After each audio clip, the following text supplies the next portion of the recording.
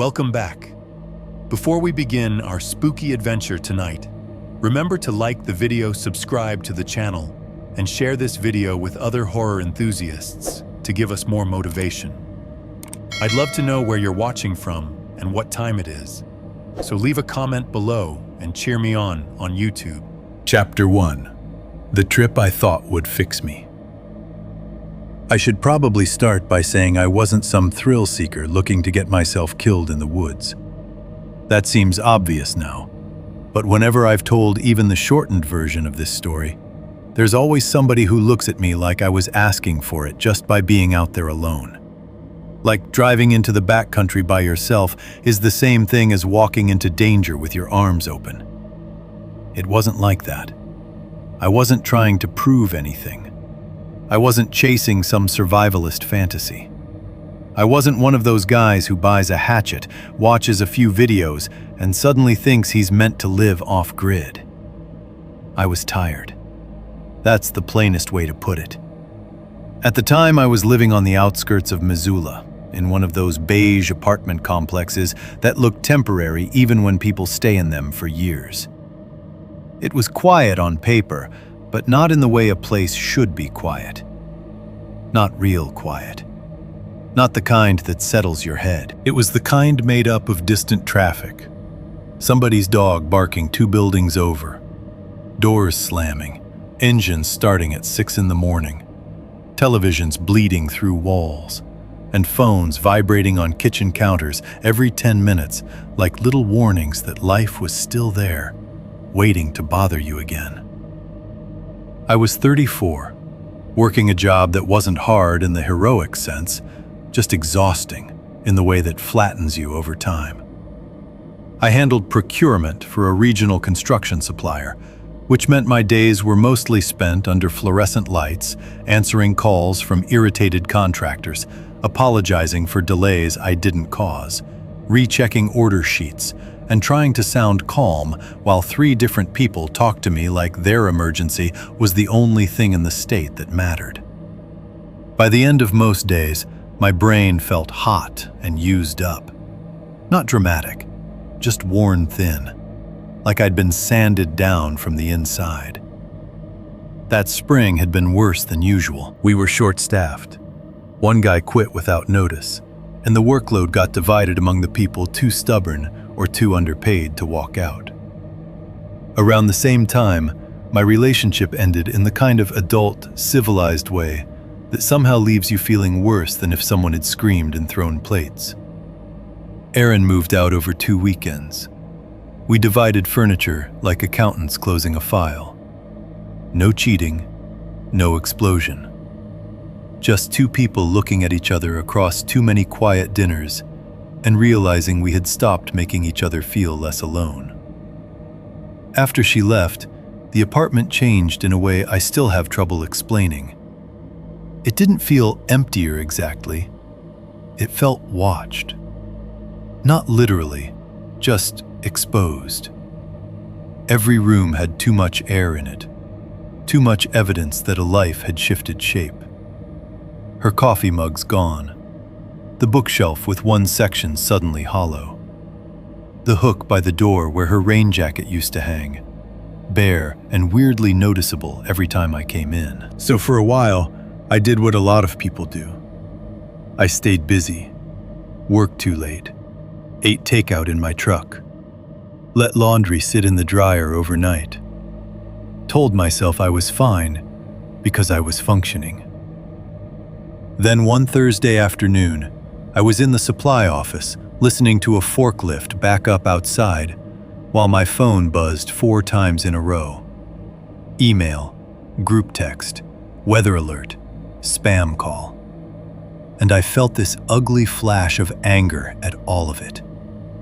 The sound, the interruptions, the fact that everyone and everything could get to me at any hour for any reason.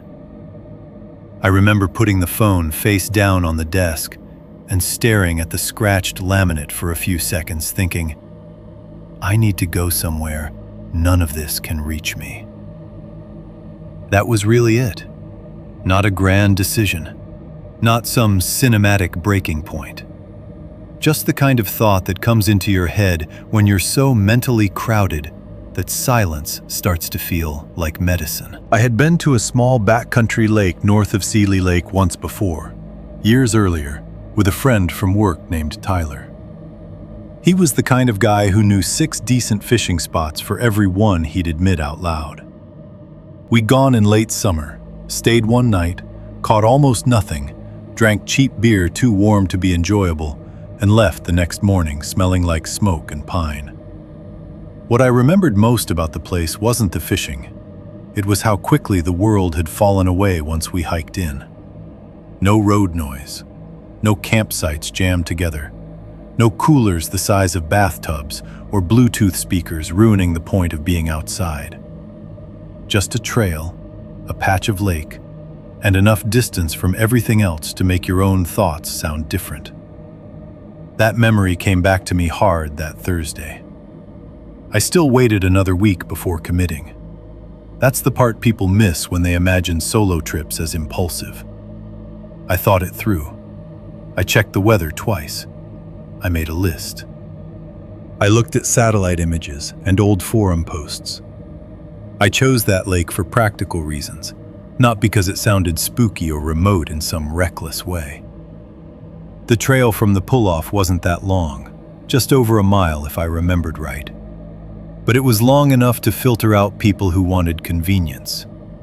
It wasn't famous, which mattered more than ever now that every decent view in the state seemed to end up geotagged and swarmed. It didn't have easy facilities, designated pads, or the kind of popularity that brought crowds. Primitive, quiet, inconvenient. Exactly what I wanted.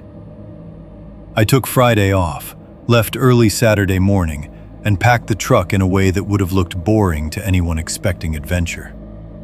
Cheap blue cooler with a busted corner and a lid that only sealed right if you pressed down hard. Tackle box with old rooster tails, swivels, a few sinkers rolling loose in the bottom, and a pocket knife I'd had since my 20s. Folding chair with one foot wrapped in duct tape because it kept splitting. Rain shell, old red and black flannel, spare socks, first aid kit, headlamp, batteries, water jug, camp stove, coffee grounds in a Ziploc, lighter, 2 freeze-dried meals, jerky, granola bars, ibuprofen, and the kind of generic sleeping bag that always smells faintly like nylon no matter how long you air it out. I packed my truck bed slowly in the morning chill with that dull satisfaction simple tasks can give you. The apartment parking lot was half full. A woman in slippers was walking a French bulldog that looked more annoyed than awake. Somewhere nearby, a car alarm chirped twice. I remember feeling impatient already, like the city had started getting on my nerves before I'd even left it. I filled up at a town pump on the edge of town, standing there holding the nozzle while the digital numbers climbed and the smell of gasoline drifted in that familiar, oddly clean way it does when the air is cold. Inside, I bought 2 coffees because I knew I'd finish the first one fast. The cashier was a guy about my eyes, with tired eyes, and a hunting cap advertising some local plumbing company. We did that brief, polite Montana small talk people do at 6:30 in the morning. Headed out somewhere? Trying to. Supposed to get cold tonight. Yeah, I heard. That part stuck with me later, for reasons that probably sound stupid, unless you've had something bad happen and your mind starts pinning meaning to every ordinary thing that came before it. I stopped at a convenience store farther up the highway for a bag of ice and one of those breakfast sandwiches under the heat lamp that always taste vaguely of cardboard and salt. I ate half of it, driving with one hand on the wheel, coffee cooling in the cup holder, the weather radio murmuring between bursts of static. They were talking about a temperature drop after sunset, maybe low 30s in higher elevations, and isolated wind gusts in exposed areas. Nothing severe. Just the kind of thing you note mentally and adjust for. By then, the road had started to empty out. That was one of the first details I remember clearly when I look back. Not because it was frightening by itself, but because it stood out. Once I got off the main route and started taking the smaller roads north, traffic thinned to almost nothing. A truck passed me towing an aluminum boat. Then a Forest Service rig went the opposite direction. After that, long stretches of nobody. Just two-lane road, pines crowding the shoulders, and occasional clearings full of pale grass and old fence lines. I rolled the window down for a while and let the air in. It smelled like dust, sun-warmed bark, and distant water. For the first hour or so, it felt good. I kept the phone plugged in but face down. I didn't want maps barking at me every few minutes, and I didn't want to see messages. I'd told exactly 2 people where I was going, my brother and a friend from work, and that was enough. I'm not careless. That's another thing worth saying plainly. I had a decent headlamp, extra batteries, a full tank, basic first aid, and enough gear to be uncomfortable without being stupid. I wasn't under the illusion that the woods forgive mistakes, but I also wasn't walking in there blind. The turnoff came later than I remembered. It was an old spur road branching away from the main gravel route, marked by a weathered post leaning at an angle like it had been nudged by snowplows for years. I actually drove a little past it before braking and backing up, because the sign was so faded I nearly missed the lettering. One corner of the board was split, and the arrow on it had gone gray with age. I remember idling there for a second, looking at it through the windshield, thinking the place looked less maintained than it had before. Not abandoned exactly, just less used, like something people had stopped bothering with. That thought should have meant nothing. Plenty of roads in Montana look that way once you get a little distance from towns. But I remember it because it gave me the smallest, strangest feeling. Something not even strong enough to call worry, more like hesitation without a reason. Then I turned onto the road anyway. The truck bounced over washboard gravel and shallow ruts. Branches leaned close in a few places, brushing the side mirrors with dry, whispering sounds. The farther in I went, the more the road narrowed, and the more I started noticing little signs of neglect. A drainage dip not recently cleared, grass creeping up through the center strip. One old beer can crushed half into the dirt near a turnout, faded almost white by weather. Nothing dramatic, just enough to keep reinforcing the same impression. Fewer people had been out this way lately. I told myself that was good. That was the point, after all. Quiet. Privacy. A place where nothing buzzed or rang or demanded. By the time I reached the trailhead pull-off, I felt some of the tension in me had already started to drain. There wasn't much there. Just a rough, widened patch off the road, enough room for a handful of vehicles if anyone ever needed it, and beyond that, the trail cutting into the trees. No kiosk, no clean signage, no maps under plexiglass. Just woods, the sound of wind somewhere higher up, and the kind of stillness that makes you lower your own movements without realizing it.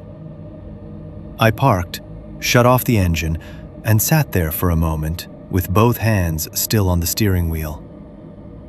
The silence after the truck died felt almost physical. I remember taking a breath and looking through the windshield at the tree line ahead of me and saying out loud to nobody, "This is what I wanted." Quiet. That was the word I kept using in my head. Quiet on the drive up. Quiet while packing. Quiet in the lake basin. Quiet enough to clear out everything I'd been carrying around for months. I didn't know yet how ugly that word could sound once the wrong place gives it back to you. Chapter 1. The Lake and the First Good Day. I parked at the trailhead a little after 9 in the morning and started unloading in that slow, deliberate way you do when there's nobody around to rush you and no reason to pretend you're tougher than you are.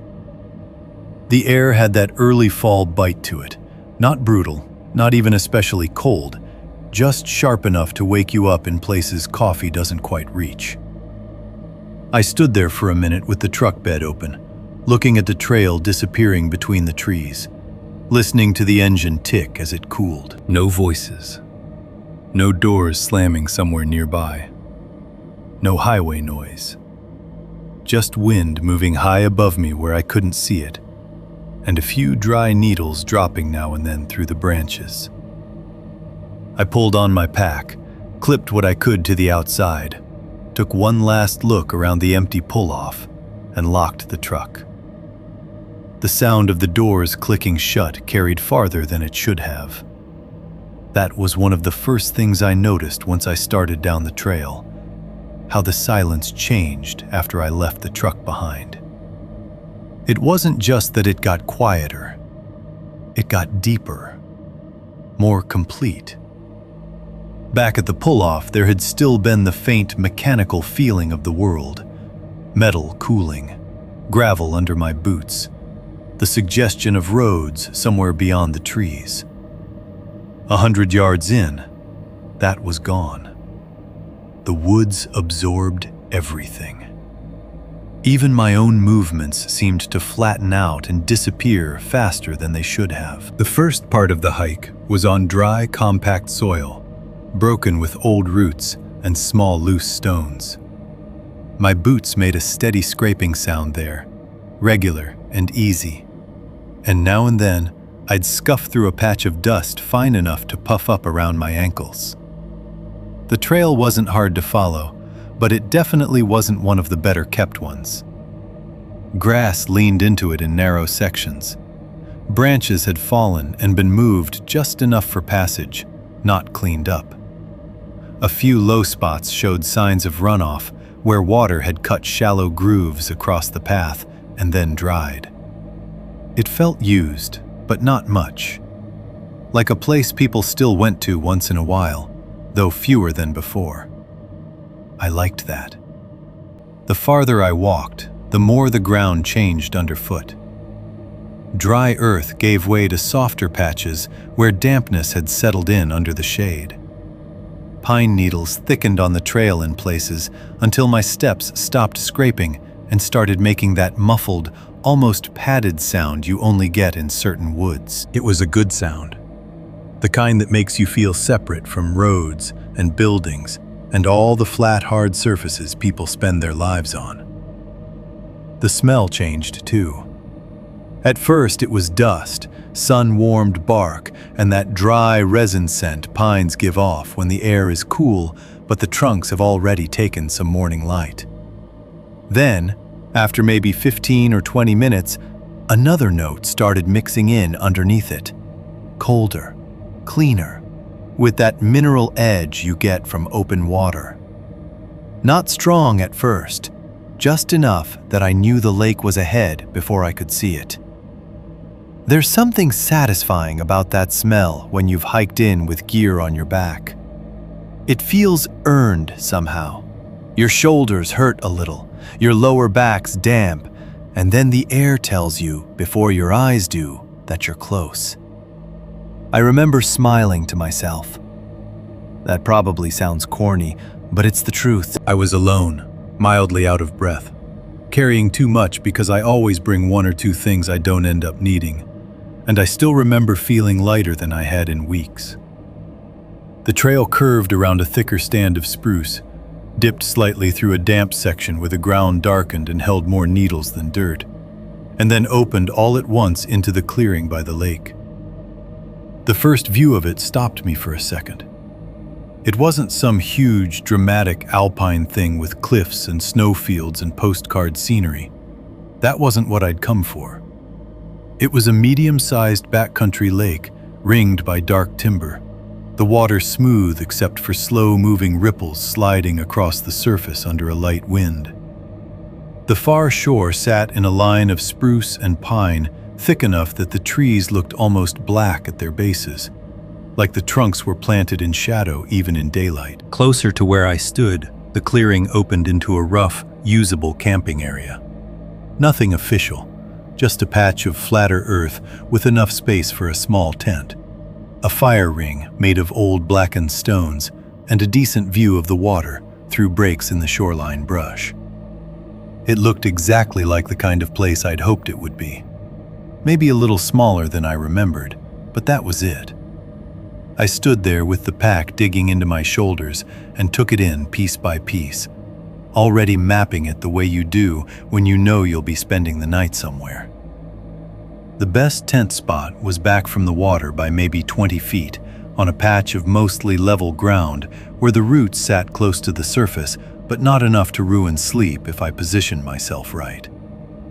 The fire ring was a little off to the left of that, nearer the open part of the clearing, and maybe 10 feet from the edge where grass and low brush led down toward the shoreline. The trees began in a thick, uneven wall behind and to either side of camp. Not far enough away to feel distant. More like the clearing had been bitten out of the woods rather than separated from them. If I stood near the fire ring and looked straight across the lake, I could see the opposite edge clearly enough during the day. A narrow band of shoreline, some fallen wood, and a stretch of dark timber rising directly from the far side. Not much of a beach over there.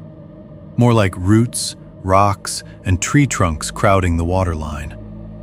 If someone stood in the open on that side, I probably would have seen them. If they stayed just inside the trees, maybe not. At the time, that was just a practical observation, nothing more.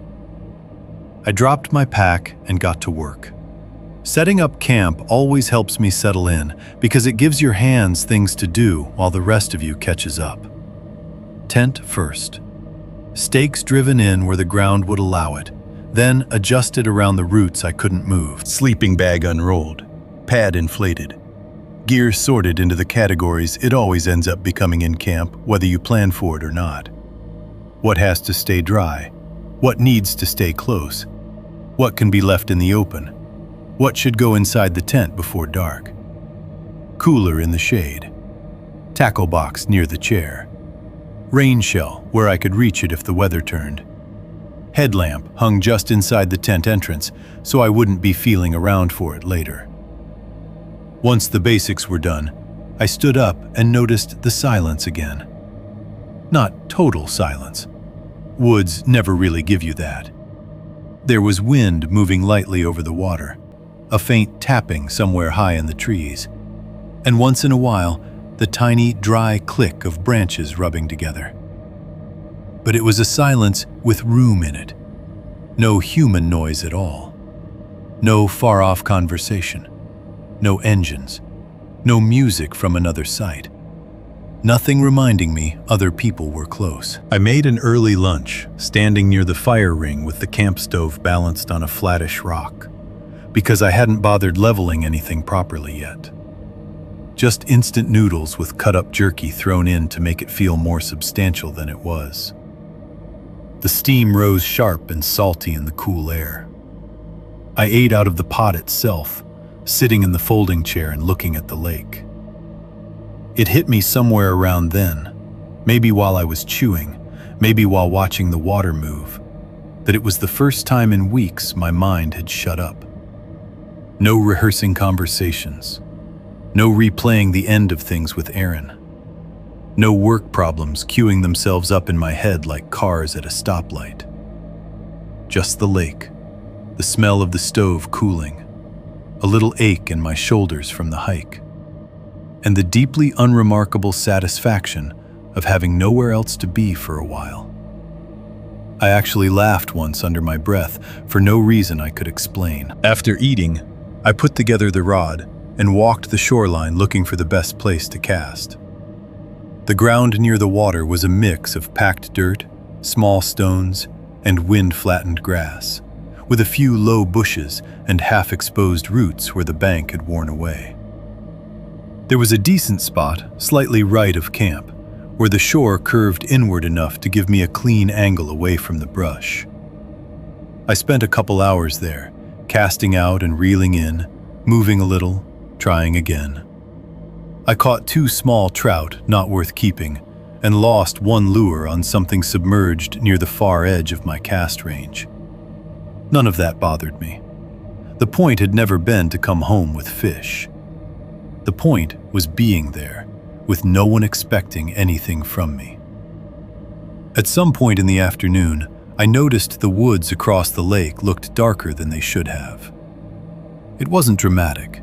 Nothing moved. The sun was still up, the sky still clear in visible patches through the tree line behind me, and yet the opposite shore seemed to fall into shadow early.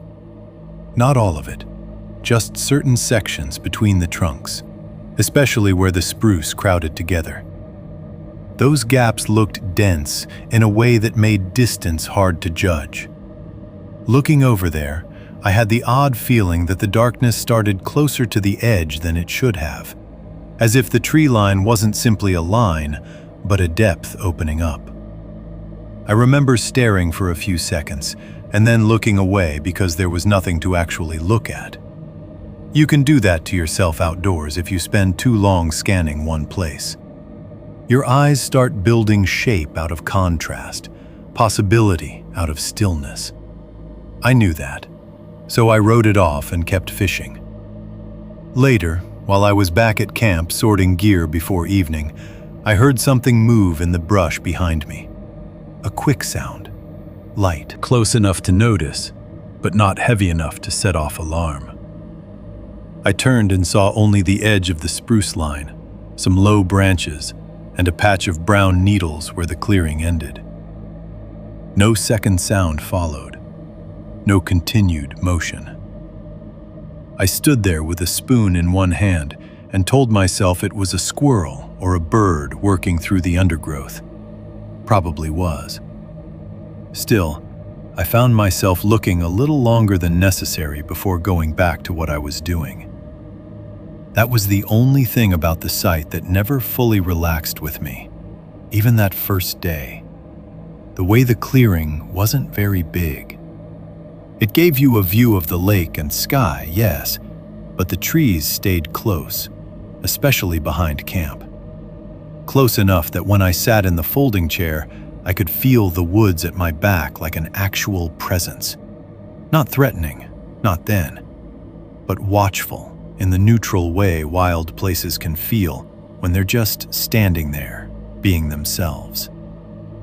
By late afternoon, the temperature started dropping. Not fast, just enough that the light took on that cleaner, thinner quality mountain evenings get.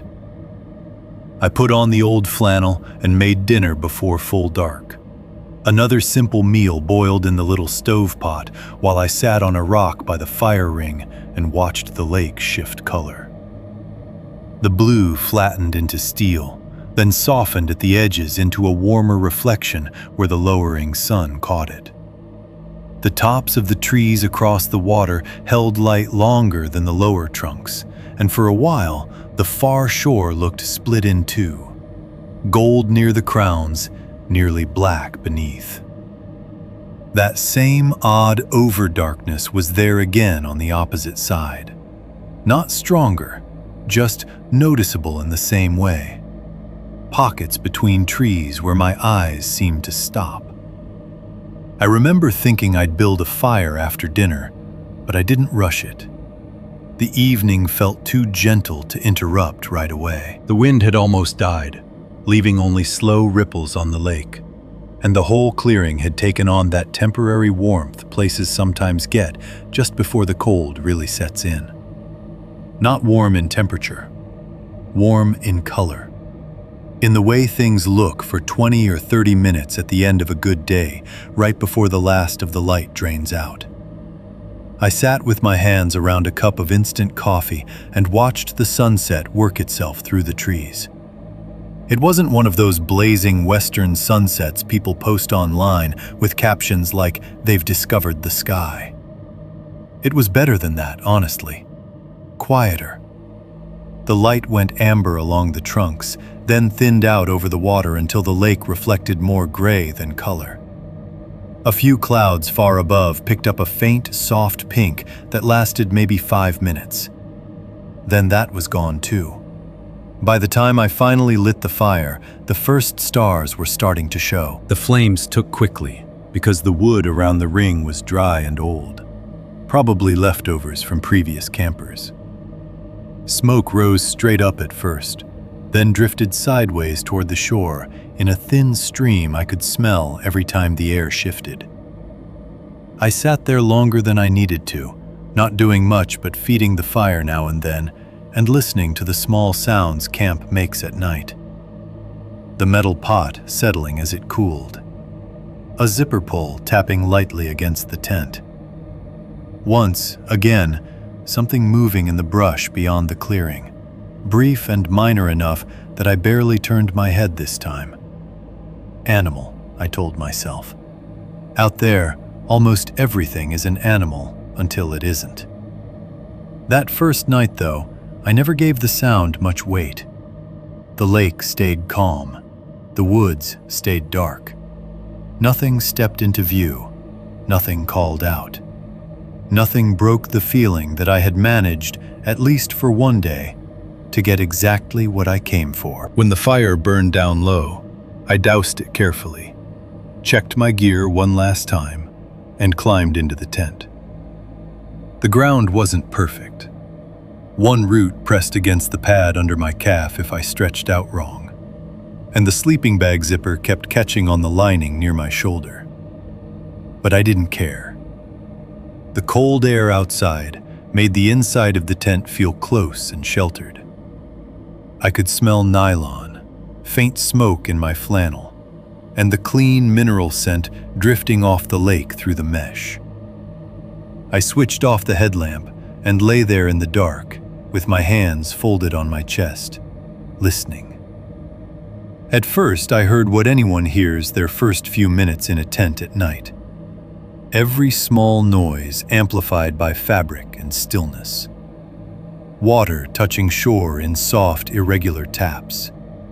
Wind stirring treetops I couldn't see. Something tiny scratching or hopping somewhere in the leaves beyond camp. The ordinary language of a place going on without you. Then, even those sounds seemed to spread out and thin. I must have fallen asleep faster than I realized, because the next thing I remember was waking once in the middle of the night, just enough to know the tent was cold and the world outside it was completely black. No moonlight on the walls, no fire glow, no shapes. I listened for maybe 3 or 4 seconds, heard nothing but the faintest brush of wind, and went right back under. It was the best sleep I'd had in months. That matters more than it sounds. It matters because bad places don't always announce themselves right away. Sometimes they let you have the good evening first. Sometimes they let you feel grateful, safe even. They let you set things down inside yourself. They let the quiet work on you exactly the way you hoped it would. And that first night, lying there warm inside the sleeping bag, with the lake somewhere just beyond the tent and the woods packed dark around the clearing, I believed I had found the right place. That was what made losing it feel so much worse later.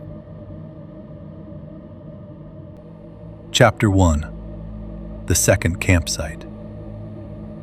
The next morning started so normally that for a while I would end up replaying it in my head like it belonged to a different trip. I woke up warm inside the sleeping bag with a strip of pale light running across the tent wall and that brief, disoriented feeling you get in camp before your brain remembers where you are. For a second, I just lay there, listening. The lake was making soft little sounds against the shore. Somewhere high above, a bird gave one sharp call and then another farther off answered it. The air inside the tent had gone cold overnight, enough that when I unzipped the flap and stuck my head out, the morning bit at my face and made me want coffee immediately. Everything looked clean and harmless. The fire ring was a circle of gray ash and blackened wood ends. My chair sat where I'd left it, slightly crooked on the uneven ground. The lake was flat and metallic in the early light, with a skim of pale mist sitting low over one end of it before the sun could burn through. Across the water, the tree line looked ordinary again. Dense, dark in places, but no darker than woods are supposed to look before full daylight gets to them. That did something embarrassing to my confidence. Not because I'd been terrified the night before. I hadn't. But I had noticed things. The brush movement behind camp. The way the opposite shore seemed to darken too early. The sense, faint but real, that the clearing was more exposed than it first felt. Morning has a way of making all that seem theatrical. You crawl out of a tent, stretch your back, see your own gear exactly where you left it, and suddenly every little unease from the night before starts looking like overactive nerves. I made coffee on the stove and stood by the shoreline holding the steaming cup in both hands. The sky had that washed blue look you get on cold, clear mornings in the mountains, and the sunlight came in low through the trees behind camp, striping the ground with long bars of gold and shadow. It was quiet, but not in a dead way. Better than that. Alive, just subtle. Water insects moving near the edge. Tiny ripples spreading and fading. The faint, resin-clean smell of sun warming the trunks. If you dropped someone into that exact hour with no memory of anything before or after, they'd have told you it was the kind of place people spend years trying to find. I drank 2 cups of coffee, ate a granola bar, and went over my plan for the day. I wanted bait from the truck, the extra food I'd left in the cooler, and a few things I'd been too lazy to carry in on the first trip.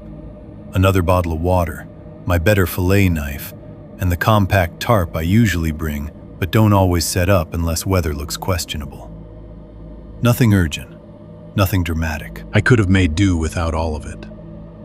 But the day was clear. I hadn't slept that well in a long time, and the hike back out felt easy enough in my head. I packed light for the walk, left most of camp as it was, took my empty day pack, keys, and a couple trash items I meant to dump when I got back to the trailhead. Before leaving, I looked over the clearing once in that absent-minded way you do, just to register where everything is. Tent, chair, stove, cooler in the shade, tackle box by the folded log near the fire ring. Nothing disturbed, nothing missing, nothing strange. I remember being in a genuinely good mood. That's important, I think, because later, when I kept trying to decide whether I had missed something obvious, I always came back to that morning, and the fact that I was relaxed enough to whistle once under my breath while tightening my boots. I wasn't on edge. I wasn't primed for fear.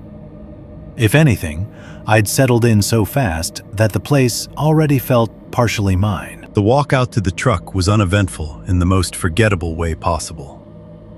I mean that literally. If I hadn't spent so much time later going over every minute of it, I doubt I'd remember half the details now. The trail was the same as the day before. Soft pine needles in the shaded stretches, harder dirt where the trees opened a little, scattered roots and stones, the occasional dip where runoff had worn into the path. I didn't see anyone. Didn't hear anyone either. No voices ahead, no footsteps behind, no distant metallic sound of a car door from the trailhead. Just me moving through the woods with the morning warming up around me. I passed one place where the brush pulled close to the trail and caught my sleeve. I stopped to free it and looked around for no particular reason. Everything was still. Sunlight came through the branches in angled pieces. Dust motes drifted where I'd brushed against the leaves. Nothing moved except a small bird hopping once along a downed limb and then disappearing. That was the whole tone of the walk. Small, ordinary, empty. At the truck, I stood for a few minutes longer than necessary with the bed open, reorganizing things I could have easily just thrown in the pack. It was warmer by then. My flannel was tied around my waist, and there was enough heat coming off the gravel and metal that the cold from the morning already felt gone. I got the bait, moved food from the cooler, shoved in the extra bottle of water, the tarp, the better knife, and a couple other items I'd almost forgotten. I debated bringing the camp chair out and back, just to have a better angle by the fire later, then decided I was being ridiculous and left it. I ate the rest of the convenience store breakfast sandwich sitting on the tailgate and checked my phone once before losing signal again. A few messages, nothing important. My brother had sent a thumbs up to the location pin I dropped the day before. One work email I immediately ignored. A weather alert mentioning low overnight temperatures, same as before. I locked the truck, slid the keys into my pocket, and headed back in. The hike returning to camp felt harder, mostly because I'd packed badly and the extra food shifted every time I stepped over roots. By the time I got halfway in, I was sweating under the pack straps and mildly irritated with myself. I remember stopping once to drink water and thinking that this was why I usually tried not to make second trips unless I had to. It wasn't a long hike, but it was long enough to be annoying when you were carrying more than you wanted and already mentally back at camp. Even then, there was no one. No sound of someone coming the other way. No fresh boot prints clear enough to stand out. No broken conversation drifting between trees. I didn't hear a vehicle at the trailhead while I was there, and I didn't pass anybody on the trail in either direction. If someone had come in while I was at the truck, they would have had to time it just right or move very quietly. I know that now because I've thought about little else from that part of the story. But in the moment, I wasn't thinking about any of that. I was thinking about dropping the pack, taking off my boots, and maybe getting a line in the water before lunch. Then I came around the last bend where the trail thinned and the lake began to show through the trees. And I stopped so fast, the pack shifted into my shoulders. At first, I didn't fully understand what I was looking at. The clearing where I'd left my camp was still there through the trees ahead and slightly to the left, exactly where it should have been. My tent stood where I'd set it. The shape of it was familiar enough that my brain registered it first and almost moved on. Then something else across part of the lake caught my eye. Another tent. It was on the far side, not directly opposite my sight, but offset enough to the right that it sat in a narrower side clearing near the shore where I was almost certain there had been nothing the day before. I stood there on the trail with one hand still hooked under a pack strap, staring through the branches, trying to make the image make sense. The tent looked old, even from that distance. Not destroyed, not collapsed, just faded in that way cheap nylon gets after too much sun and weather. Somewhere between dull green and dirty gray. It wasn't bright enough to jump out, but now that I had seen it, I couldn't stop seeing it. It was pitched awkwardly, too. Not close to the best view. Not near the cleanest access to water. Not tucked into shelter from wind. Just off angle, in a patch of ground that seemed too narrow and uneven for comfort. I must have stood there for 10 or 15 seconds before moving again. The rest of the way into camp, I walked slower than I had any reason to. My eyes kept going from my own tent to the other one and back, as if checking both against each other would make the second one disappear. When I reached my site, I dropped the pack without taking my eyes off the far shore. Nothing moved. No one stepped out. No smoke from a stove or fire. No cooler. No fishing rods propped by the bank. No bright dry bag. No towel hung to air out. No boots outside the flap. No sound of someone rummaging around inside. Just the tent. I waited. That sounds simple, but it became almost physically uncomfortable how long I waited. Long enough for my breathing to settle after the hike. Long enough to pull the water bottle from my pack and forget to drink from it. Long enough to become aware of every tiny sound on my own side of the lake. The tick of cooling metal from the stove where the morning sun had hit it. The quiet lap of water. A fly working around the rim of the fire ring. Still nothing. I tried, very deliberately, to think of practical explanations before letting the wrong kind of thoughts take over. Maybe there was another access trail on that side I didn't know about. That seemed possible, though I didn't remember seeing anything like it on the old map, and Tyler had never mentioned one. Maybe someone had come in by boat somehow, though the road situation made that seem unlikely, and I had heard no motor. Maybe I'd simply failed to notice the tent yesterday because of the angle in the trees. That explanation lasted all of 3 seconds in my head before falling apart. I had spent hours looking across that lake, fishing, drinking coffee, watching sunset. I would have seen a tent. The only explanation that seemed even half reasonable was that someone had arrived while I was gone. But I had not seen anyone. Not on the trail in, not on the trail out, not at the pull-off, not even distant enough to hear. And this wasn't the kind of place where people usually moved without some sign of themselves. A snapped twig, a murmur of voices, the thud of gear. Something. I set my things down inside the tent, came back out, and kept watching. The location bothered me more the longer I looked. Not because it was hidden exactly, but because it was wrong in a subtle way that my mind kept circling without being able to let go of. If I had come into that area and wanted to camp on that side of the lake, I would have chosen a better patch. Closer to flatter ground, maybe a little more open, or at least position the door toward the water. This one wasn't like that. The door was facing me. Not perfectly straight on, but close enough that I noticed it immediately once the thought occurred to me. The flap side was angled toward my camp, not toward the shoreline, not toward any obvious path, and not toward what I'd call the most useful direction for an actual camper. It was as if the tent had been placed to look across the water, rather than to make living in it easier. That was the first moment I felt something colder than confusion.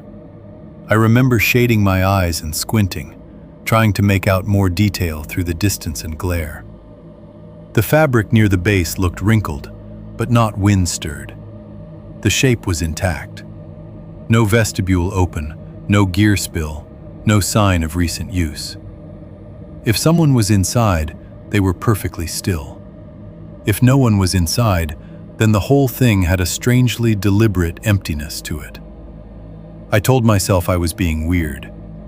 That's the kind of thought people don't talk about enough in scary situations.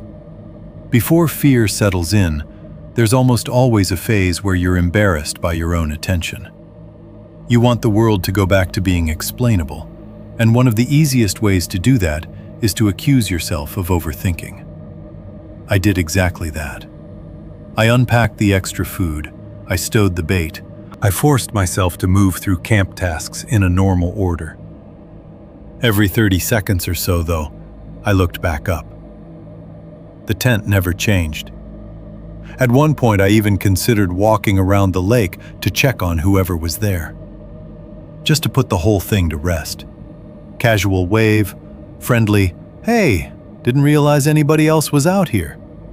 Maybe make a joke about nearly having the place to myself. But I didn't. Part of it was laziness. Part of it was that the shoreline and trees over there looked rough enough that reaching the site directly would take longer than I wanted to spend. And part of it, though I wouldn't have phrased it this way then, was that I already didn't like the thought of getting closer to it. So I stayed where I was and watched instead. A few minutes became 10. 10 became more. Sunlight moved across the opposite shore, changing what I could make out and what I couldn't. Once the wind picked up and put small ripples on the lake, the reflections broke enough that I saw the tent more clearly. That made it worse. It didn't look newly pitched. This is hard to explain unless you've camped enough to recognize the little signs.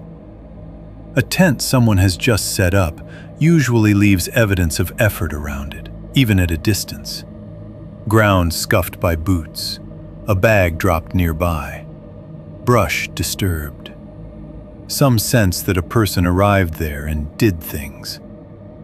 This one looked as though it had simply been set down onto the earth in the exact shape of a campsite, without the usual human mess that comes with making one. I narrowed my eyes and leaned a little to one side, trying to see the ground around it more clearly through the trees. That was when something in my stomach tightened for no good reason. The area around the tent looked too clean. No visible foot traffic. No churned dirt. No brighter patches where fresh ground had been exposed. No knocked-aside branches. No cooler-shaped bulk. No narrow path worn from the shore to the tent flap. Even allowing for distance, I should have seen some sign of movement if someone had carried a tent in there and pitched it not long ago. Instead, the ground around it looked almost untouched. Not untouched by nature. That's not what I mean. There were needles and brush and the natural clutter of a forest edge. But there was no scatter to it, no mess, no evidence of arrival. It looked less like a place someone had made camp and more like a tent had been lowered there carefully and then left alone. I stood very still, staring across the lake at that faded shape with its door pointed toward my side. And for the first time since arriving, the place no longer felt empty in a way that helped me. It felt empty in a way that watched back. Chapter 2. Watching the tent that never moves. I told myself the best way to stop fixating on the second tent was to act like it wasn't there. That sounds stupid now, but it felt reasonable at the time. People do that with unsettling things all the time. You downgrade them in your own head before they get a chance to become real. You keep moving. You organize gear. You make coffee. You focus on little tasks with edges and order to them, because as long as your hands are doing something familiar, your mind can pretend it hasn't started leaning in the wrong direction. So I unpacked the bait, sorted the extra food, and tried to settle back into the day. It almost worked for the first 10 minutes. I rigged the rod with fresh line and a new lure, took a bottle of water down toward the shoreline, and picked a spot a little right of camp where I had enough room to cast without catching brush behind me. The lake was still mostly calm, only a faint breeze moving over the top of it and pushing shallow wrinkles across the surface. Sunlight had shifted enough by then that the far shore wasn't reflecting glare as badly, which should have made the opposite side feel more ordinary. Instead, it just made the second tent easier to see. From that angle, it sat in the same wrong way it had when I first spotted it. Too still, too awkwardly placed, not tucked for comfort and not set for a view either. If anything, it looked less convincing the longer I stared. Not like a campsite in use, more like a rough imitation of one. I cast out anyway. The lure landed with a small, neat sound on the water and disappeared under the surface. I reeled in slow, cast again, adjusted my stance, cast again. I caught myself checking the tent after nearly every other retrieve. Not obviously, at least not in a way anyone would have noticed if there had been someone there to notice. Just quick glances, casual enough to look accidental from a distance. Each time, Nothing had changed. No flat movement, no shape passing in front of it. No bright object catching light. No smoke from a stove. No clatter of a pan. No metallic knock of tackle or cookware. No human cough. No muttered voice. Even if someone over there was determined to keep to themselves, I should have picked up some sign of ordinary existence by then. People make noise in camp without meaning to. They zip and unzip things. They shift gear around. They step on brush. They clear their throats. They move. That tent didn't move.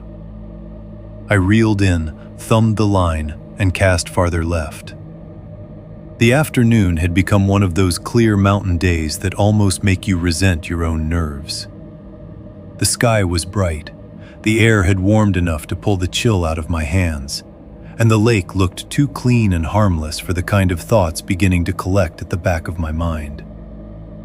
Now and then the water went almost mirror flat between ripples, reflecting the opposite tree line with enough clarity that the dark gaps between the trunks seemed doubled. Those places bothered me more than the tent did, maybe because they never held still in quite the same way. The eye kept trying to make shape out of shadow, depth out of overlapping branches. I told myself to knock it off. I'd slept well. I was fed. I had a full day ahead of me in decent weather at a quiet lake with good visibility, and one other camper, apparently, who preferred solitude as much as I did. There was nothing irrational about somebody wanting to keep to themselves out there. In fact, if our positions had been reversed, I might have done the same. A nod from across the water, maybe, but no need to force campfire friendship just because two people happened to choose the same spot. That thought held together right up until I realized I hadn't seen a single normal sign of camp life across the lake in over an hour. Not one. I changed lures and tried a different stretch of shoreline. While doing it, I found myself cataloging the absence of things. No wet socks or shirt hung out to dry. No bright dry bag propped against a log. No fishing rod leaning by the bank. No cooler lid left open. No food wrapper catching in the grass. No towel. No folding chair. No movement toward the water for washing hands or filling a bottle. No kneeling shape by the shore cleaning fish. No flashlight or headlamp left ready for later, visible near the entrance the way people often do when they know dusk comes faster in the woods than it does anywhere else. Nothing. It sounds dramatic laid out like that, but at the time it felt more irritating than frightening, like having a question nearby that someone refused to answer. I started wondering whether I should just walk over and put the whole thing to bed. Not because I thought anything was wrong exactly, more because uncertainty gets exhausting faster than effort does. If I circled around the shoreline and called out from a polite distance, I could probably figure it out in under 5 minutes. Maybe there was an older guy over there taking a nap. Maybe somebody had hiked in with lightweight gear and was spending the day away from camp. Maybe they had come in by some side path I didn't know existed. It would have been easy enough to make my appearance casual, but every version of that imagined interaction felt off. Part of it was simple etiquette. Solo campers are a different category from crowded campground people. You don't automatically cross into someone else's space just because you're curious. If a stranger had wandered into my camp while I was out there alone, even in daylight and smiling, I would have found it mildly intrusive at best. Maybe more than mildly, depending on the way they approached. Out in a primitive place, distance counts for something. People keep it on purpose. And then there was the uglier truth, which was that I didn't want to look paranoid to a person who might be completely normal. I could imagine it too clearly. Me trudging around the lake because I'd gotten spooked by an old tent and too much quiet. Some tired guy stepping out with a cup of coffee, squinting at me like I was the problem. maybe even laughing a little when I tried to explain myself. That possibility embarrassed me enough to keep me where I was, so I stayed on my side. I fished longer than I needed to. I changed locations twice. I sat in the folding chair and retied a knot that didn't need retying. Every activity became partly real and partly a way to avoid admitting that my attention had been captured. There's a particular kind of discomfort that comes from trying not to obsess over something while organizing your whole afternoon around checking it. That was where I was by then. A little after 2, I gave in and used the binocular trick people do with their hands, even when they don't have binoculars. I stood near the fire ring, put both fists up around my eyes to cut the glare, and stared across the water at the second tent until my vision started pulling details apart. Still faded, still old-looking, still facing toward me. I was beginning to notice other things too. The section of shore around it looked slightly narrower than I had first thought, as if the tent had been placed in one of the less comfortable pockets of open ground available on that side. The trees behind it crowded close and thick. Not much room to move around unless there was more space hidden from my angle. But I didn't see signs of any camp arrangement extending into that space either. What I should have seen, if someone had really been living there since at least earlier that day, was a human pattern. Even messy people produce one. Items spread out where convenience dictates, not where appearance does. A water bottle set down without care. A jacket slung over something. An area of use around the door. But there was nothing random about the scene over there. It looked arranged and then abandoned to stillness. At one point, half out of irritation and half out of a need to test reality, I lifted one hand and gave a quick wave toward the tent. Not a big one. Just enough that if someone was watching from inside or behind it, they'd see the movement and understand it for what it was. A neutral acknowledgement. A chance to answer the question without either of us having to cross the lake. I held the gesture for maybe 2 seconds. Nothing answered it. No hand emerged. No voice called back. No flap shifted. Not even that awkward beat where you think someone almost moved and then realize it was only your eyes expecting a response. I let my arm drop and felt heat crawl up the back of my neck.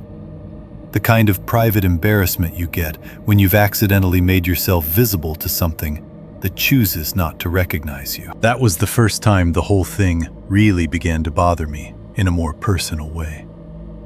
Before that, the tent had been strange.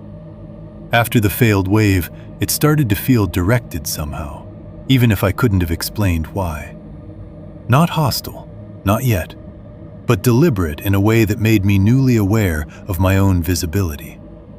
I was in the open. My camp was easy to read from across the water. Anyone over there could see when I moved, when I sat, where I kept my gear, how alone I was. I didn't like thinking that way, so I turned it into a practical concern instead. I reminded myself that visibility worked both directions. If someone was over there watching me, I could see their camp too. If they tried anything weird, there was distance, water, daylight, and time to react. The thought helped, though not as much as I wanted it to. By late afternoon, I gave up on fishing for a while and made a simple meal near camp. Just another freeze-dried pouch, rehydrated with lake-filtered water and heated on the stove. I ate sitting in the chair with the pot in my lap, looking anywhere except directly at the far shore. I failed at that almost immediately. Every few bites, my eyes lifted on their own. Still no smoke. Still no movement. Still no sign of a human being doing even one ordinary thing. My internal explanations started changing shape the longer this went on. At first I'd thought, someone else is camping here. Then, Maybe someone set up and left for a while. Then, maybe there's no one there at all. That last thought should have been the simplest, but it didn't help. It made the image of the tent worse, not better. Because if nobody was there, then I was left with a different question. Who had put it there?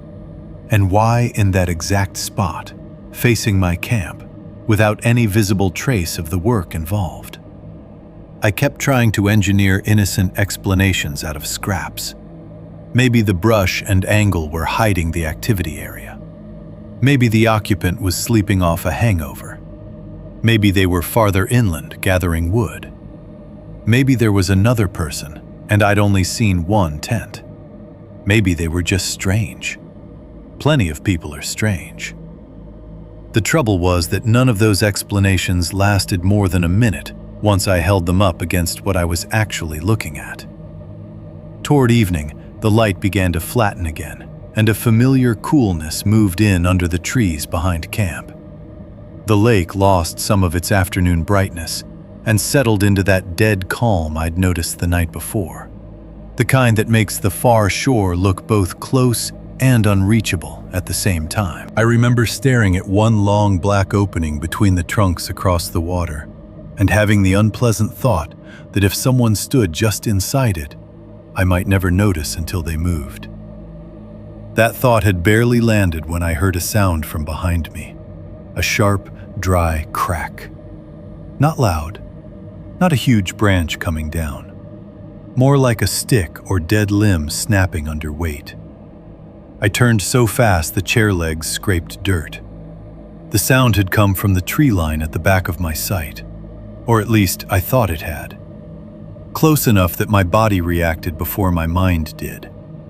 I was on my feet, pot half set down, eyes locked on the dark edge of the spruce where the clearing ended. For a second, everything inside me narrowed to one expectation: movement. Somebody stepping out. A deer bolting. Anything. Nothing came.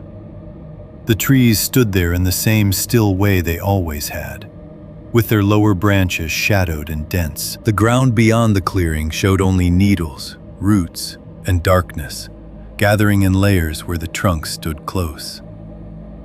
I waited long enough for my own pulse to become the loudest thing I could hear. Then a breeze moved somewhere higher up, and one of the branches gave a soft drag against another. Animal, I told myself again. Probably a squirrel, maybe a bird, maybe some small thing stepping on old wood where the sound carried strangely. I even believed that for a moment, or wanted to. But when I sat back down, I noticed I had turned the chair slightly without meaning to. Not toward the lake anymore, toward the point where I could keep the second tent and the trees behind me in the same rough field of awareness. That was how the rest of the afternoon went. Nothing happened. And because nothing happened, everything felt one notch worse. The tent remained exactly where it was, mute and unchanged. The opposite shore kept its dark seams between the trunks. The lake stayed quiet enough to reflect the slightest movement of wind. My own camp, which had felt peaceful that morning, now seemed too open in front and too close to the woods behind. I couldn't prove any of that. Couldn't point to a footprint, a voice, a person in motion. But the feeling had begun to take on shape inside me anyway. The clearest version of it was this: I had no evidence that anyone was watching me. I also had no way to stop imagining that someone was. Chapter 2: Firelight and the First Figure. By the time the sun started dropping behind the trees, I had reached that point where doing ordinary camp tasks began to feel a little performative. Not fake exactly. I still needed to do them. I still had to organize food, refill water, think about the temperature once the light went, and decide whether I wanted to eat before dark or after. But every movement had started carrying a second purpose: to prove to myself that I was acting normal. I remember kneeling by the cooler and realizing I was listening harder than I was thinking. The second tent sat where it had sat all afternoon, unchanged, faded, door angled toward my side of the lake, like it had been left there to suggest occupancy rather than prove it. The farther the light dropped, the flatter it looked. Colors were draining out of the clearing by then, and on the opposite shore the greens had already gone dark enough to nearly merge into one another. The sections between the trunks that had bothered me during the afternoon began to look deeper than before. Not because they actually were, but because evening in the woods makes distance lie to you. 100 feet can become much farther. A line of trees can start to look like a wall. I kept telling myself that once I got a fire going, things would feel better. That's how campfires work on your nerves, or at least how they usually do. They draw boundaries. They tell your brain where here is. They make coffee and food taste better, and every sound beyond them easier to categorize. A fire doesn't make you safer in any real sense, not from people, but it gives the mind a circle to live inside. I knew that. It was one of the reasons I had been putting it off. As long as there was still daylight, lighting the fire felt like admitting that I wanted comfort more than I wanted to pretend the day was normal. So I waited longer than I had the night before. I made dinner first, heating water on the stove and dumping it into another freeze-dried meal I barely tasted. I ate standing up, not because I was in a rush, but because sitting felt too relaxed for where my head had gotten. While the food rehydrated, I kept glancing over the lake, half expecting at any moment to see a person appear over there and solve the whole thing through sheer ordinary inconvenience. Somebody crouching by the shore rinsing a cup. Somebody stepping out to piss in the trees. Somebody finally giving me a reason to feel foolish. Nobody did. As the sun lowered, the clear part of the sky over the lake went from pale blue to that thin metallic color it gets right before evening drops all at once. The tops of the trees held on to the last warm light a little longer, while the ground level darkened early. I noticed the same thing I had the night before, only stronger now. The woods across the water seemed to turn black from the bottom up. The trunks disappeared into shadow long before the crowns did. It made the whole opposite shore look bottomless. I thought about the drive, the coffee stop, the relief I'd felt getting away from town, and I almost laughed at myself. 24 hours earlier, all I had wanted was quiet. By then, the quiet had started to feel like a decision I might regret. I cleaned up my meal, put the spoon away, and finally carried an armful of wood to the fire ring. Even then, I delayed. I arranged the wood more carefully than necessary, broke off smaller pieces, shifted the blackened stones with the toe of my boot so the opening faced me better. It wasn't until the light had gone far enough that the clearing itself felt diluted, like the edges were already returning to the trees, that I struck the lighter. The tinder caught on the second try. For a few seconds, the flame stayed small, low and yellow against the darkening ring of stone. Then one of the drier sticks took, then another, and the fire lifted into itself with that familiar sound, soft, quick, alive. Orange light moved over the ground near my boots, climbed the legs of the chair, and pushed outward in a wavering circle toward the shoreline and the trees behind me. And in that first outward throw of firelight, I saw someone standing in the woods. Not approaching, not arriving, already there. The shape was off to my left and slightly forward, near the edge of where the clearing gave way to timber, far enough that the fire didn't reach the face directly. Just enough to define the body. Upright, still, shoulders and head visible between two trunks. The kind of shape your eyes understand before your mind does. Human height, human stance. Not broad enough for a bear, not low enough for some trick of brush and shadow. I froze with the lighter still in one hand. For a second, I honestly thought my eyes had built the figure out of contrast the way they do sometimes at dusk. But this wasn't that. The proportions were too clean. It wasn't moving because it didn't need to move. It was a person, standing exactly where the fire had just made it visible. Every hair on my arms went tight. My first thought, strangely, stupidly, was that it must be the person from the second tent. That was the only available category my brain had for the shape. The other camper. Whoever had finally decided to make themselves known. Maybe they had come around the shore while I was busy. Maybe they had been cutting through the trees for water or wood. Maybe they were standing there trying to figure out whether to approach. I latched onto that explanation because it was the least dangerous one in reach. So I did what people do when they want to force a scene into normalcy. I called out, casual on purpose. "Hey!" The word sounded too small the moment it left my mouth. The figure didn't answer. Didn't step forward either. It just stood there, motionless in that strip between visibility and dark. The face stayed unreadable. I couldn't tell if they were looking directly at me or slightly past me. The fire shifted and cracked, throwing unsteady light, and for one strange second, I thought I saw the outline sharpen around the shoulders, as if the person had leaned almost imperceptibly. I swallowed and tried again, a little louder. "You good?" Nothing.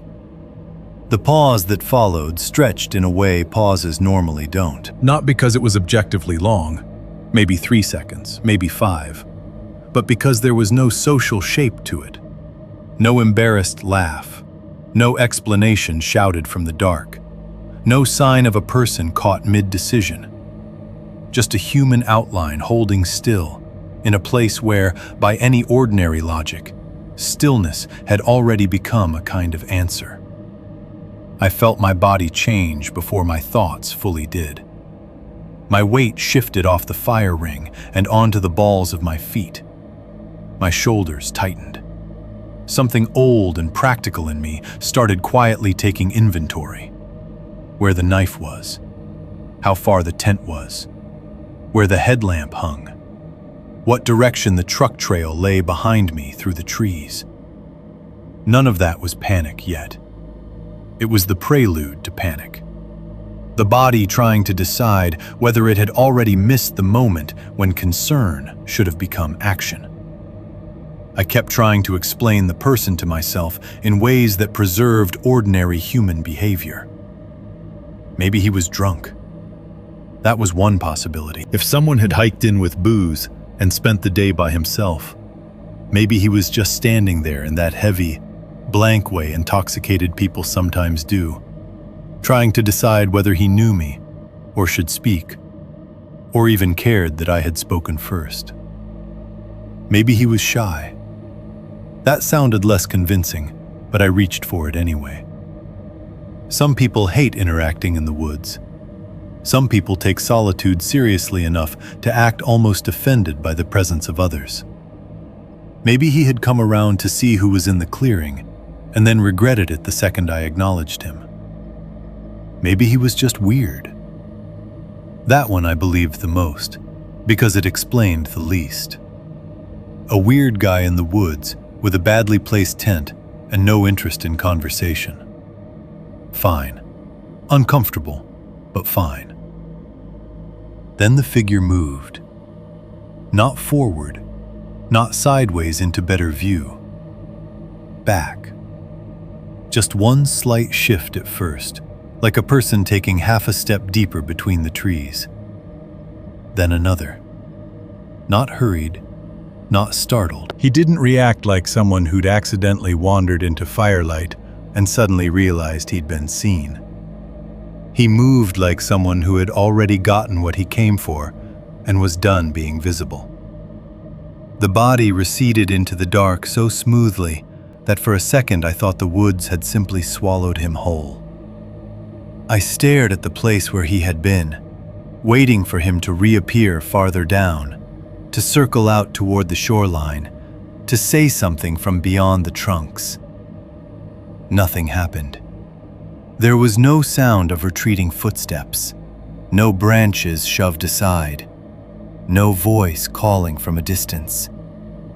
One moment there had been a man-shaped figure in the edge of my light, and the next there was only the same black timberline as before. That hit me harder than if he'd walked into camp, because it didn't feel accidental. Accidental encounters come with little signs of shared reality, an apology, a bit of awkwardness, some visible reason for being where you are. What unsettled me was not simply that someone had been there.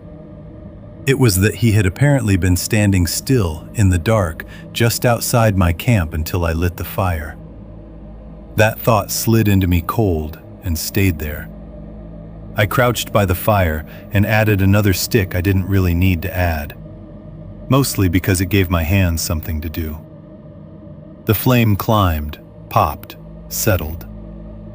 I was aware of every exposed inch of myself suddenly.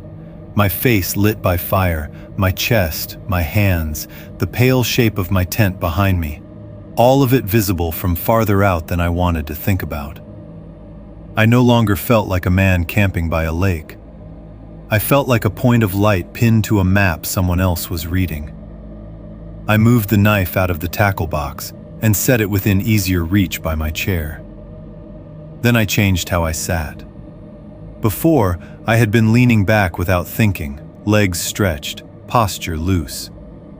Now I kept myself more forward, elbows near knees, one foot braced to stand up fast if I had to. Every few seconds, my eyes went to a different edge of camp. The tree line to the left where I'd seen the figure, the dark behind the tent, the shore, then back across the lake to the second campsite that still showed no life at all. The effect was immediate and miserable. Once you begin scanning on purpose, it's hard to stop. The world stops being background and turns into potential. I told myself not to overreact. There was still a version of this that made sense. A strange camper, a silent guy checking the area, a misunderstanding magnified by dusk and solitude.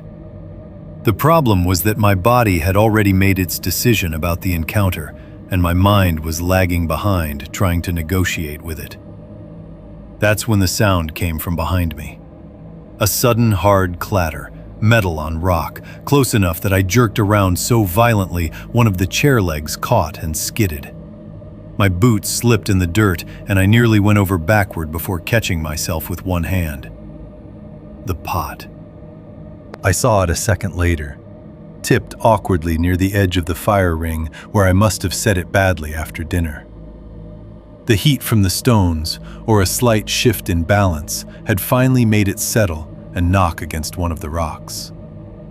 The relief was sharp and humiliating.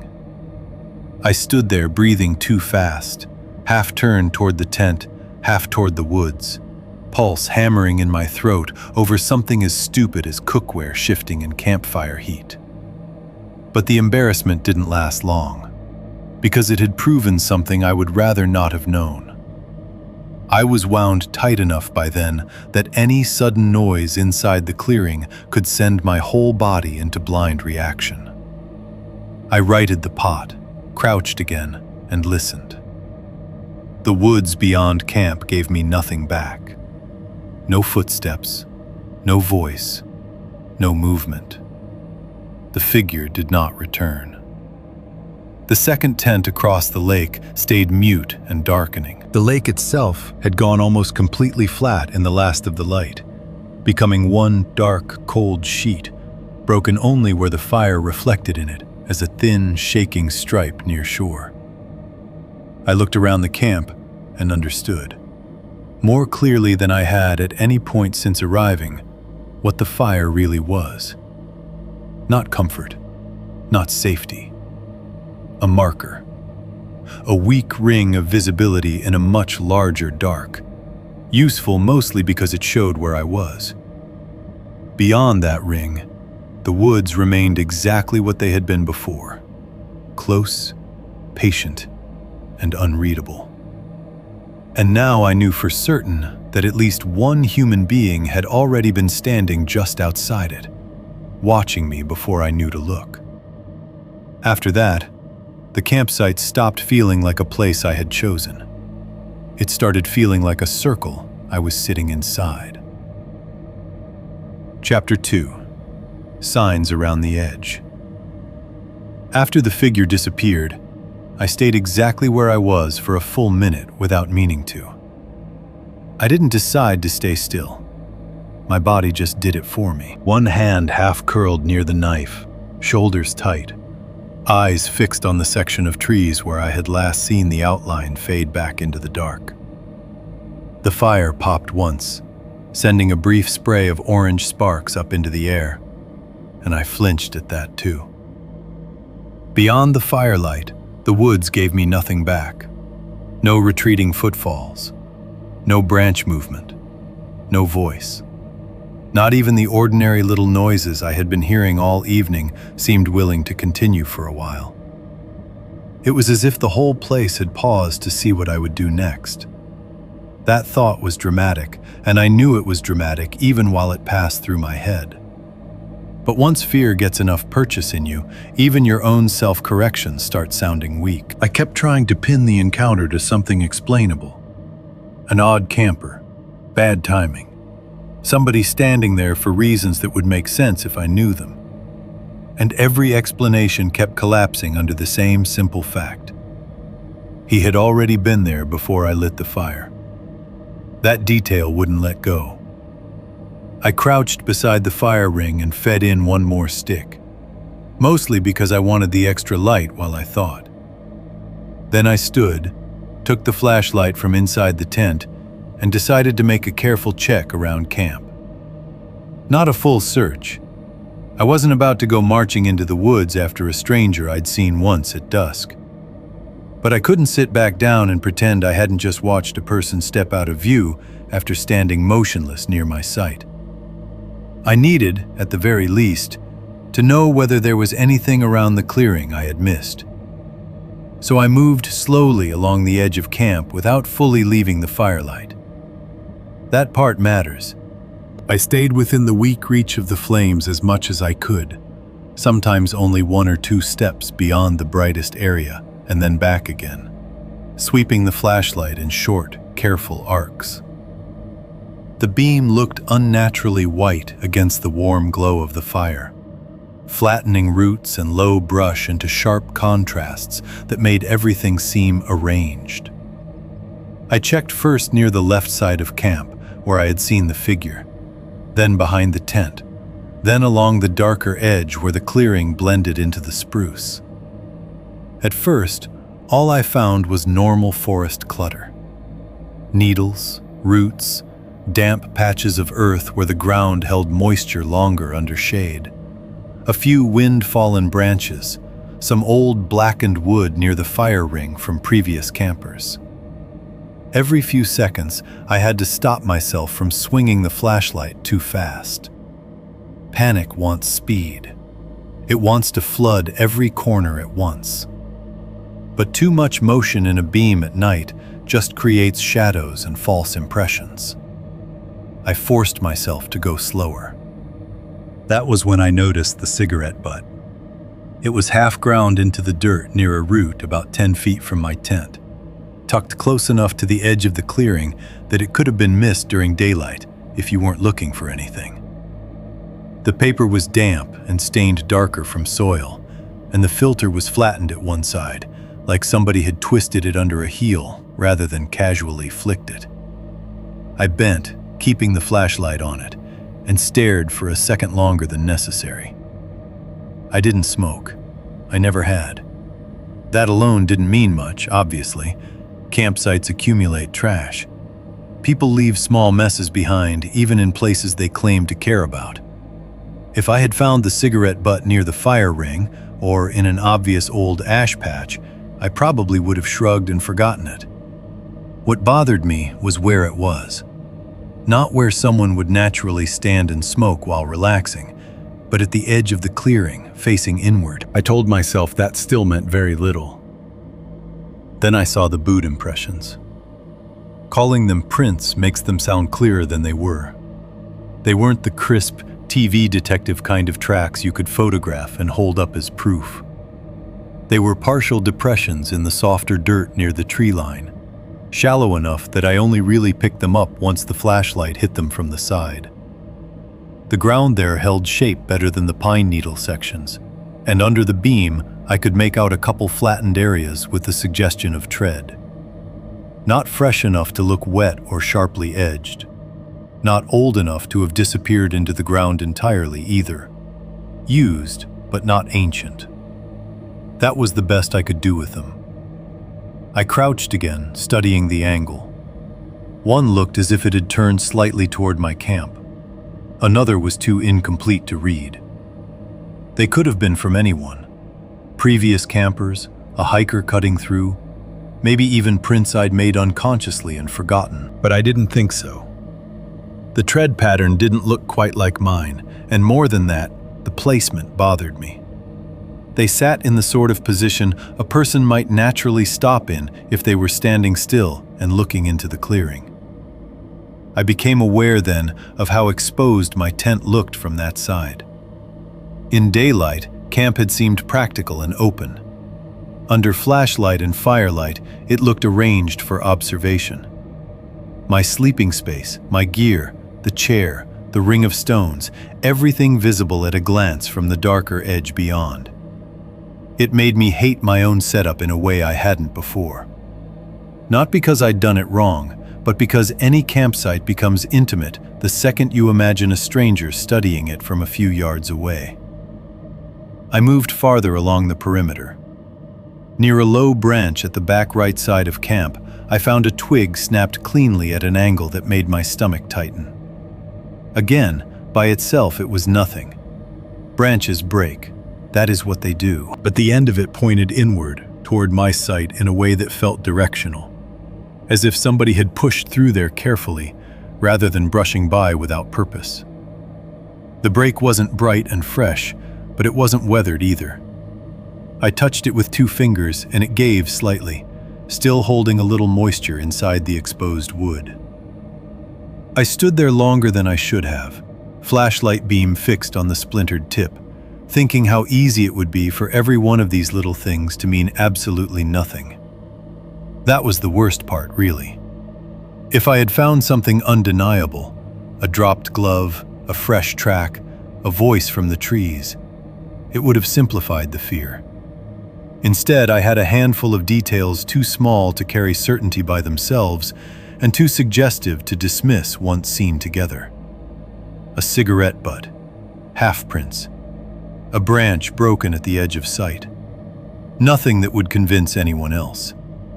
More than enough to keep me from settling back into ignorance. When I reached the brush near the lakeside edge of camp, I saw something silver, dulled by dirt, under the lower needles of a shrub. I had to squat to get the light on it properly. A crushed beer can. It was old enough to have lost its shine in places, but not so old that weather had erased the label completely. One side had been stomped in hard, flattening the aluminum nearly into itself, and the tab was still attached. I would have sworn it hadn't been there earlier. Maybe that only meant I hadn't looked closely enough before, but once again the location made it feel different. It wasn't lying in open view where somebody had accidentally dropped it. It had been pushed under the brush just enough to disappear unless you searched the edge. I straightened up and looked around the camp with the flashlight beam lowered. By then, the pieces had started assembling themselves whether I wanted them to or not. None of the things I'd found proved danger. A littered campsite is still a littered campsite. Old traces of people in the woods are hardly shocking.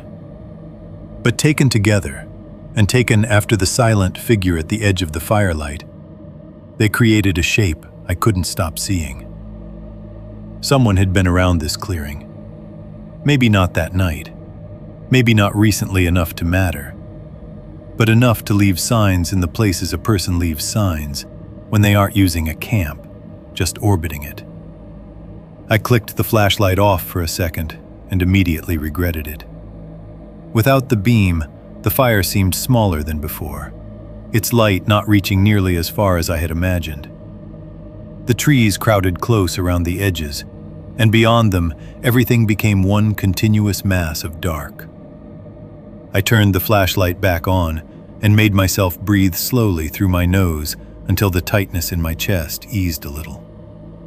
That was when I seriously considered packing up and leaving right then. The thought came hard and clean, like a command rather than a suggestion. Put everything in the truck. Forget the food. Forget the nice campsite. Forget the embarrassment of overreacting. Just leave.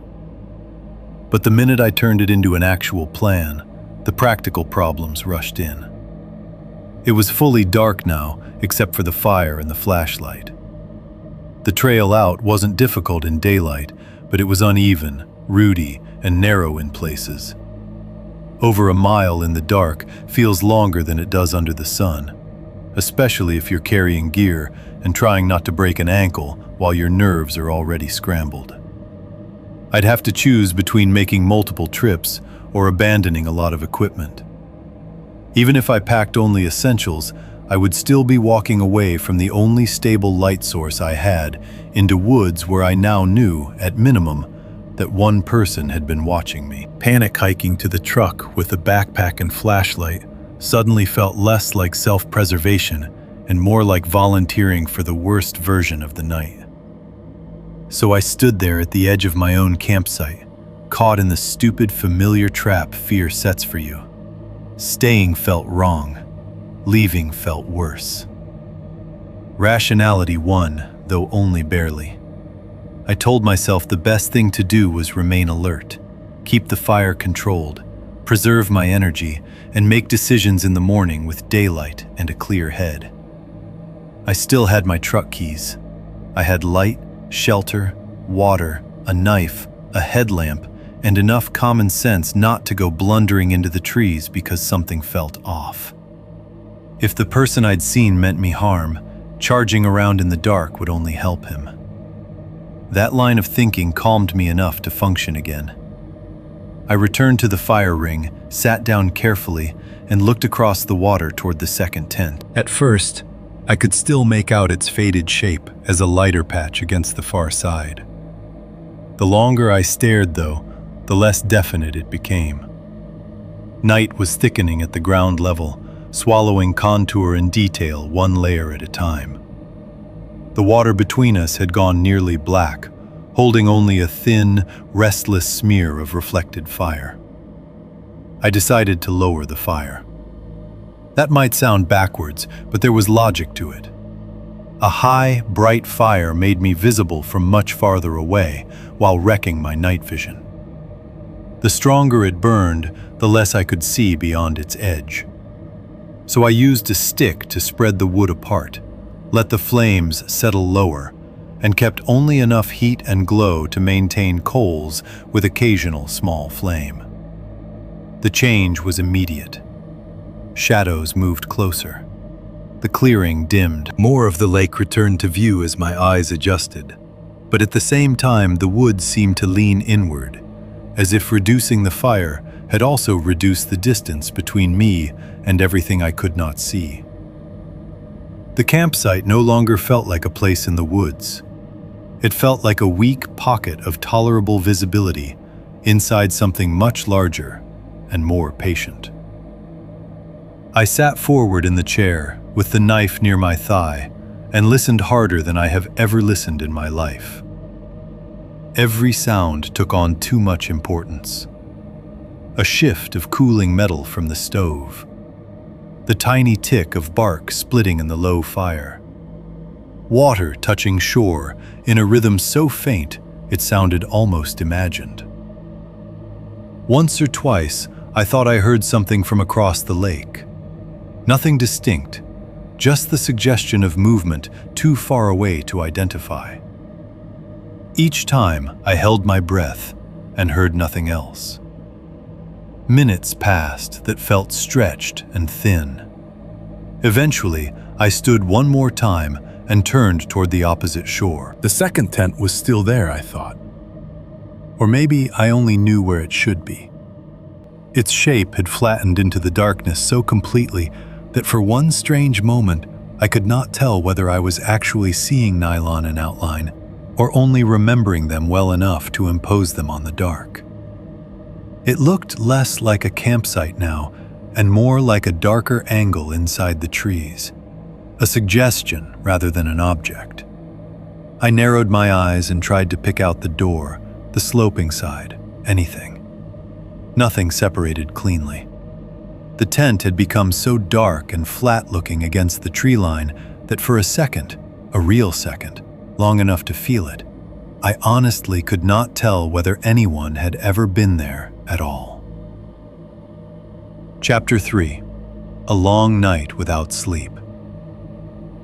I stayed by the fire much longer than I meant to. At first, that felt like a choice, a practical one even.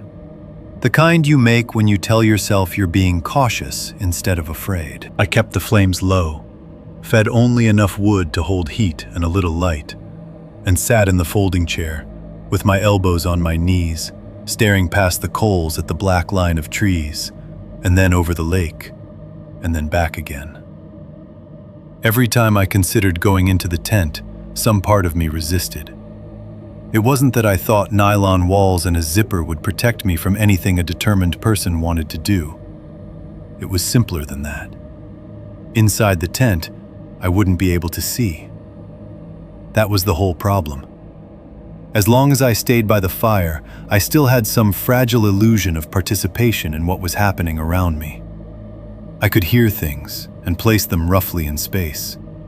I could watch the edges of camp. I could keep the lake in front of me and the darkest part of the tree line in my peripheral vision. None of that gave me control, but it gave me activity, and activity is easier to live with than helplessness. So I sat there and listened. After enough time, the night arranged itself into layers. Closest was the water.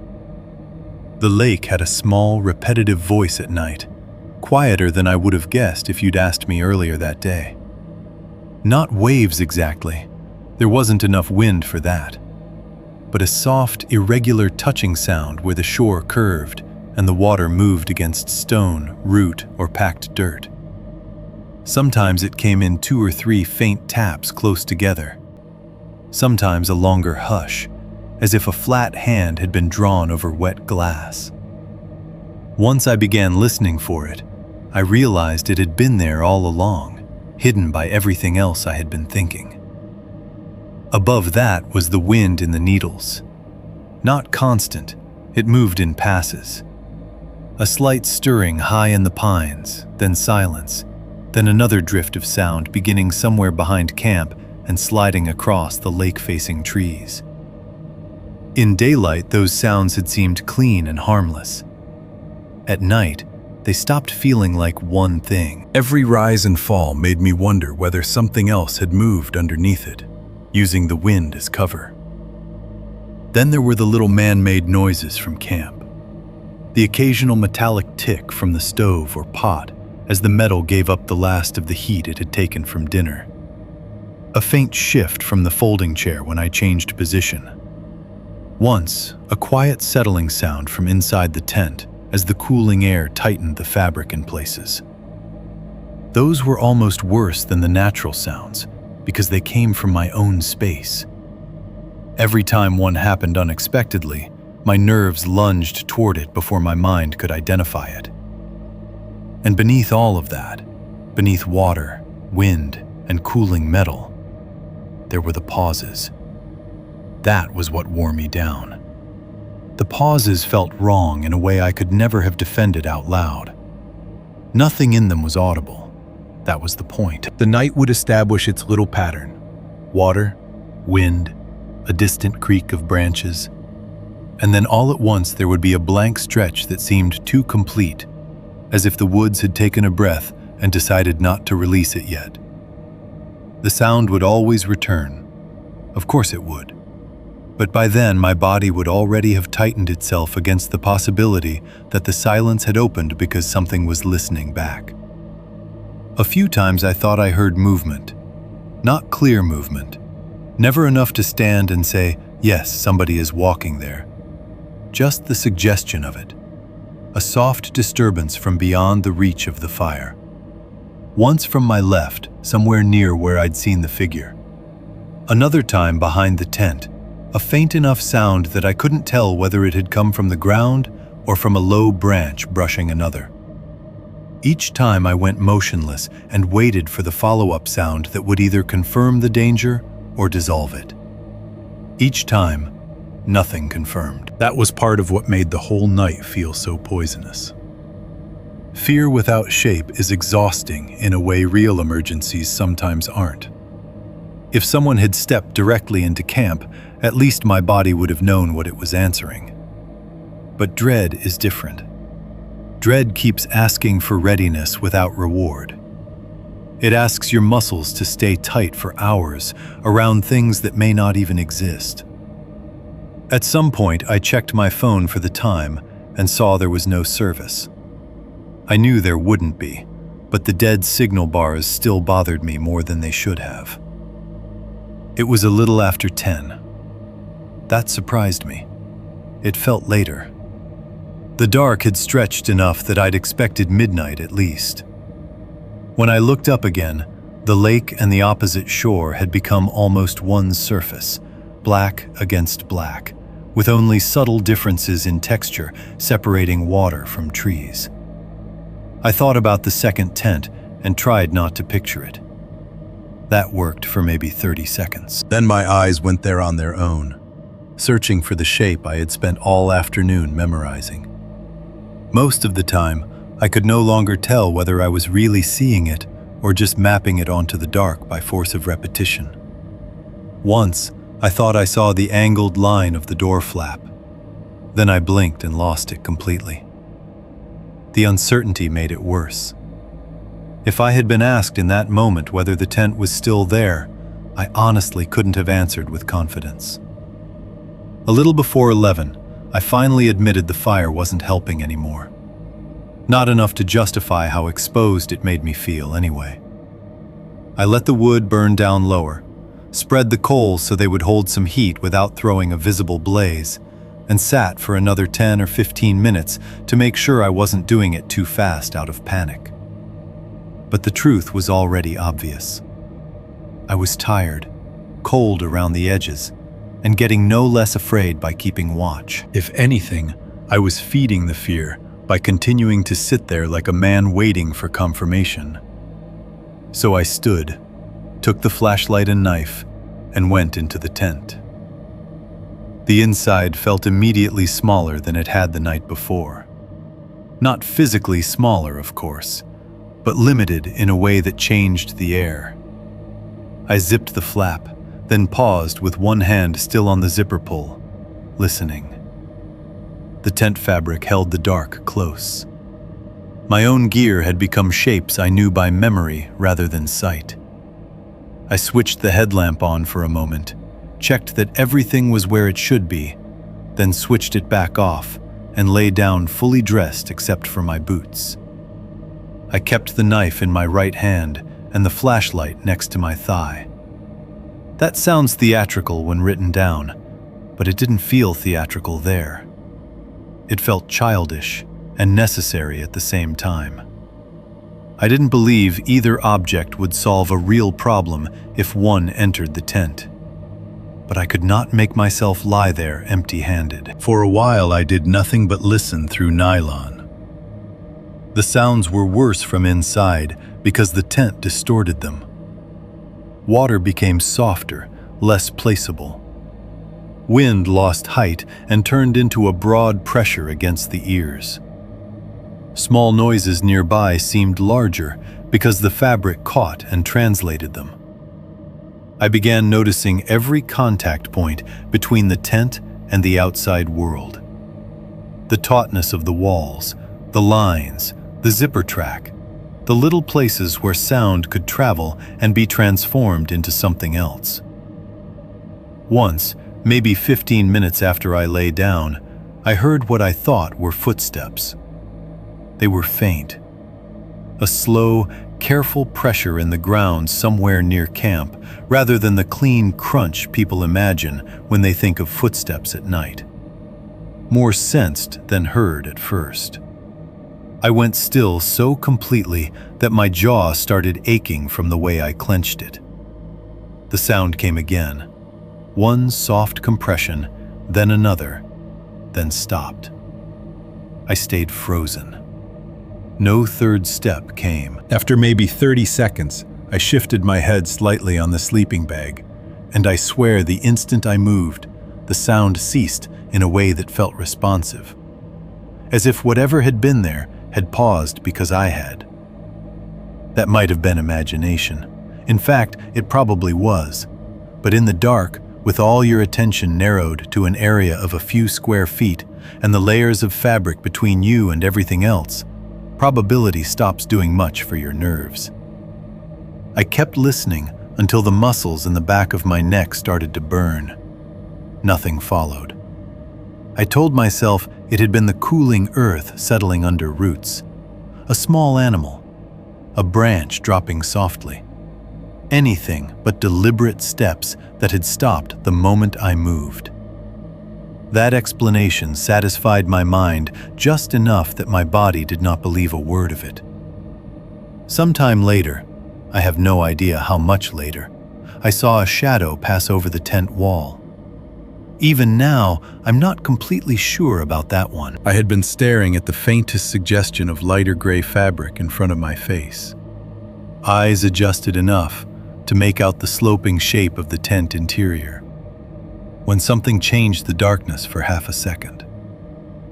Not a full silhouette, not the clear outline of a person. More like a broad dimming moving over the outside of the fabric and then gone. I held my breath so hard it hurt. Branches, I thought immediately. Wind and branches. Except I hadn't heard wind just then. And if it was a branch, it had moved in a smooth way that felt too continuous, like something passing rather than something swaying. I lay there with my hand crushed around the knife handle, pulse hammering in my ears, waiting for the tent fabric to indent, or for footsteps to follow, or for some undeniable sound to put me out of my suspended misery. Nothing did. That became the pattern of the night. Each scare swelled, sharpened, and then dissolved before it could be confirmed. It should have calmed me. Instead, it wore me thinner every time. False alarms are not relief when you believe the real alarm may still be coming. At one point, I became convinced I heard the zipper move. Not a full unzip, just the tiniest dry sound, almost insect small, from near the tent door. A delicate rasp of metal against teeth. My entire body locked so hard I thought I might cramp. I stared toward the black triangle where the entrance was and waited for the next sound. Nothing. I told myself I had imagined it. The human brain is talented at manufacturing threat when given darkness, isolation, and enough silence to work in. I knew that. I had read enough, camped enough, lived enough to understand the mechanics. Fear fills in. Fear edits. Fear takes the normal groan of fabric and turns it into intention. I was halfway through building that argument in my head when I heard it again. A little clearer this time. Not long. Not enough to prove that someone's fingers were on the zipper, but enough to make my scalp go cold. A tiny measured shift right where the door seam was. Then stillness again. If it was the tent fabric tightening in the cold, it was doing a damn good imitation of stealth. I don't know how long I lay there after that without moving. The flashlight was in my left hand by then, thumb poised over the switch. I kept imagining what would happen if I turned it on too fast and found a face 6 inches from the mesh. Then I imagined the opposite, not turning it on at all, and discovering too late that silence had not meant absence. The two fears pinned me in place between them. That may have been the closest I came to outright panic that night. Not because anything definite happened, but because I understood, in a very physical way, that I could not tell the difference anymore between what the woods were doing and what my own fear was doing to the woods. Eventually, much later, maybe closer to dawn than I realized, the night thinned by degrees. You don't always see morning arrive in the wilderness the way you do from town. Sometimes you feel it first. The pressure of full dark eases before the light does. The black outside the tent becomes less absolute. Shapes re-enter the world one layer at a time. That was how it happened there. I became aware that the fabric in front of me was gray again instead of black. The sounds of the lake separated from the tent walls and returned to their proper distance. Somewhere a bird called once, abrupt and thin, and the normal world began quietly reclaiming territory. Only then did I realize I had not really slept. Maybe I drifted a few minutes here and there. If I did, it wasn't enough to count. My whole body felt wrung out from being ready for something that had never fully arrived. My jaw hurt. My fingers were stiff from the way I had held the knife and flashlight. When I finally sat up, the embarrassment came almost as fast as the relief. Nothing had happened. Or at least nothing I could prove had happened. No one had entered the tent. No hand had touched the zipper in a way daylight could confirm. No footsteps had crossed into evidence. The first pale light made the whole night look feverish and overdrawn, like fear had taken the available facts and spent hours inflating them in the dark. I hated that feeling almost as much as I had hated the fear itself. There's something degrading about daylight after a night like that. It makes you feel both lucky and ridiculous. Still, when I unzipped the tent and looked out at the cold morning clearing, I let out a breath I had apparently been holding since sometime in the middle of the night. The relief was real. So was the exhaustion. And neither of them did a thing to answer the question of whether I had actually been alone. Chapter 3: Daylight Confidence, Wrongly Earned. Morning did what morning always does to fear. It reduced it without answering it. The first few minutes after I crawled out of the tent, the whole place seemed almost insultingly normal.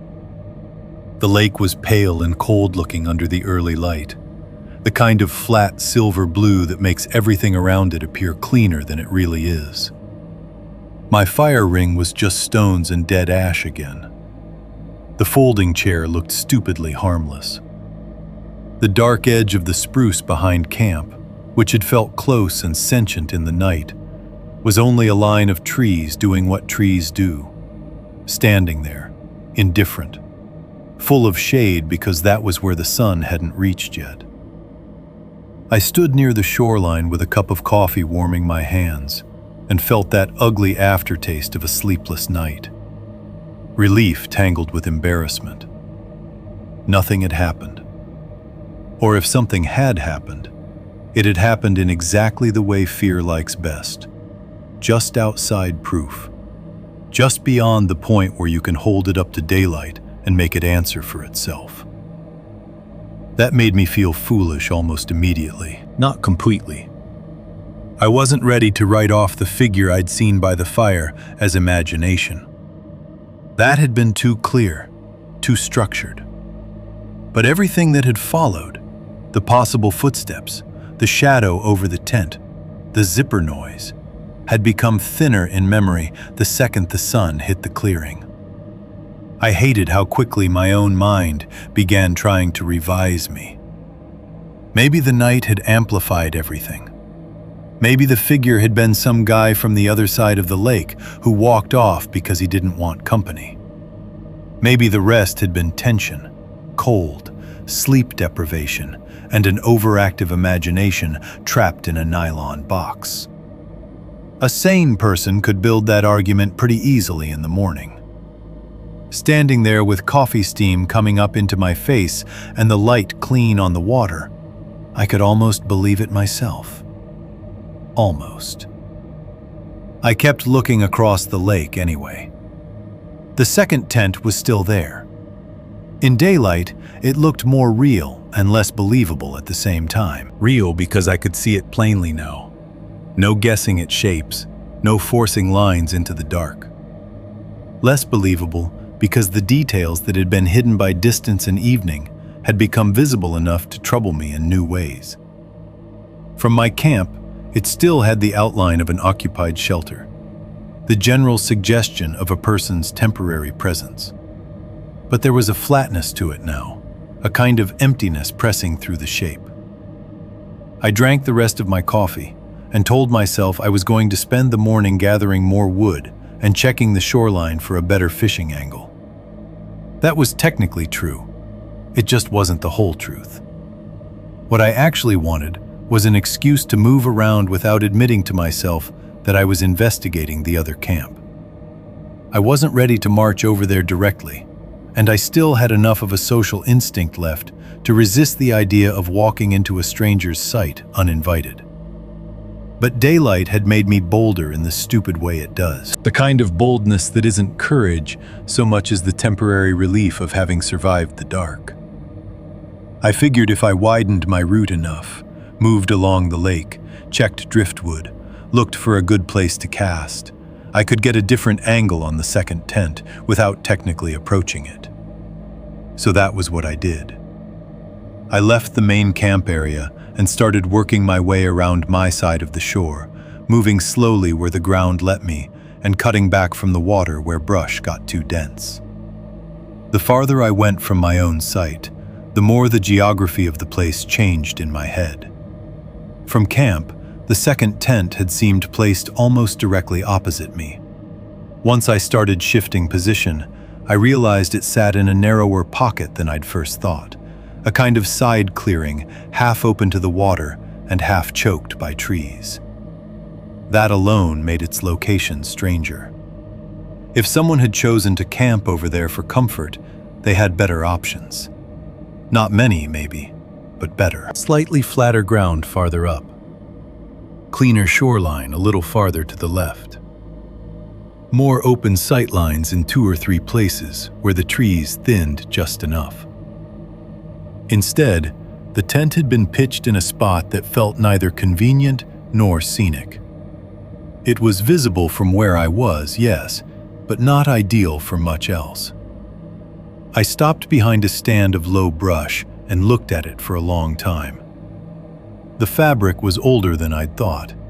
Sun faded, yes, but also a little slack in places, as if the material had lost some of its original tension. The fly wasn't secured tightly.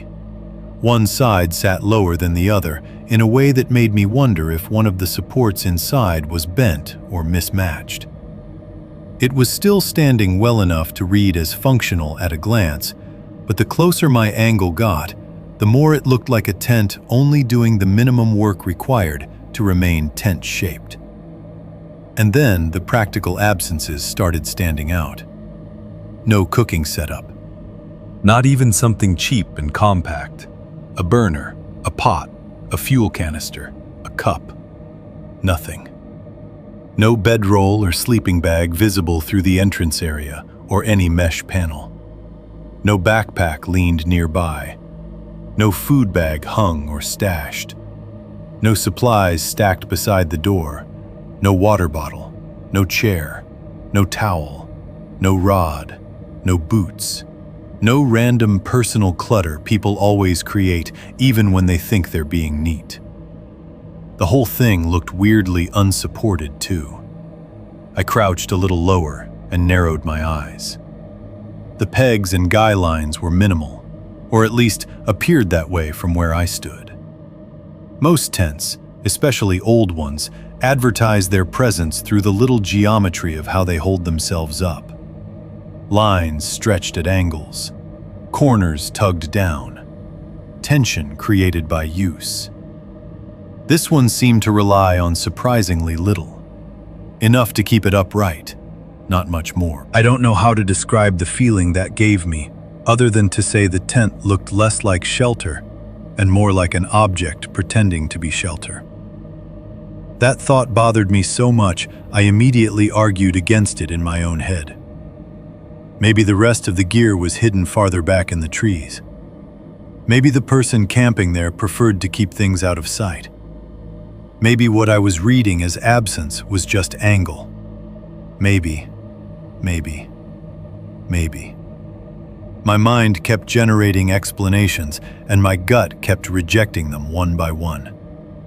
I moved farther along the shoreline without ever committing to a direct approach.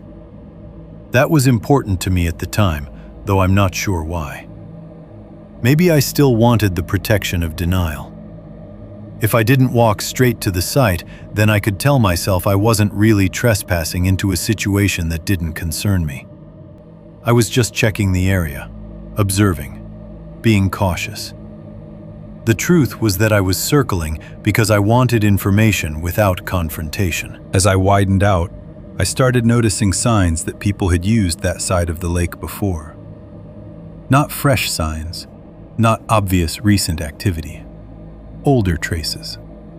A small cluster of blackened stones, half hidden in grass and needles, like the remains of an old fire spot someone had built years ago and never fully broken down. A fragment of faded cord caught low in brush, frayed at the end and turned almost white by weather. An area of flattened ground farther back from the shore, not cleanly flattened the way a brand new camp leaves it, but pressed in a way that suggested repeated use over time. Not a path exactly, more like the memory of one. I found another piece of cord a little deeper in, and what might have been a rusted tent peg half sunk in the soil under roots. None of it meant much by itself. Plenty of places in Montana hold old human traces in them if you look long enough. People camp, hunt, fish, drink, and leave things behind. The woods don't erase all of it as quickly as you think. So I told myself I was probably just looking at an old campsite area. That explanation made sense. Maybe the most sense out of anything I had considered so far. A spot people had used on and off for years. A rough old camp on the opposite side of the lake that someone had more recently reused. The blackened stones, the fragments of cord, the pressed earth. None of that was sinister in daylight. None of it had to be. The problem was the tent.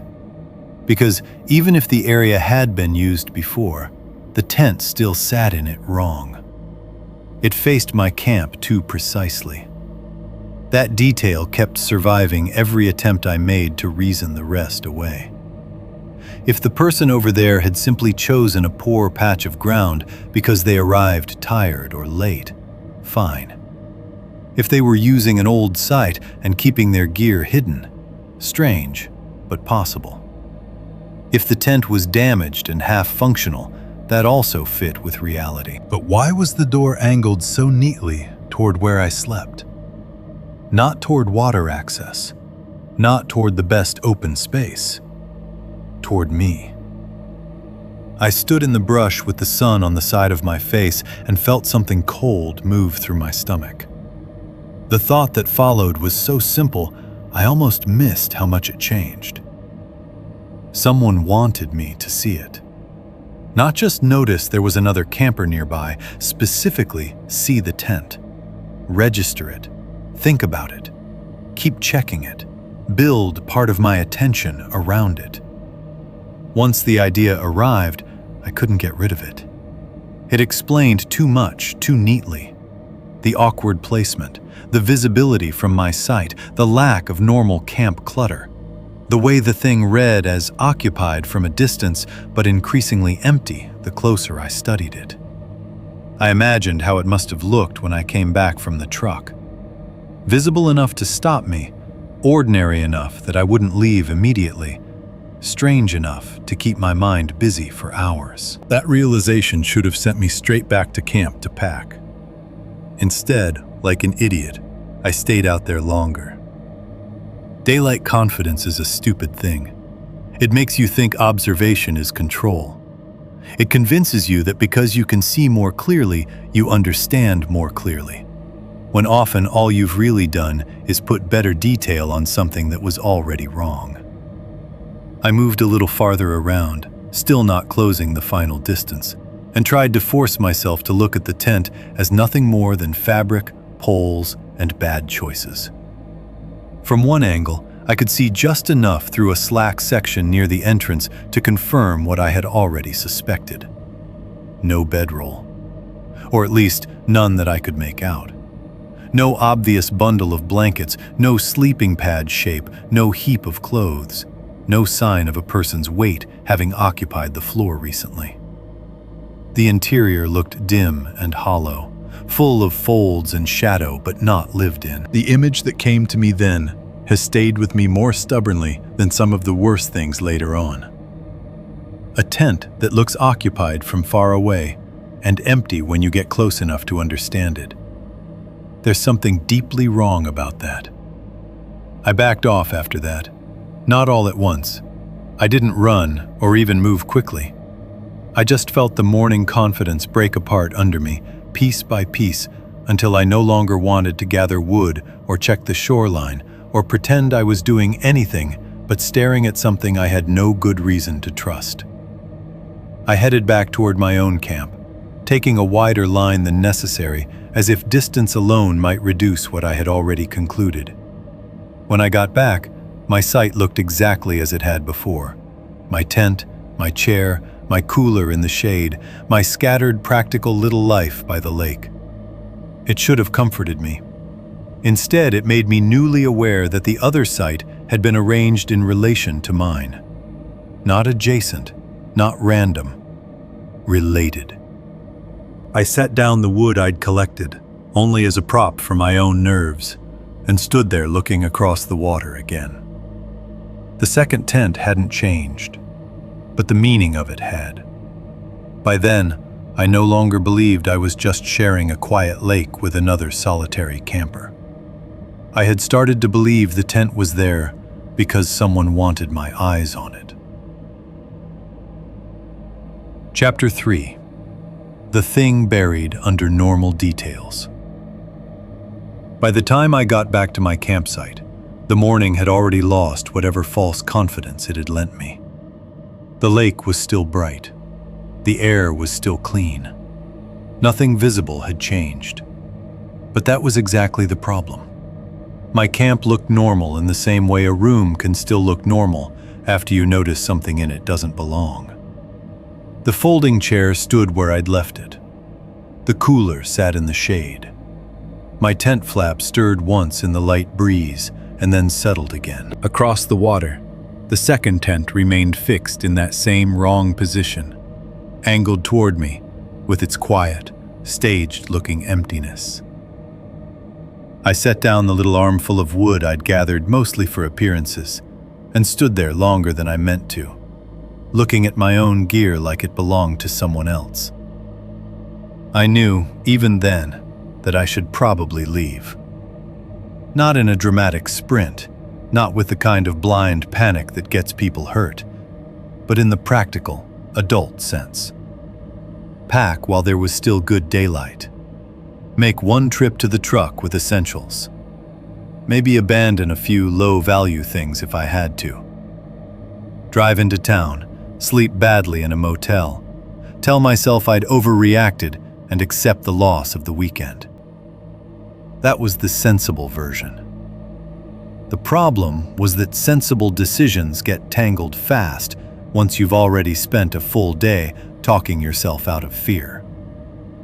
Part of me still wanted one piece of proof strong enough to justify the embarrassment of leaving early. Something cleaner than a badly placed tent and a silent figure near the edge of a fire. Something I could point to later if anybody asked why I cut the trip short after one night. It didn't have to be dramatic, just concrete. So instead of packing everything immediately, I started doing what people do when they're buying time from their own instincts. I packed some things. I rolled up the spare tarp I hadn't used, and shoved it into my duffel. Consolidated food into a smaller bag. Put the better knife where I could reach it more easily. Checked the headlamp batteries again, even though I'd checked them the night before. I told myself I was just organizing in case I decided to leave at dawn. That phrasing mattered to me for some reason. Dawn sounded reasonable, controlled, less like retreat. While I worked, I kept glancing toward the tree line behind camp. Not the whole edge of it. One particular section. It was a small patch, maybe 15 feet beyond the back right side of the tent, where the clearing ended in roots and low brush before thickening into spruce. I had looked that way several times since coming back from the shoreline, not because I'd seen anything moving there exactly, but because something about the shape of the ground kept tugging at my eye. Nothing large, nothing distinct, just one pale thing half hidden low in the brush where the needles thinned. The first couple times I noticed it, I dismissed it automatically. A branch, I thought. Maybe an old piece of wood bleached by weather. Or one of those pale roots that sometimes twist above the soil before diving back under. After the sleepless night and the stupid, escalating fixation on the second tent, I was actively trying not to let my attention latch onto every odd-colored object in camp. The woods are full of things that look wrong until you actually kneel down beside them. Still, I kept looking back at it. Eventually, I carried the firewood closer to that side of camp, just to test my own reaction.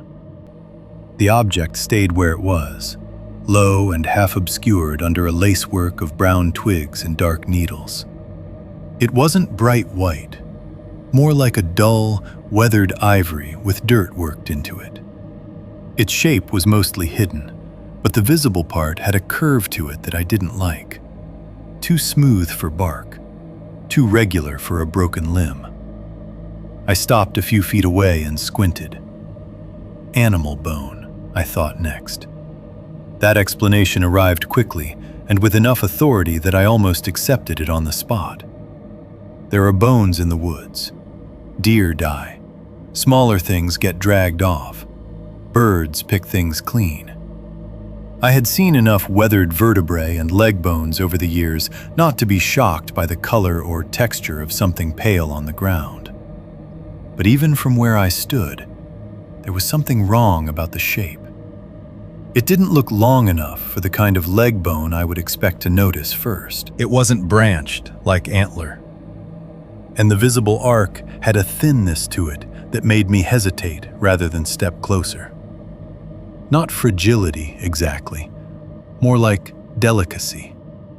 A contour too clean to belong to a random chunk of forest debris.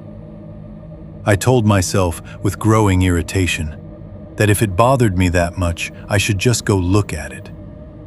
Instead, I backed off. That's the part that still embarrasses me when I think about it.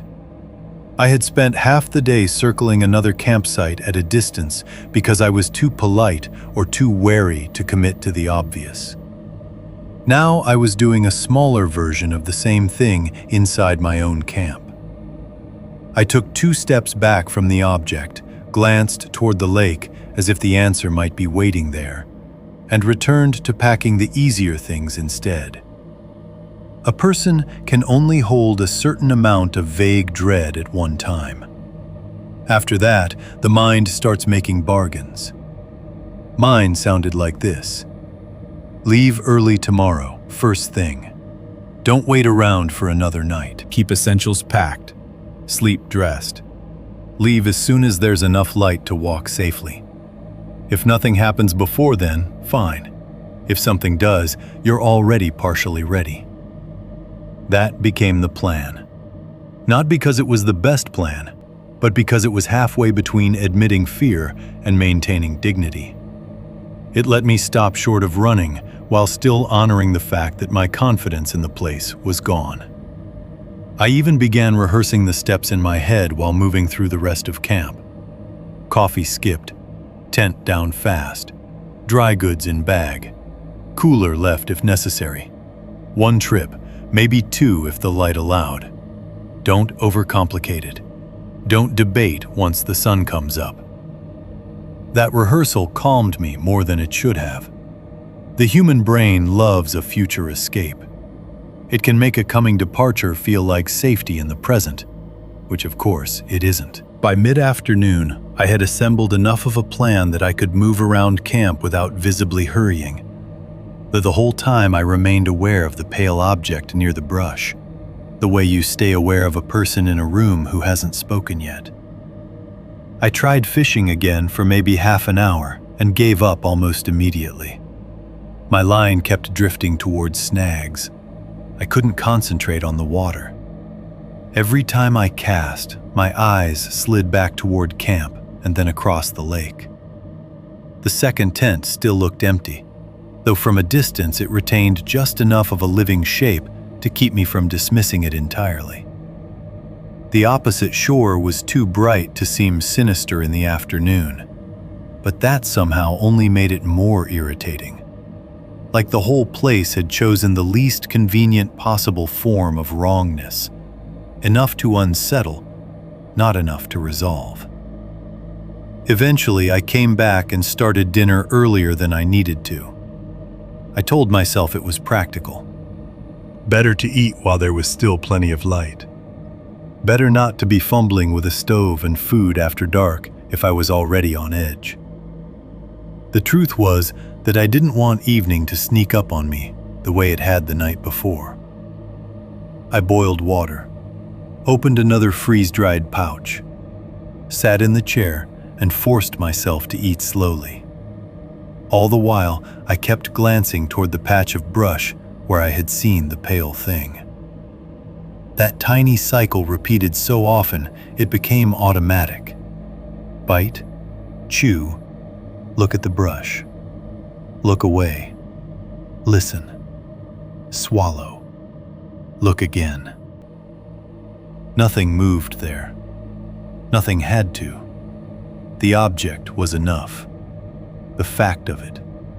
The unresolved shape staying exactly where I had first noticed it, half buried under ordinary forest mess. It had begun to absorb the rest of camp into its silence. My tent, my stove, the lake, the opposite shore, everything else felt like set dressing around the one thing I had not yet made myself inspect. As the sun started dropping, I realized how fast the day had gone. That's another thing fear distorts. Hours either crawl or disappear.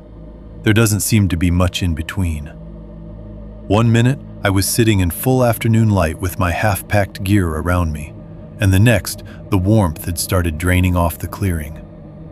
The shadows behind camp thickened. The far side of the lake darkened from the bottom up again.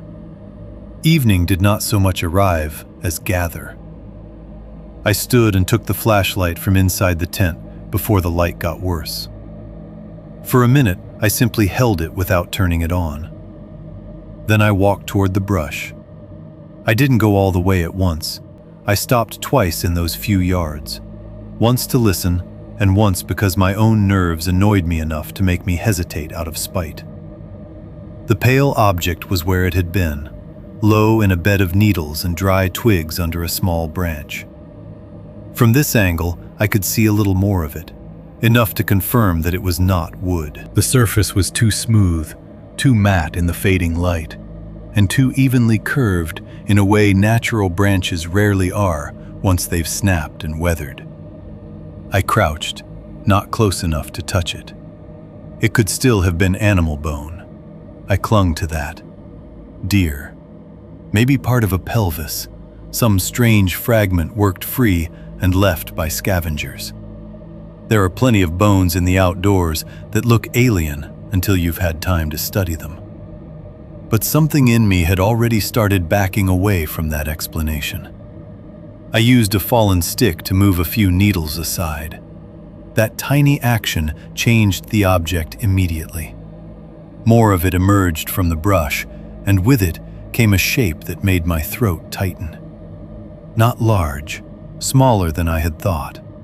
A curved piece, thin at one edge and thicker at another, with a smooth outer surface and a hollowed contour underneath that looked less like random animal remains and more like a part of something meant to fit with something else. I stopped moving the needles.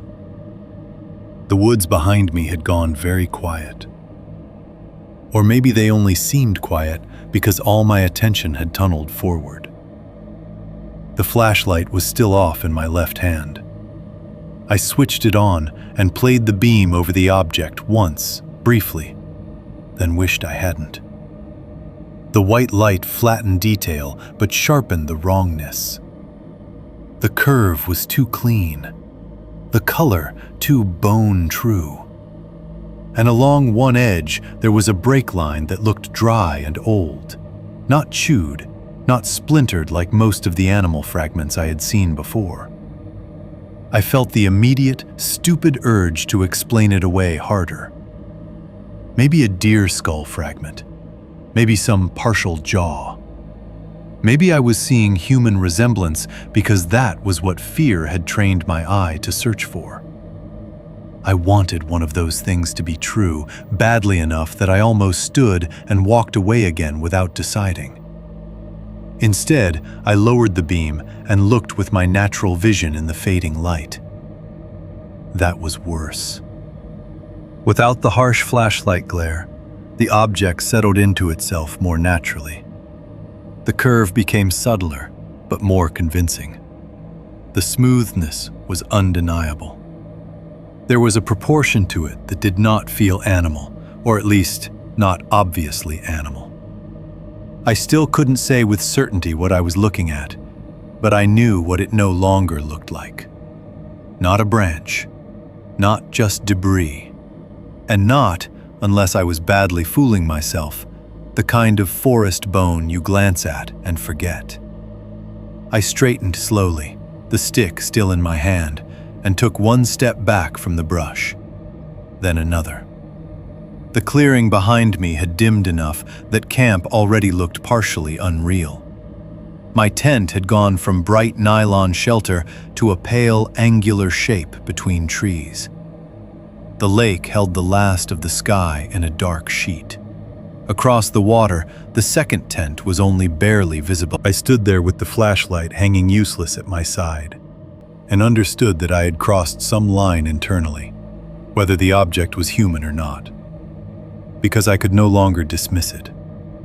The visible shape was too smooth, too clean in its curve, too disturbingly familiar in a way I did not want to name. And for the first time since arriving at the lake, I had physical evidence of something that felt wrong even in daylight. Chapter 4. Dusk at the Wrong Speed. After seeing the pale fragment in the brush, the whole evening seemed to tilt forward faster than it should have. That is the simplest way I can describe it. Time didn't exactly speed up.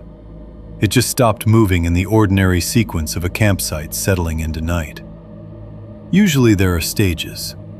Late afternoon, cooling light, dinner, fire. The slow, natural surrender of detail as the woods darken around you. That evening, all of it felt compressed, as if the day had reached some private decision I wasn't included in. I went back toward the center of camp, with the flashlight still in one hand and the stick in the other. Then realized how ridiculous that looked, and threw the stick aside harder than I meant to. It bounced off a root and vanished into the trees with a dry little crash that made me flinch at my own noise. I stood there in the dimming light, with my chest tight and my thoughts moving too fast in too many directions. Leave now. That was the first clear thought. Not tomorrow morning. Not after one more night. Not after coffee and packing in daylight. Now. The problem was that now had already gotten worse while I was crouched by the brush. The light had gone low enough that the clearing was starting to flatten. My camp still looked usable, but the edges had begun doing that thing where they stopped feeling like edges and started feeling like the beginning of something larger and less knowable. The hike to the truck was no longer a casual walk. It was becoming a mile plus of uneven trail through trees in failing light, with a partially packed campsite behind me and a mind too scrambled to trust its own timing. I began doing the math anyway. If I moved fast, really fast, I could maybe strip camp down to essentials in 10, 15 minutes. Tent left standing, chair left, extra food abandoned if needed. One load only. Grab keys, headlamp, knife, flashlight, water, sleeping bag, phone, cooler if I had the strength to carry the stupid thing. The rest could stay. It was only gear. None of it mattered if something was genuinely wrong. But every version of that plan fell apart at a different point. The trail was rooty and narrow in places, and the last stretch before the pull-off twisted just enough that a hurried walk in half light could turn your ankle if you got sloppy. If I packed too much, I'd move slow. If I packed too little, I'd have to abandon things I instinctively wanted near me. If someone was already near camp, and that thought had become harder to dismiss with every hour, then the act of scrambling around in visible panic might make me more vulnerable, not less. Worst of all, some pathetic part of me still resisted the humiliation of leaving without proof strong enough to survive daylight logic. Fear and pride make an ugly pair. So I didn't leave. Not yet. Instead, I did what people do when they are halfway convinced they should run and halfway determined not to look foolish. I rushed through practical tasks with the false energy of someone pretending he still has options. I moved food into one bag, zipped the duffel most of the way, checked the knife, set the headlamp on top of the sleeping bag inside the tent instead of hanging it where I usually would, put the truck keys in my front pocket, and checked for them twice within 2 minutes. I kicked apart part of the old ash in the fire ring, then changed my mind and rebuilt it with quick, clumsy hands because I suddenly couldn't stand the thought of facing the dark without fire.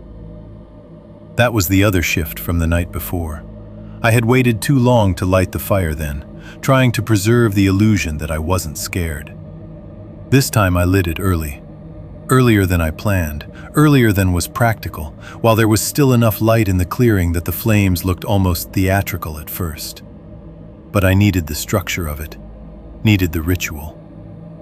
The fire caught fast, climbing through the dry sticks with a crisp hiss and a rush of orange that made the shadows leap backward for a few feet.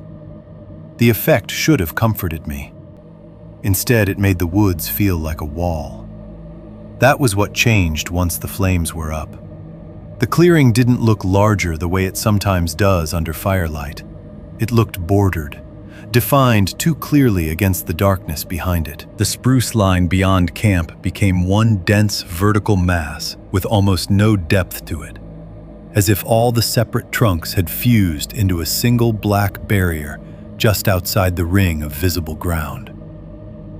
The open space by the lake remained open, but only in front.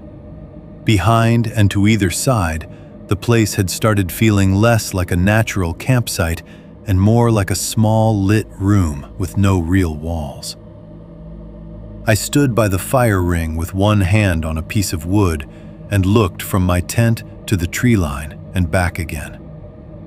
The second tent across the lake was still faintly visible then, reduced to a grayish geometry against the opposite shore. Seeing it should have anchored me to something concrete.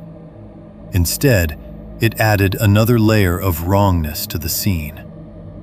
It was there, yes, but so stripped of ordinary meaning that it no longer helped explain anything.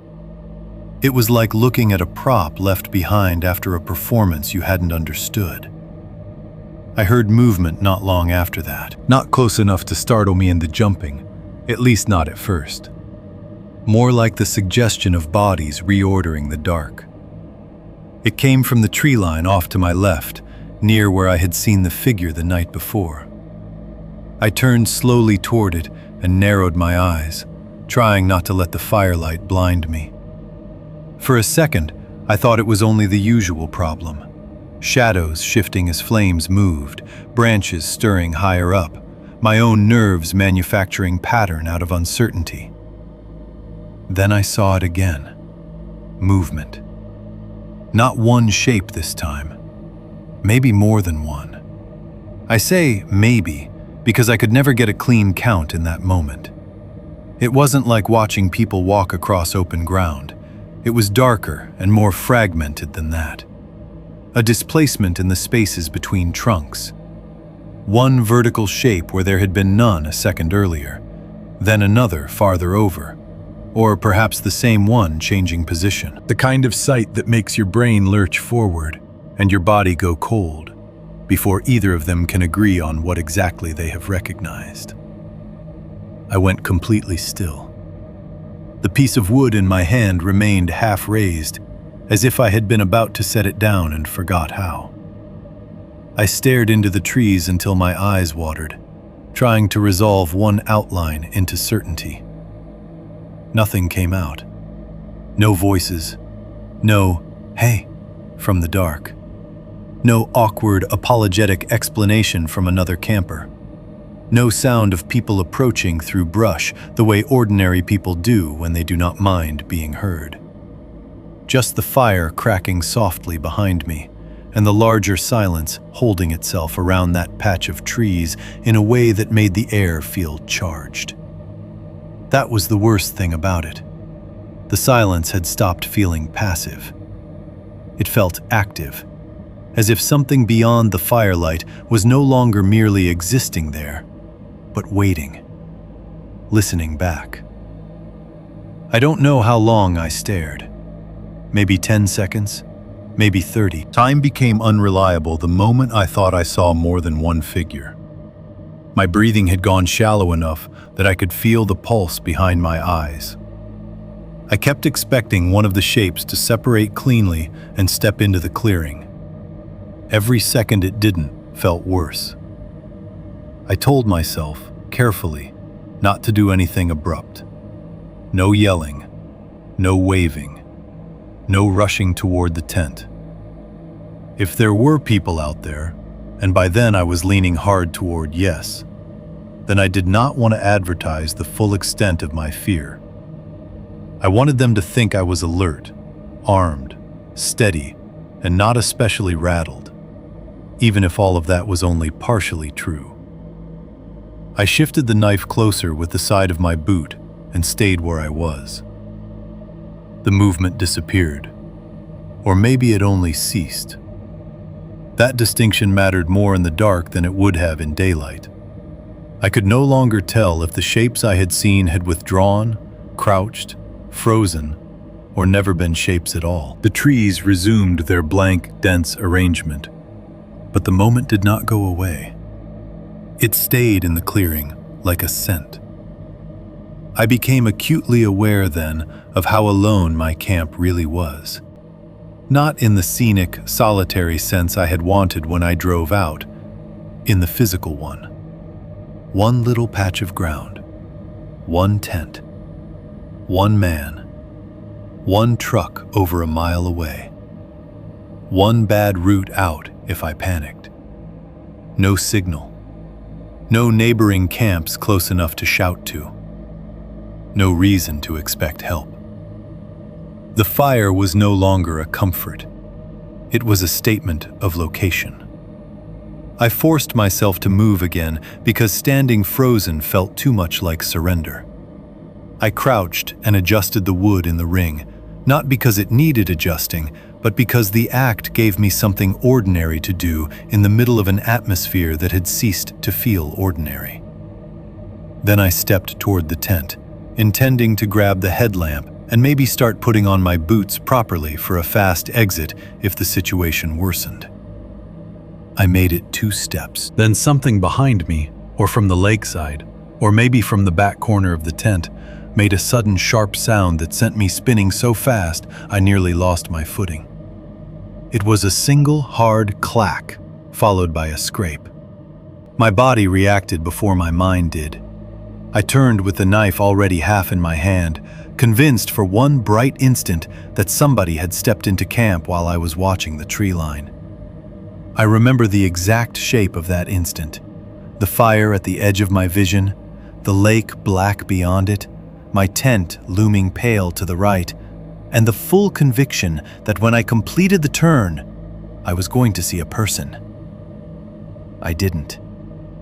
What I saw instead was one of my metal cups lying on its side near a root by the lakeside edge of camp, rocking once before settling still.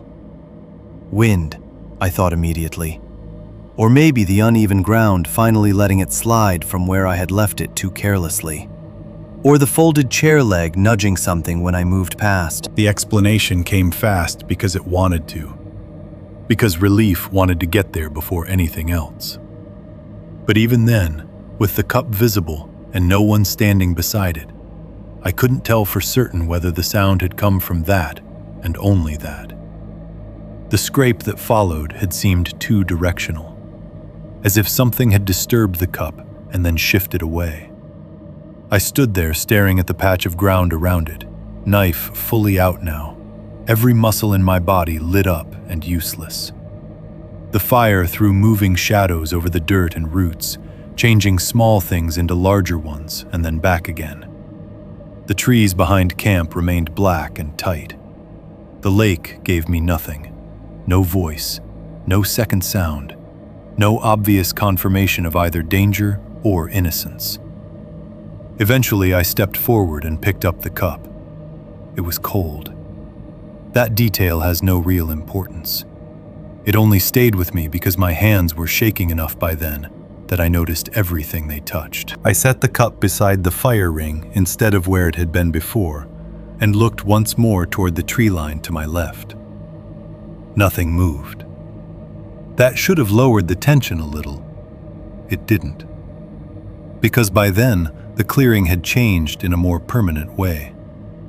The fear was no longer coming from one sighting, one tent, one pale object in the brush. It had spread into the arrangement of everything. The fire, the trees, the distance to the truck, the way every practical decision now seemed delayed by one obstacle too many. I had not yet been directly approached. No one had spoken. No one had stepped fully into camp. And somehow that made the pressure worse. It felt as though the woods around me had become crowded with withheld intention. I stayed by the fire after that, with the knife near my knee and my eyes moving constantly between the tent, the lake, and the tree line, aware with every passing minute that darkness was finishing whatever work dusk had begun, and that whatever was out there, one person or more, did not seem interested in making itself easier for me to understand. Chapter 4. 4 men in the firelight. I saw them before I understood how many there were.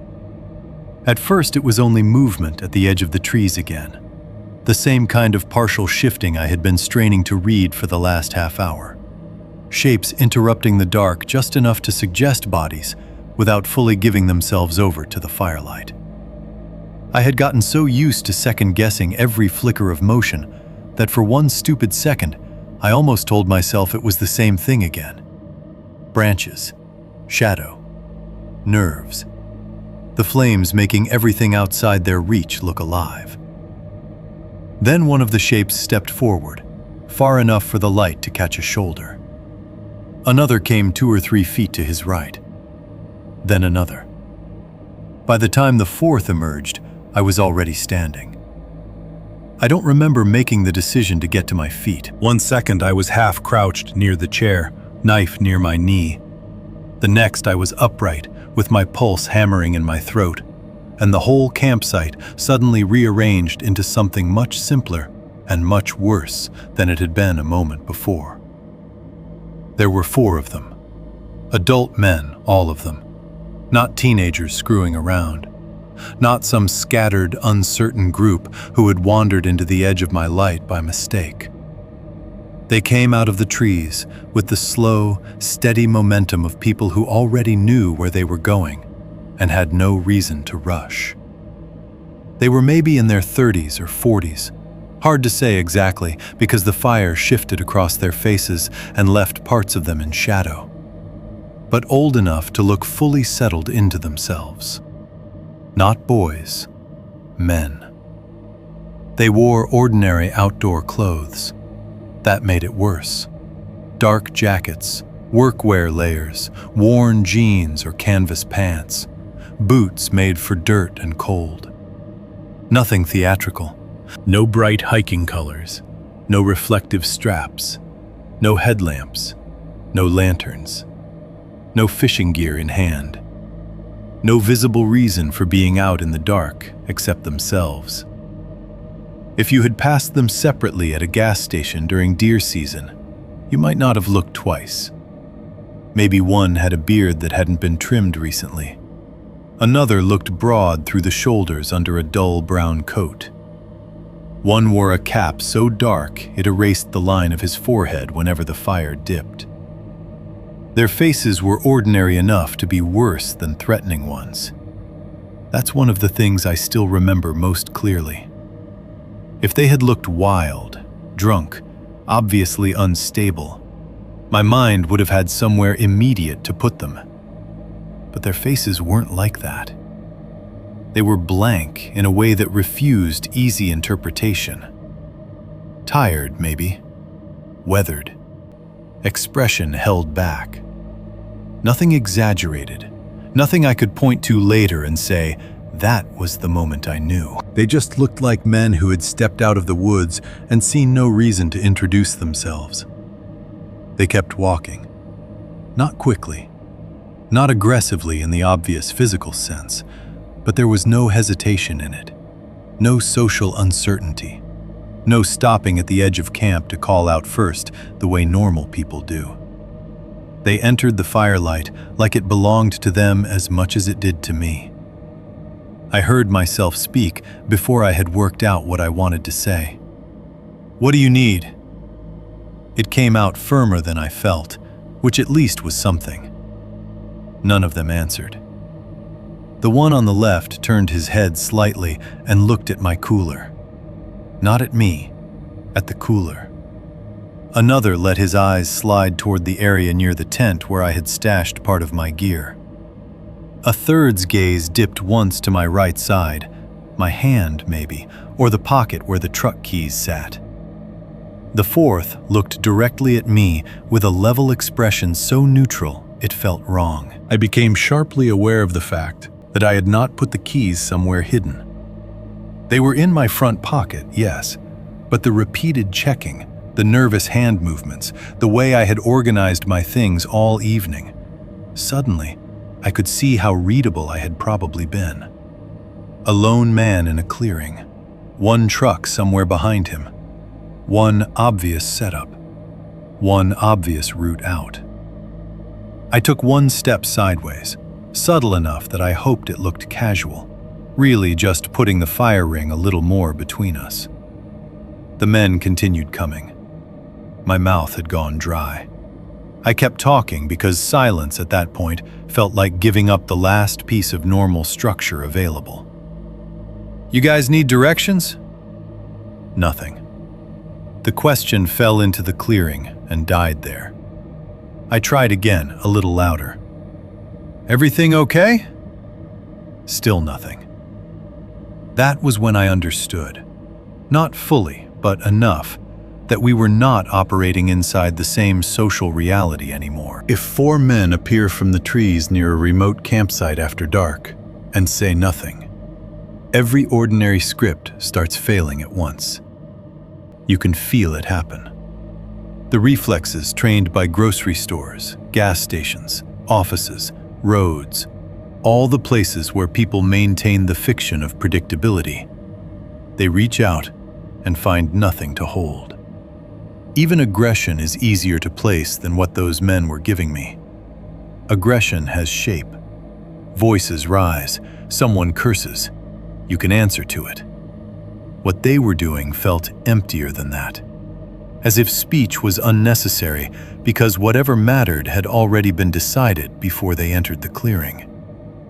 I said, "I can spare water." Why I chose that, I don't know. because it was practical. Because offering something is what people do when they want to drag a situation back across the line into the human and manageable. Water, directions, help with a dead headlamp, anything. I would have offered food next if they'd given me half a second of normal reaction to work with. They didn't. The two on the outside kept moving in a shallow spread, not bunching up, not crossing each other, just covering ground. The two nearer the center came straighter. One of them glanced once at my tent, then beyond it toward the dark line where the trail would eventually lead back out. The one on the far right gave another quick look toward my pocket area, then up again. None of them had lights. That detail hit me hard and late. It should have registered immediately, but fear slows some observations and sharpens others. They had come through that tree line after dusk with no visible lanterns, no flashlight beams cutting ahead of them, no headlamps around their foreheads or hanging at their necks. Either they knew the ground well enough not to need them, or they had moved in the dark by habit. Neither possibility improved the situation. They were close enough now that the fire gave me better pieces of them. Hands empty, at least visibly. Faces lined a little from weather and age. One man's jacket stained darker near the cuff, as if with old dirt or damp that hadn't dried evenly. Another's boots looked heavily used, caked at the seams. I smelled one of them before I consciously identified who it came from. Wet canvas, stale smoke, maybe old sweat held in thick fabric. I said, "If you're looking for the trail, it's back that way." I even lifted a hand halfway, as if I might point. No one followed the gesture. No one thanked me. The man looking at me kept looking at me, and I realized with a sick little click inside my chest that he wasn't studying me the way a stranger studies another stranger. He was assessing me the way you assess a piece of terrain before stepping through it.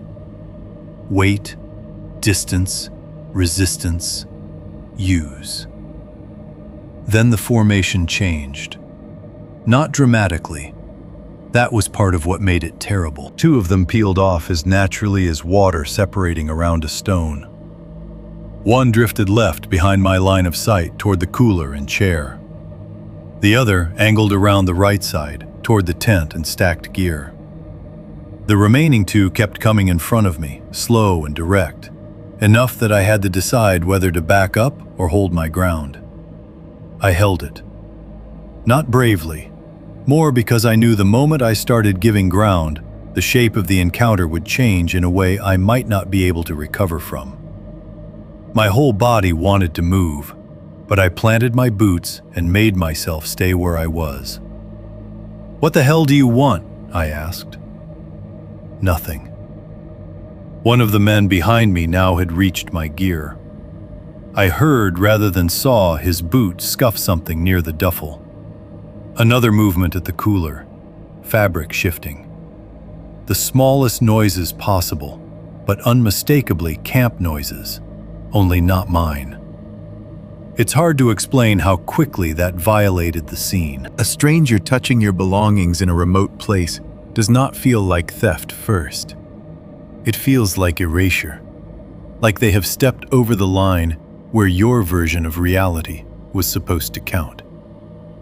I half turned instinctively toward the sound near the tent. The man in front of me took one more step, not threatening in the cinematic sense.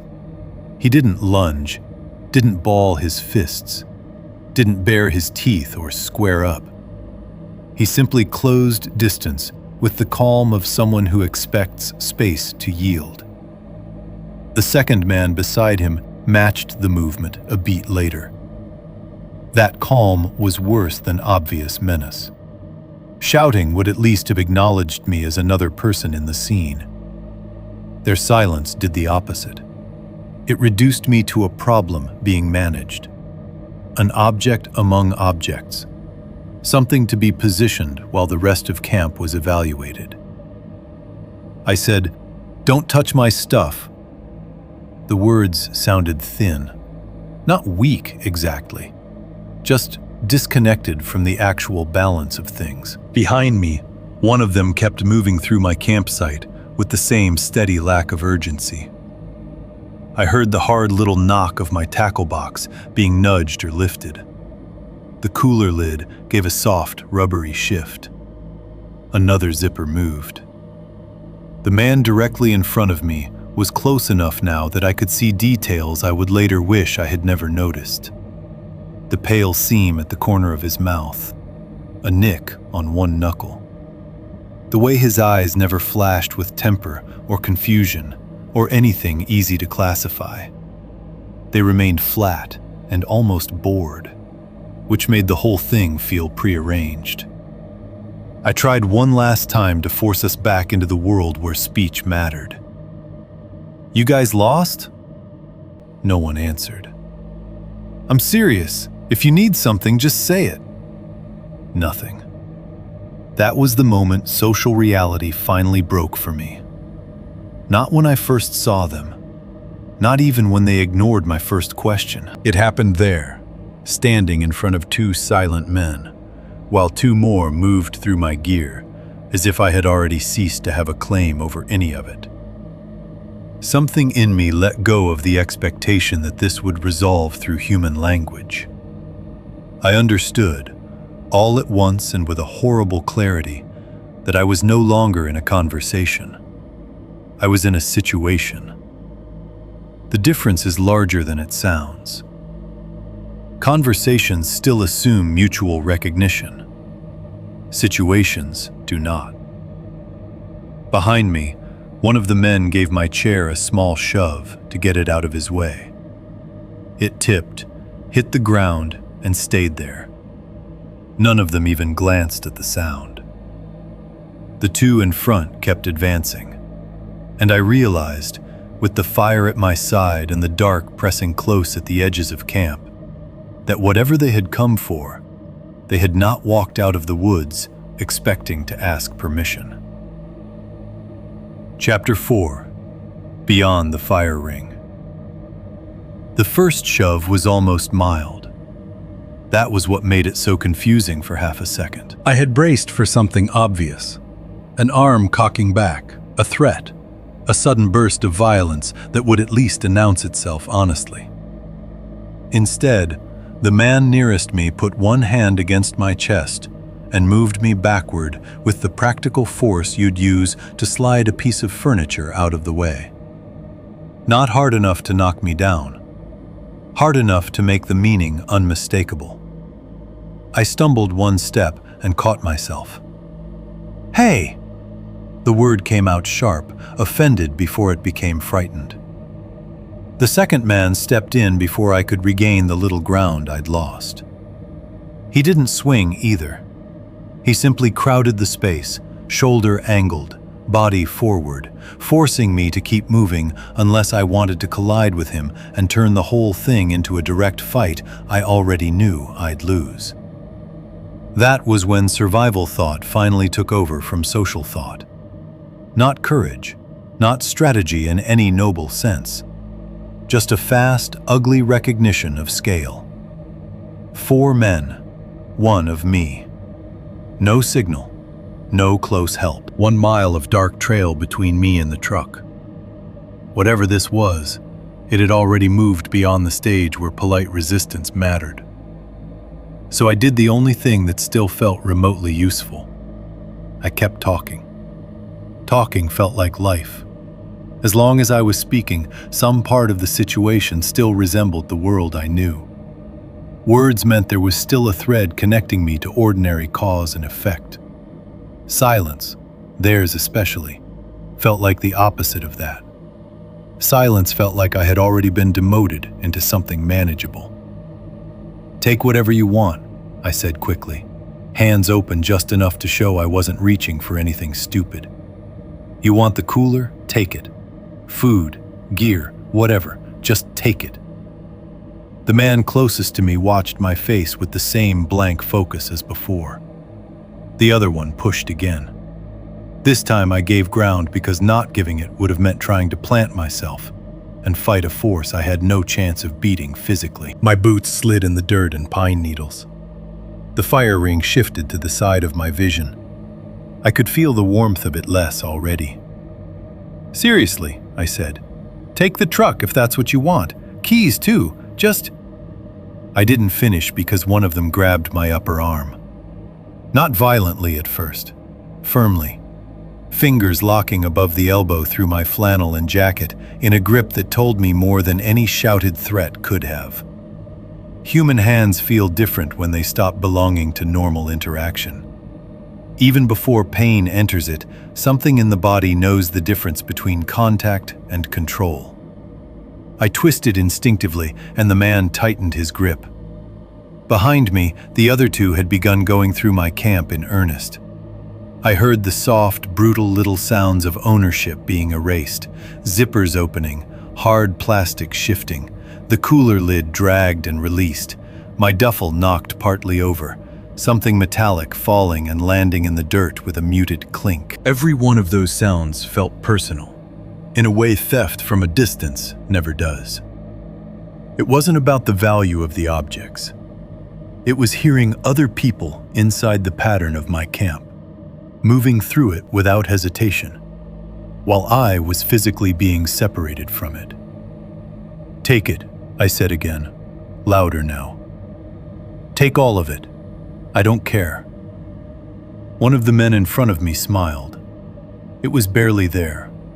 Not a grin, not amusement, just the smallest faint pull at one corner of the mouth. So slight I almost missed it. But it was enough to make the whole clearing seem colder. Because it told me he had heard me, understood me, and did not find the offer relevant. That was the moment I understood they were not moving me because they needed access to my gear.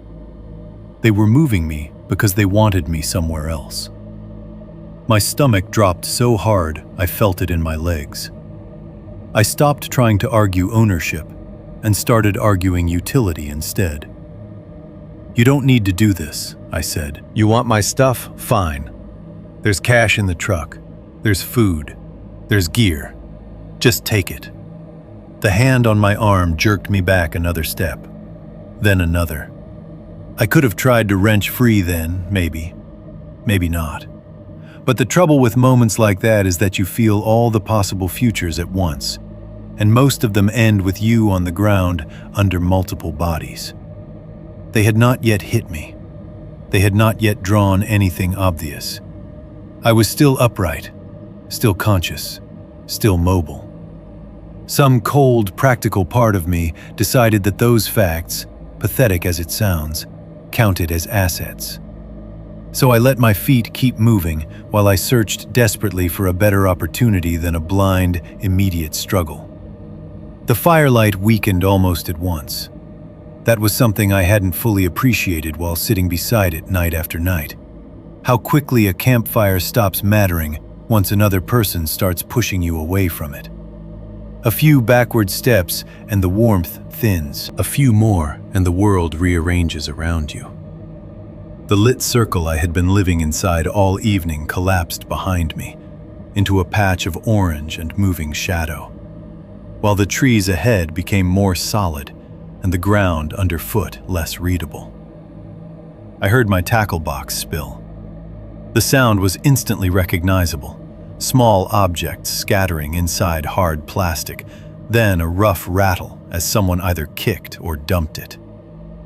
The noise came from my camp behind me, followed by the dull drag of fabric and another zipper being forced. One of the men rummaging there gave no verbal reaction at all. None of them did. Their silence continued to feel less like restraint and more like procedure. Branches brushed my shoulder as we crossed the edge of the clearing. After that, the darkness changed completely. In camp, there had still been a sense of outward space. The lake, the fire, the visible ground. Under the trees, everything contracted. The darkness wasn't just less illuminated. It had texture. Trunks standing close. Low branches catching at sleeves. roots half buried where your foot wanted flat ground. The last of the firelight came through in broken pieces, striping the forest floor in orange bands that made it harder to tell what was solid and what was shadow. I kept talking because the alternative felt like falling through. "You've got the gear," I said. "You don't need me." No answer. "I'm not going to do anything." Nothing. Somewhere behind us at camp, one of the others shifted something heavier. Maybe the cooler, maybe the duffel, and the sound reached me thin and warped through the trunks. Then even that became less distinct. The men guiding me deeper into the trees never hurried. That sickened me almost more than violence would have. If they had rushed, it might have meant uncertainty, adrenaline, impulse. But they moved with a grim, patient efficiency, like they already knew the space and had no concern about what direction to take. One ahead and angled, one half behind me, keeping pressure on my arm and shoulder. Not dragging me exactly, directing me. My boot came down on something brittle and long with a dry, snapping crunch. I looked down automatically. At first I thought it was a stick. A pale shape lay half buried in the leaves and black needles, narrow and weathered-looking in the weak spill of firelight reaching that far. My foot had clipped one end of it, rolling it slightly in the dirt. The movement exposed more of the surface, smooth in places, dull in others, too evenly pale for wood. I stared at it while still being forced backward. Then I saw another piece nearby, curved this time, smaller, partially obscured under leaves, but unmistakably the same material. Weathered, pale, wrong. I don't mean wrong in the theatrical sense. There was no fresh blood, no gore, nothing cinematic. That almost would have been easier. This was older than that, drier. The kind of pale that comes after weather and time. The kind of thing the outdoors does to remains long after violence has already become history. That was what made the sight so much worse. It suggested duration, repetition. A place where whatever happened had not happened recently enough to still be loud. My whole body flooded cold. "Wait," I heard myself say, though I had no idea what I was asking them to wait for. The man holding my arm tightened his grip and kept moving me. I looked down again as my boots found new ground, desperate and stupid, hoping I had misread what I'd seen. But every glimpse I got under the shattered orange light made the impression stronger, not weaker. Another pale length near a root, a blunt fragment with an arc to it. Things too smooth, too proportioned, too human-suggestive to dismiss as random brush once the possibility had entered my mind. Animal remains, I tried. A deer, maybe, scattered by scavengers. An old kill site. Hunters. Anything. But the proportions were off in ways I felt before I could reason them. Not massive enough for larger game. Not chewed to the roughness I would have expected.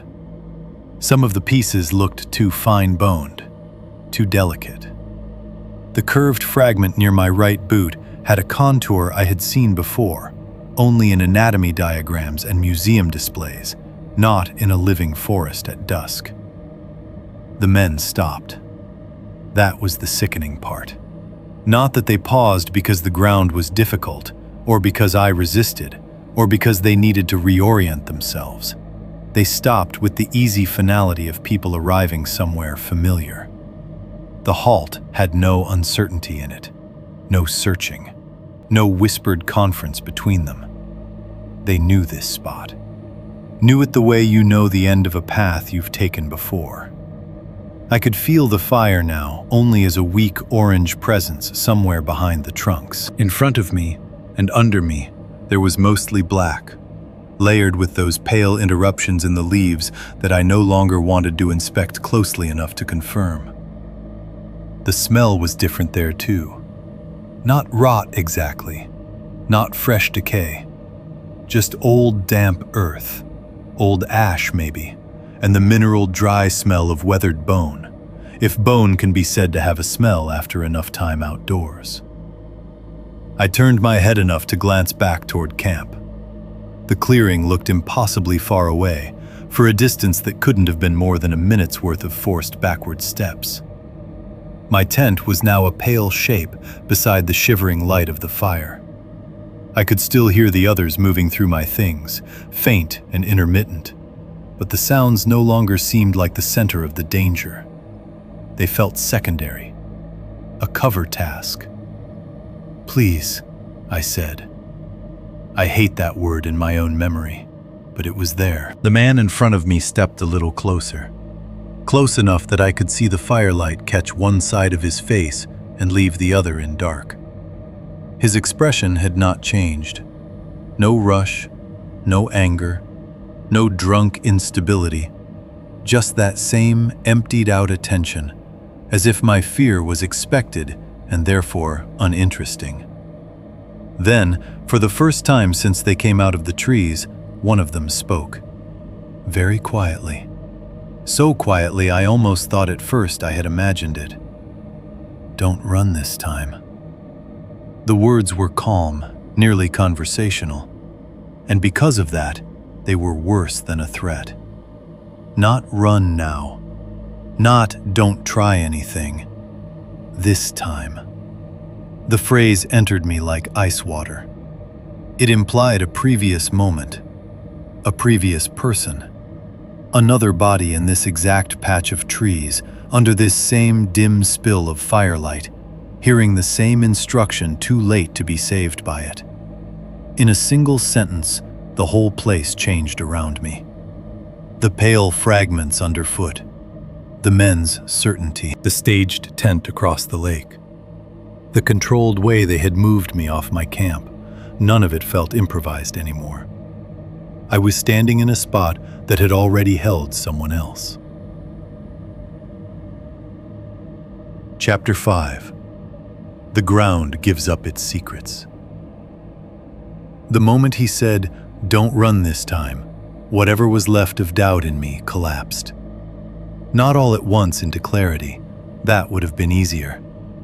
It broke apart into something worse, an absolute body-level certainty that I was standing inside a place meant for this. Not a random patch of woods where something bad might happen. A place that had shape, purpose, memory. A place other people had already been brought to. My fear changed right there. Until then, even with 4 men around me and my camp being torn through behind the trees, part of me had still been trying to keep the situation inside the world of things I understood. Robbery, assault, a group of violent men out in the backcountry looking for an easy target. That was already bad enough. But it was still the kind of badness a person can put in a sentence. What happened in the next few seconds was something different. The ground itself started answering questions I had not wanted to ask. I stopped looking at the men and started seeing where they had taken me. At first, it was only the leaf litter. Under the weak spill of campfire light filtering through the trunks and what little thin moonlight managed to make it through the upper branches, the forest floor there looked subtly wrong. Not dug up, not obviously torn open, nothing theatrical like that. But the leaves and pine needles were disturbed in a way that didn't match the surrounding ground. Around us, the woods had that ordinary, untouched clutter of old needles, fallen twigs, and damp, compacted earth that hadn't been bothered much beyond animal movement. At our feet, the surface looked rearranged, scuffed and settled and then scuffed again. Not fresh, repeated. That was the first thing that made the place feel prepared. The man's hand was still on my arm. The other stood close enough in front of me to block my path back to the fire. Somewhere behind us, the 2 at camp continued moving through my things, but those sounds had faded into the background of something much larger. My hearing had narrowed to the immediate, my vision too. Every pale interruption in the dark undergrowth now seemed to pull at my eye. I saw the shallow depression next. It was only a low place in the earth at first glance, maybe a few feet across, nothing you would notice casually in daylight if you weren't standing right over it with your heart trying to break your ribs. But once I saw it, I couldn't stop seeing it. The ground there was slightly lower, the leaf cover thinner, the shape too broad and smooth to be a simple root gap. Not a grave-like hole. Nothing so clean or obvious, more like a spot that had been compacted over time by weight, use, or the repeated disturbance of bodies and objects moving through it. I don't know if that depression had a single origin or many. I only know that it did not feel natural when I looked at it from where they had stopped me. There were scraps of cloth caught in roots nearby. That detail came in flashes as the fire moved behind us and the light shifted through branches. One thread of something dark red or brown-black snagged low against a root and stiffened with dirt. Another strip farther over, pale at one torn edge, folded into the needles as if it had been there through weather more than once. They were not large enough to announce themselves as evidence in daylight from a standing height. Here, in that place, they looked like leftovers from something the woods had failed to take completely. My mouth had gone dry enough that swallowing hurt. I kept trying not to understand what I was seeing too quickly, because understanding made it real in a way fear alone had not. So my mind continued offering false alternatives, desperate and mechanical. Old camp trash, hunters cleaning game, a spot where drifters drank and left junk behind, the remains of some half-forgotten illegal fire pit. Every explanation arrived and then fell apart against the arrangement of things. Because there was an arrangement. That was the horror of it. Not chaos, not debris scattered by chance. There was a blackened patch in the earth off to one side that looked too dense and localized to be ordinary campfire residue. More like a stain of old ash and burned material ground into the soil over time. Nearby, half hidden under leaves, I saw fragments that didn't belong in a clean forest. A length of cord gone stiff with age. A rusted piece of metal, narrow as a finger. 2 bottle caps dulled by weather. A bent pull tab. Something that might once have been part of a buckle. Nothing individually dramatic. Together they made the spot feel edited. That is the closest word I have for it even now. Edited. As if the forest had once been normal there, and then had been worked on by human intention until it acquired a second meaning beneath the first. The men said nothing while I looked. That silence was almost unbearable, because it gave me too much room to keep noticing things. If one of them had spoken again, threatened me, demanded something, maybe my attention would have snapped back to the immediate problem of them. Instead, they allowed me to absorb the place, with the slow, sick accumulation of detail that terror uses when it has time. A finger-length pale piece lay near the edge of the depression. I saw it when the man holding my arm shifted me half a step and my boot scraped aside a layer of needles. The fragment turned slightly and caught the firelight in a soft, dull way no wood ever does. Too smooth, too regular, too finely proportioned. Not long enough to be a deer limb fragment, not thick enough either. It was small, dry-looking, and wrong in a way that made my vision seem to tighten around it. A little beyond that was a curved piece, half buried in the dirt, that had the shallow, hooked profile of something jaw-like. Or at least, that was the shape my terrified brain attached to it before I could stop myself. It might have been animal. It might. But the more pieces I saw in relation to one another, the less that mattered. The place was speaking an implication now, not certainty. and implication was already enough. Then I caught sight of a cracked white shard lodged near a black root. One edge curved outward, one edge broken dry and uneven. I did not crouch to inspect any of them. I did not need to. The brutality of the scene came precisely from its age and incompleteness. Nothing was fresh enough to scream. Nothing had the lurid obviousness of slaughter. What I was seeing was older than panic, older than the adrenaline filling my limbs. Whatever had happened in this patch of trees had happened enough time ago, or enough times, that the clean lines had worn off, leaving only fragments and the terrible sense of repeated human contact. I understood then why the place felt so familiar to them. They had not guided me into some random depth of forest because it was dark and out of sight. They had brought me to a known point, a spot with a function. Somewhere the ground already held the shape of earlier nights, earlier bodies, earlier moments of somebody else realizing too late that the rules of the world had changed around them. I looked back toward the campfire, and in that moment, the second tent finally made sense. Not in a logical, comforting way. In a way so ugly, it seemed to rearrange the entire trip retroactively. The second tent was never shelter. Or if it had once been, that no longer mattered. What mattered was what it did to me the instant I saw it. It fixed part of my attention. It occupied my thinking. It made me stay. It gave me something to explain instead of leaving.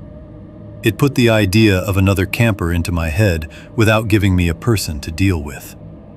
It turned the opposite shore into a question I kept checking over and over, while whatever mattered more remained closer, quieter, and just outside the edge of camp. Bait was too simple a word for it, though it was partly bait. It was also a signal, a marker, a psychological anchor. Something placed or positioned to create the exact kind of uncertainty that keeps a lone person from making clean decisions. Strange enough to unsettle, ordinary enough not to trigger immediate flight. A thing meant to be seen. Once that realization landed, every earlier detail changed shape inside it. The awkward angle of the tent door facing my camp, the absence of gear, the lack of a path, the strange stillness, the way it had seemed occupied from a distance and hollow up close. None of that felt accidental anymore. It felt designed for just enough plausibility to keep me from trusting my own alarm. The forest had been edited, yes, but so had my behavior. That was the deeper horror creeping in under the immediate one. This wasn't just a place where bad men brought people. It was a place prepared to help them do it. The setup began before the hands on my arm, before the silent approach through the trees. It began the moment I noticed the second campsite and chose not to leave because I couldn't prove anything was wrong. I think I made some sound then. Not a word, more like a breath snagging halfway into panic. The man in front of me watched my face without expression. The one holding my arm adjusted his grip and moved me another fraction of a step, enough that my boot slid into the edge of the shallow depression and compressed the ground there. It gave under me differently than the surrounding soil, softer in a compacted way, as if the earth had been loosened and packed and loosened again over time. That sensation went through me like electricity. I said, "Please," though I'm not sure I meant it as negotiation anymore. Maybe I meant it to the men, maybe to the forest itself, maybe to whatever part of reality I still wanted to return. No one answered. The wind shifted faintly above the trees and brought me a smell from the blackened patch nearby. Cold ash, damp dirt, something mineral and old. Not putrid, not fresh decay. The absence of freshness was exactly what made it so unbearable. It suggested continuity, a history long enough for things to lose immediacy and become part of the place. My eyes kept jumping from object to object now, without my consent. The cord, the root snagged with cloth, the pale fragments, the bottle caps, the old stain. Everywhere I looked, I found just enough human interference to understand that the area had not become like this through a single accident or one ugly night. It had been revisited, worked over, used, prepared. And because the men stood there letting me see it, I understood one final thing that made the whole scene lock into place. They wanted me to know. Not the full story, not names, not dates, not any explanation I could take to a sheriff and lay out cleanly. They wanted something else. Recognition. The same recognition I imagine other people must have had in that spot when the last of their uncertainty finally died. The moment when you realize the place you are standing is not merely dangerous, it has been dangerous before. I stopped struggling then, not out of surrender exactly, but because the fear had moved past flailing into something colder and more focused. The world had simplified. There were 4 men. My camp was behind me. The truck was too far away.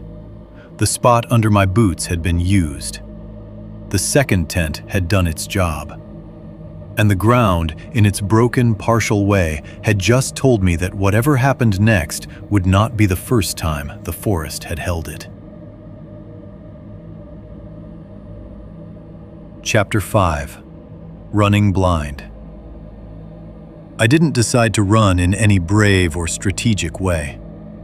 One of the men shifted his grip on my arm, just a small adjustment, probably to hold me better, and my body took the opportunity before my mind could ruin it with thought. I twisted hard, dropped my weight, and tore sideways. For a split second, I actually got free so cleanly that it felt unreal, like the world had skipped. His hand slid down my sleeve instead of locking at the elbow. My jacket jerked violently across my shoulders. I heard fabric tear somewhere near the seam, a harsh, ripping sound that seemed much louder than it should have in those trees. Then I was no longer in the spot they had brought me to. I was just moving. Blindly, stupidly, with the full animal force of panic finally beating thought to the ground. I didn't run toward the campfire. That might have made sense in a calmer head. Fire meant visibility. It meant the last place I knew clearly. But some buried practical instinct understood that if I ran straight back toward camp, I'd be running into the center of where the other 2 men already were. Straight lines are for people who feel safe enough to keep orientation. I didn't. I cut at an angle instead, away from the spot, away from the nearest body, away from whatever my nerves had begun calling the prepared ground. The first few steps were chaos before they were distance. My boot skidded in pine duff and slid off something buried under the needles. A branch whipped across my face, hard enough to sting tears into one eye instantly. Another caught the torn part of my jacket and yanked me sideways as I lurched past, ripping the fabric farther. I kept my feet somehow, shoulders hunched, one arm half up over my head. Flashlight nearly flying from my hand before I trapped it against my palm again. Behind me, the forest came alive. Not with words at first, with motion. Fast, heavy, human motion breaking through brush. The men had been terrifying when they were quiet. Hearing them give chase was worse in a different way, because it stripped off the last illusion that their stillness meant restraint. I couldn't tell how many were coming after me. 2? 3? All 4? The sounds tangled too quickly. Boots crushing leaves, bodies hitting low branches, One heavier footfall close, and then not close. Another farther back to my left. The darkness turned direction into guesswork.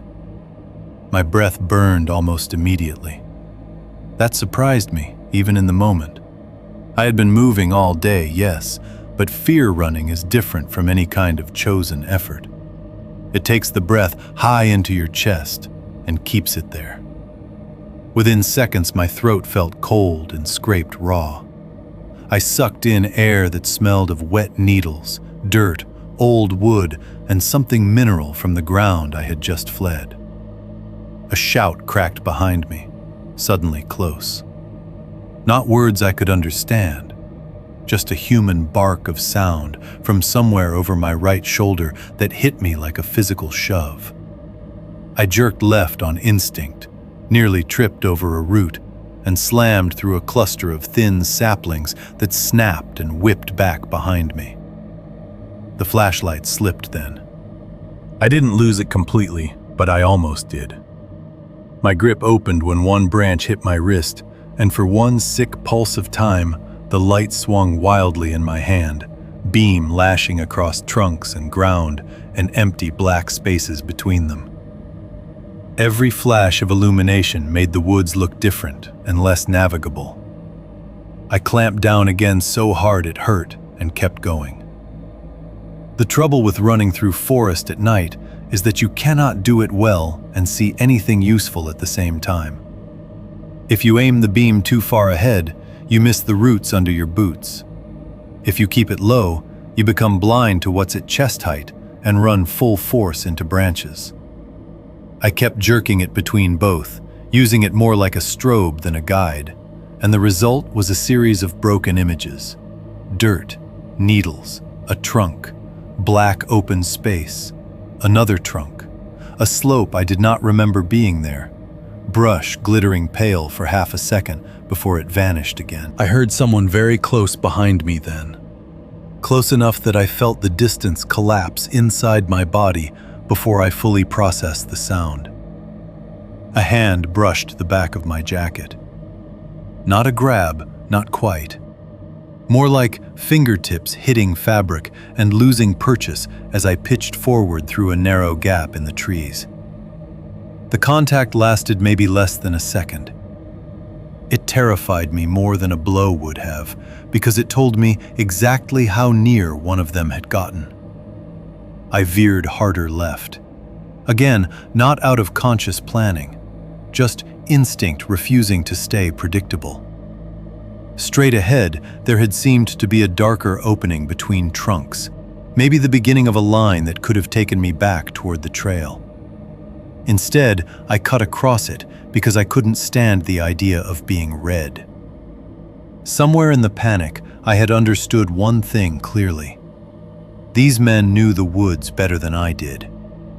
If I moved like a scared person trying to flee cleanly, they might already know where I would end up. So I made myself erratic.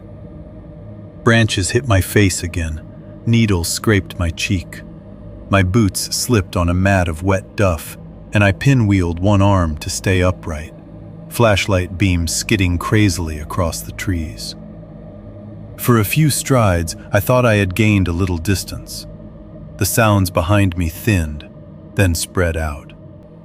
Then a branch snapped beside my head so sharply it sounded like a gunshot. I flinched so hard I lost my footing completely. The ground dropped under me. Not a cliff or anything dramatic, just a shallow wash or sloped patch masked by brush.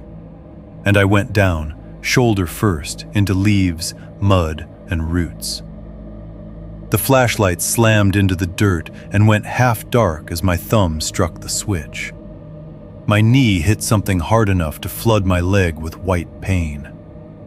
I tried to get up immediately, and my left hand plunged instead into cold, wet muck beneath the leaf layer. Something soft was in it. Not soft like mud alone. Soft with structure. Cloth, maybe. Rot wet and clotted with dirt, giving under my fingers in a way that sent a bolt of revulsion so sharp through me that I almost made a sound. I jerked my hand back, and the flashlight beam rolled just enough to show me what my palm had disturbed. A strip of dark flannel or shirt material caught deep in roots, soaked flat into the earth, one edge torn and stiff as if it had dried and wetted and dried again 100 times. I scrambled backward on instinct, and my other hand hit another object half buried in the soil. A belt fragment. At least I think that's what it was. Old leather, darkened nearly black, with a rusted metal tongue still attached. The whole thing was so degraded by dirt and weather that I only understood it in pieces before the light jumped again. Then, just beside it, caught in the mud near a root, I saw something small and pale that looked for one sick instant like a tooth. Maybe it wasn't. Maybe it was only a pebble, a chip of bone, some meaningless white thing in bad light and worse fear. But I know what the shape did to me in that moment. It made the whole place flare with hidden history. It made the patch of forest under my body feel not random, not wild, but occupied by leftovers. A shout came again, much nearer. That got me moving. I lunged to my feet, slipping once more in the mud, and nearly left the flashlight behind before snatching it up by reflex. My knee screamed when I put weight on it, but it held. I ran again with the taste of metal in my mouth and cold, wet dirt on both hands. I could hear at least one man crashing toward the little dip where I had fallen. Whether the others had spread out or fallen back, I still couldn't tell. The chase had become sound more than sight now. Pressure behind me in the dark. Lives reduced to footfalls and impact and breath. I kept cutting at angles whenever I could. Not huge changes, just enough to keep from becoming a target moving along one clean line. Right, then left around a trunk. Over a root instead of around it. Through brush too dense for comfort if it meant breaking rhythm. Twice I nearly went down again. Once my torn jacket caught and held for a fraction of a second until I ripped free, the sound of it tearing, further rising behind me like a signal. My breathing had become ugly by then, loud enough that I hated the sound of myself. Each inhale clawed, each exhale felt too slow. I wanted to stop and listen properly, but stopping seemed impossible. Fear had taken over pacing entirely. I wasn't running well. I was running until the body in front of the danger stopped being the nearest thing to it. The forest gave me no shape I trusted. Every opening looked like it might close. Every trunk looked familiar for 1 second and foreign the next. The flashlight beam bounced so violently that depth kept lying to me. One patch of ground seemed flat and turned out to be roots. A shadowed gap seemed deep and was only brush. I could no longer say for certain where the lake was in relation to me, which direction camp lay, or whether I was circling wider than I meant to. The only thing I knew was that I needed distance from the men and from the spot they had taken me to. Then, by sheer chance or memory or luck, I saw something that made sense. A pale, reflective glint low to the ground. For a heartbeat, I thought it was another eye trick from the flashlight. Then I hit it again with the beam and recognized it. A tiny strip of silver-gray reflective tape wrapped near the handle of one of the cheap trail markers I had clipped to my pack earlier in the trip. I had snagged it on my route in, probably when adjusting gear or pausing for water, and forgotten about it completely. Now it caught the light from the side at just the angle I needed. The trail. Not clearly visible, not in any wide, easy sense, but enough of a line cut through the trees that my body recognized it before my brain did.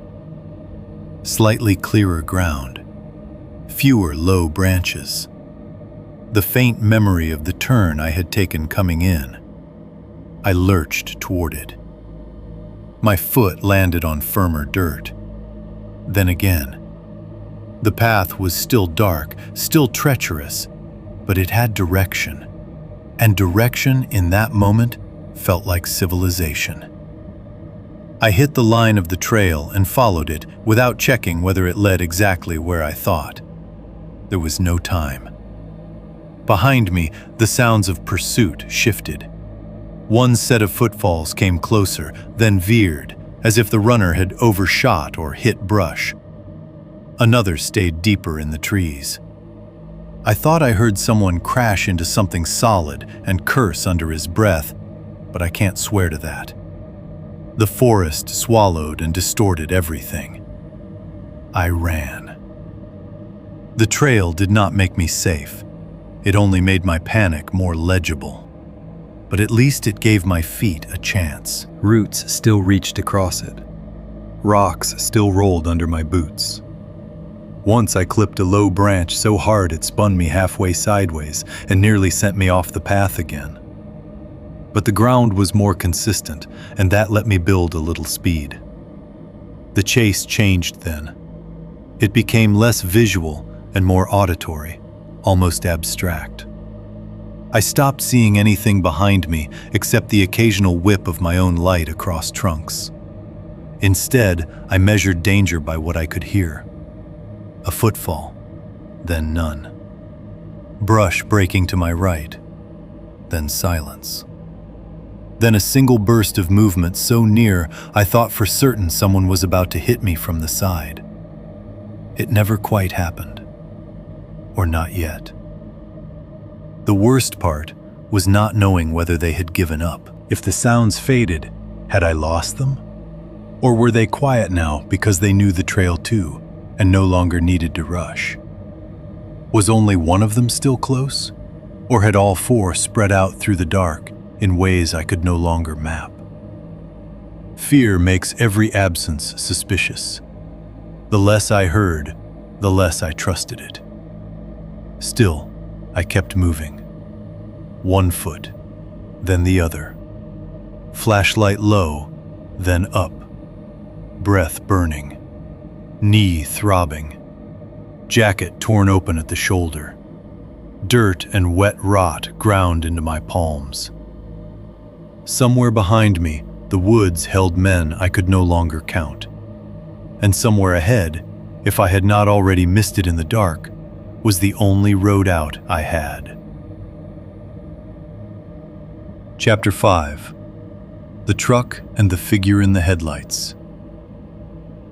By the time I saw the truck, I was no longer running like a person with a plan.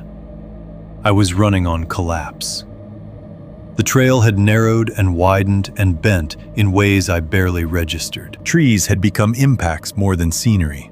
Things I avoided by inches, clipped with my shoulder, or let the flashlight beam bounce off just long enough to prove I hadn't drifted off the path completely. My lungs felt flayed. Every inhale came sharp and shallow, never enough, and every exhale sounded too loud in the dark. My knee had settled into a hot, steady throb that disappeared only when fear rose high enough to bury it. Then the trees ahead thinned in a way my body recognized before my mind did. A lighter patch. Open air. The dull, blocky shape of the trailhead pull-off beyond the last line of trunks. And then, through the beam of my own shaking flashlight, my truck. I almost missed the turn off the trail because I was moving too fast to trust my own balance. My boot slid in loose dirt at the edge of the clearing, and I half fell, caught myself on the tailgate corner hard enough to bruise my hip, then shoved away from it with a noise that was too close to a sob for my comfort. The truck looked huge and alien and salvational all at once, just sitting there in the dark, exactly where I had left it that morning, as if the last several hours had happened in some other world. I yanked at the passenger side handle first by mistake. Locked. For one bright, stupid second, panic turned inside out on itself, and I thought they had gotten to the truck before me somehow. Then I realized what I'd done. lurched around the back, jammed my hand into my front pocket for the keys, and found nothing. My whole body went cold in a completely new way. I slapped at my jacket, my other pocket, then the front pocket again, fingers too numb and slick with sweat and mud to feel properly. For a second I saw, with brutal clarity, the possibility that they had fallen out back at camp, or on the trail, or in the patch of forest where I had gone down. The thought hit so hard I could hardly coordinate the flashlight and my hands. Then the keys slid loose from the torn lining of my jacket, where they had caught half inside the pocket and half out. I grabbed them too hard and dropped them anyway. They hit the gravel under the truck with a small metallic sound that seemed louder than any shout.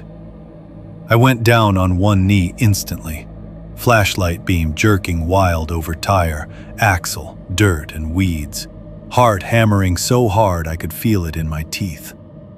For a second I couldn't find them. Then the beam caught the ring by the edge of my front tire, and I snatched them up so fast I nearly threw them again. I have never been so close to a door in my life, and so incapable of opening it. The key wouldn't line up. My hand was shaking too badly. I scraped metal against paint twice, cursed out loud, finally got the key into the lock, and turned it hard enough that the mechanism clacked open all at once. I yanked the door wide, practically fell into the seat, and slammed it shut with my shoulder before my legs were fully inside. The sound of the door sealing was the first thing that felt remotely like civilization. Not safety, never that, but civilization. Structure, glass, metal, a lock I could touch, a dashboard, familiar smells, old coffee in the cup holder, dust, oil, stale air from the vents. The interior of the truck felt absurdly domestic after the woods, too small and too known to belong in the same night as the place I had just come from. I locked the doors immediately, then again from reflex, then bent over the wheel trying to breathe through a chest that no longer seemed interested in doing anything but seize. The flashlight rolled off my thigh and hit the floorboard. I didn't pick it up. For a few seconds, all I could do was listen. I expected pounding on the windows, a body slamming the side of the truck, voices coming out of the trees. Something immediate enough to prove I had beaten them by only inches.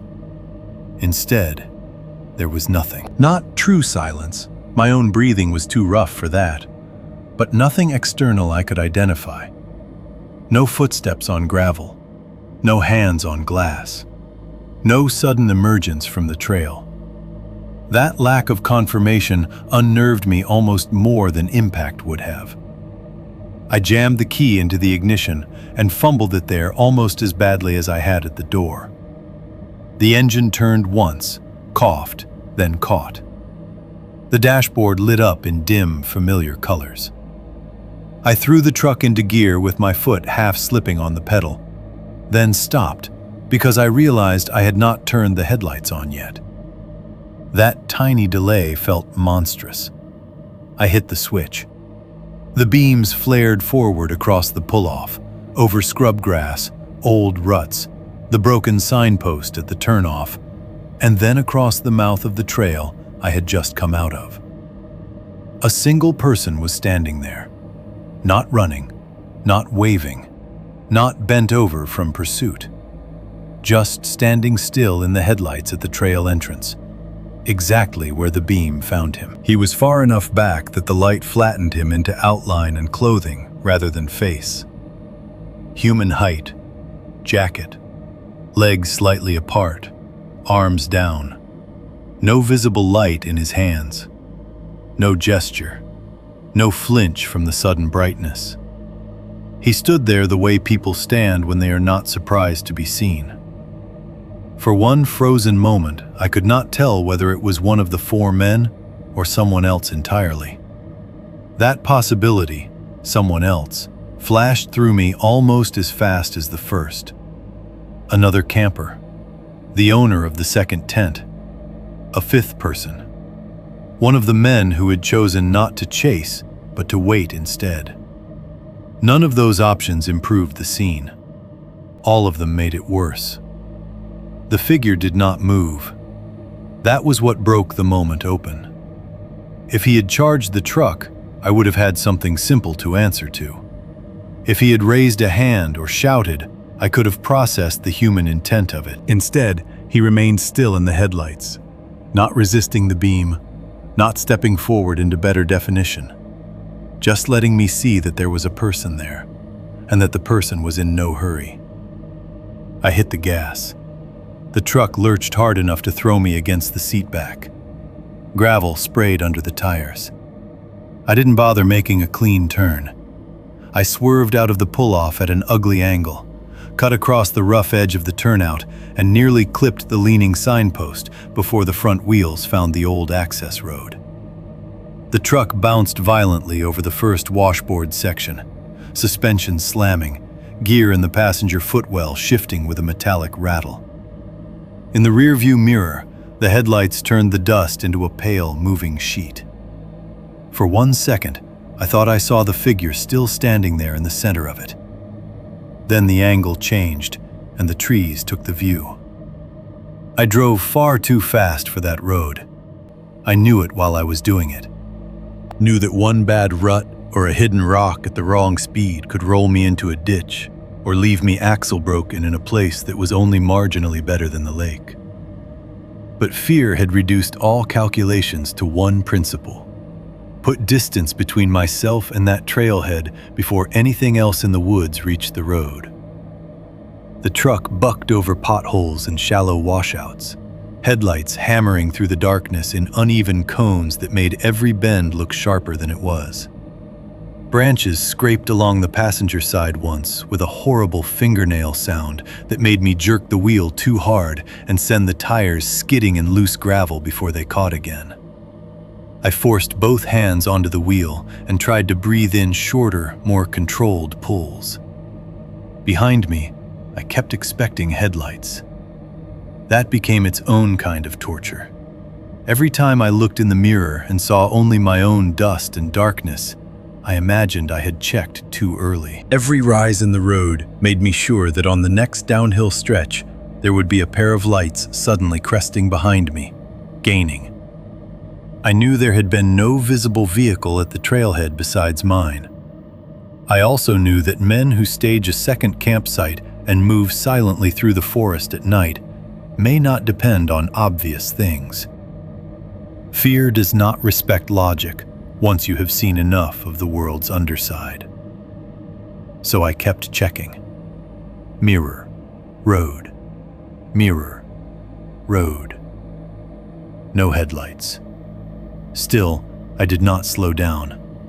The rough road seemed to take forever to join anything that looked maintained. In reality, it was probably only minutes, but those minutes stretched under adrenaline until each bend felt like an opportunity to be caught. The trees along the roadside rose and fell in black walls under the beams. Once, I thought I saw movement between them, matching my speed, and nearly swerved into the ditch, trying not to look directly at it. Another time, a deer flashed at the edge of the lights and vanished before my mind could decide whether it had antlers or human shoulders. When I finally hit the wider gravel connector road, I almost cried from relief. That didn't mean I was safe. It only meant I could drive faster without destroying the truck. I took the turn too hard, fishtailed, corrected, and kept going. 10 minutes later, maybe less, maybe more, the gravel gave way to pavement with a sudden, smoother hum under the tires, so strange it felt foreign. The paved road was nearly empty. One passing pickup heading the opposite direction. No one else. No headlights behind me. No obvious sign that any part of the night had touched the rest of the world at all. I drove until I saw lights. A gas station first, then a little farther on a sheriff's substation, attached to a county building with one exterior lamp burning above the side entrance. I chose the substation before I consciously decided to. I pulled into the lot too fast, braked hard, and sat there gripping the wheel while the truck idled. Only then did the shaking really start, not the theatrical kind. The body-deep aftershocks that come once immediate escape is no longer the only job. My hands trembled so hard I had to press them against my thighs. My face felt stiff where branches had whipped it. Mud had dried tight across my palms and the lines of my skin. My knee was swelling. My torn jacket hung open at the shoulder seam. When I looked down, there was dirt all over the front of me and one dark, wet patch at my cuff from wherever I had put my hand down in the wash. I shut the engine off, and the silence inside the truck rang. Civilization had returned in fragments now. The hum of a distant vending machine, a fluorescent buzz from inside the building, the faint wash of cars on a main road somewhere farther off. Familiar sounds, human sounds. They should have comforted me more than they did. Because the truck still felt contaminated by the woods. Not literally, not yet in any way I could point to. Just psychically, maybe. The cab held my panic like a smell. The floorboard held the flashlight I had dropped while trying to breathe. The passenger seat had a smear of mud I didn't remember putting there. My own gear in the back was no longer neutral equipment. It was what I had failed to protect, failed to leave with cleanly, failed to understand in time. I got out eventually and went inside and told my story in a version that sounded thinner in speech than it had inside my own head. But that part came after. The deputies, the questions, the fluorescent lights and lukewarm coffee smell, and my own voice sounding both too loud and not loud enough. The image that stayed with me first was still the one at the trailhead. That single figure in the headlights, standing there without urgency, as if the point had never been to catch me on the run, as if being seen there was enough. It was later, much later, after statements and half-answers and the ugly exhaustion of being told to slow down and repeat details, that I found the final thing from the woods. I had stepped out behind the truck in the station lot because one deputy wanted a look at the bed, just to see whether anything had been taken or dropped in there after the previous day's packing. My gear had shifted badly during the drive out. The cooler had slammed against one side. The tackle box sat canted under a sleeping bag I hadn't remembered throwing in so carelessly. A corner of my duffel had split partly open. When I lifted the tackle box to set it aside, something small dropped from the ridged liner and hit the truck bed with a light, dry tap. At first, I thought it was a twig. Then I looked closer. It was pale, no longer than the last segment of my thumb, narrow, jointed looking at one end and smooth along the curve in a way no twig ever is. Not fresh, dry, weathered, the color of old bone left outdoors. For a moment, neither I nor the deputy said anything. I don't know whether he recognized it for what I feared it resembled.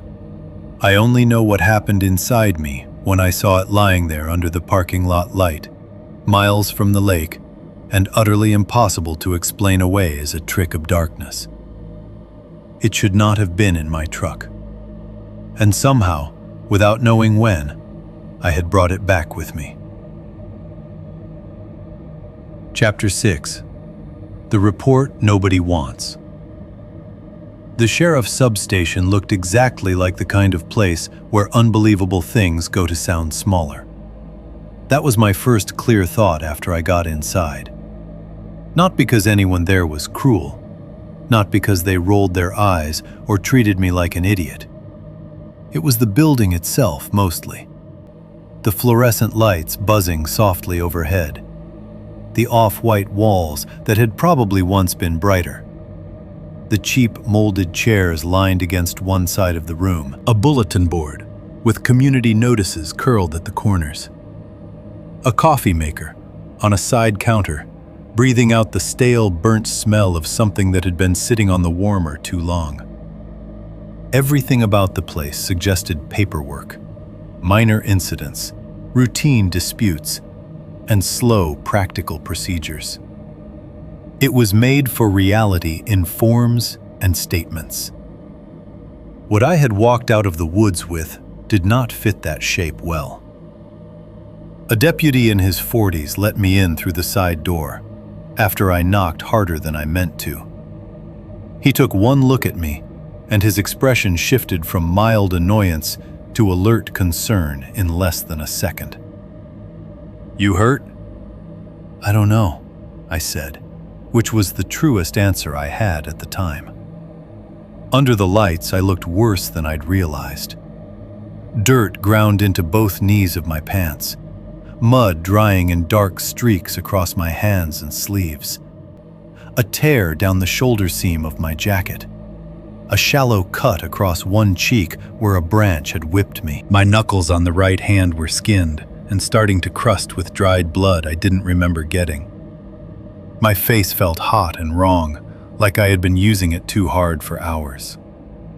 When I caught sight of myself in the dark window glass near the entrance, I looked like the kind of man people believe has been in a fight, even if they aren't sure with who. The deputy guided me into the main room, told me to sit, and asked if I needed an ambulance. I said no, too fast. Then, because I could hear the speed in my own voice, I said it again more slowly. "No, there were men out there." He nodded once in the neutral, professional way people do when they want you to keep going but haven't decided yet what category to put you in. Another deputy came in from farther back, older, heavier around the middle, carrying a foam cup of coffee that smelled like old pennies and burned filters. He set it down on a desk and took in the scene with the same practiced reserve. "Where's out there?" he asked. I started answering immediately and almost lost the thread halfway through the first sentence. That was when I realized how hard the story would be to tell in order. In my head, the whole thing existed at once. The second tent, the silent figure, the men in the firelight, the place in the trees, the thing in the truck bed. But the deputies needed sequence, and sequence is difficult when fear has rearranged time. I had to force myself to go back and begin with practical points. Where I had parked, where I had hiked in, how long I'd been camped, when I first noticed the second sight, when I saw the figure, when the men came in. I remember hating the sound of my own voice almost immediately. Not because I was rambling, though I probably was. Because every detail that had felt so immense in the woods became oddly flimsy once spoken into fluorescent air. There was another tent across the lake, sounded almost childish. I thought I saw someone near my fire, sounded like the beginning of a misunderstanding, not a warning.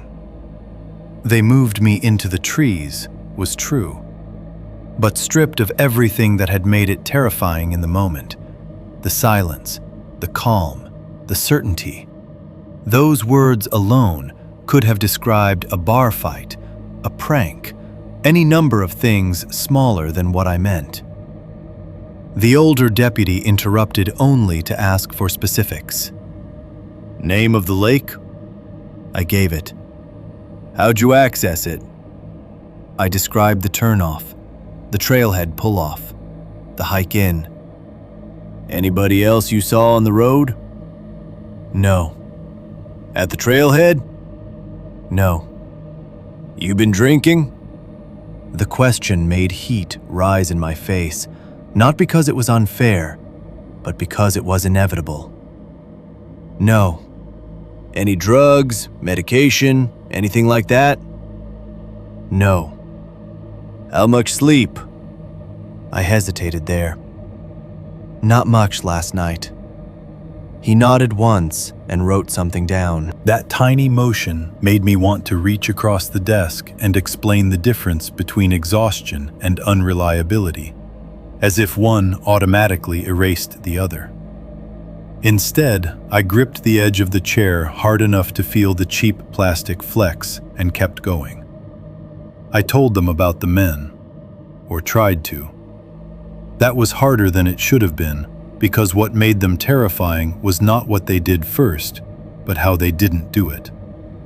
I could describe height ranges, rough ages, clothes, dark jackets, work pants, boots. Adult white men, probably 30s to 40s. No bright gear, no lights. But none of those details seemed strong enough to carry the actual weight of the encounter.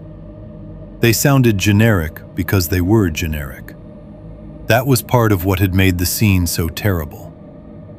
"How sure are you it was 4?" the older deputy asked. "Very." "You saw all 4 clearly?" "Clearly enough." "In the dark?"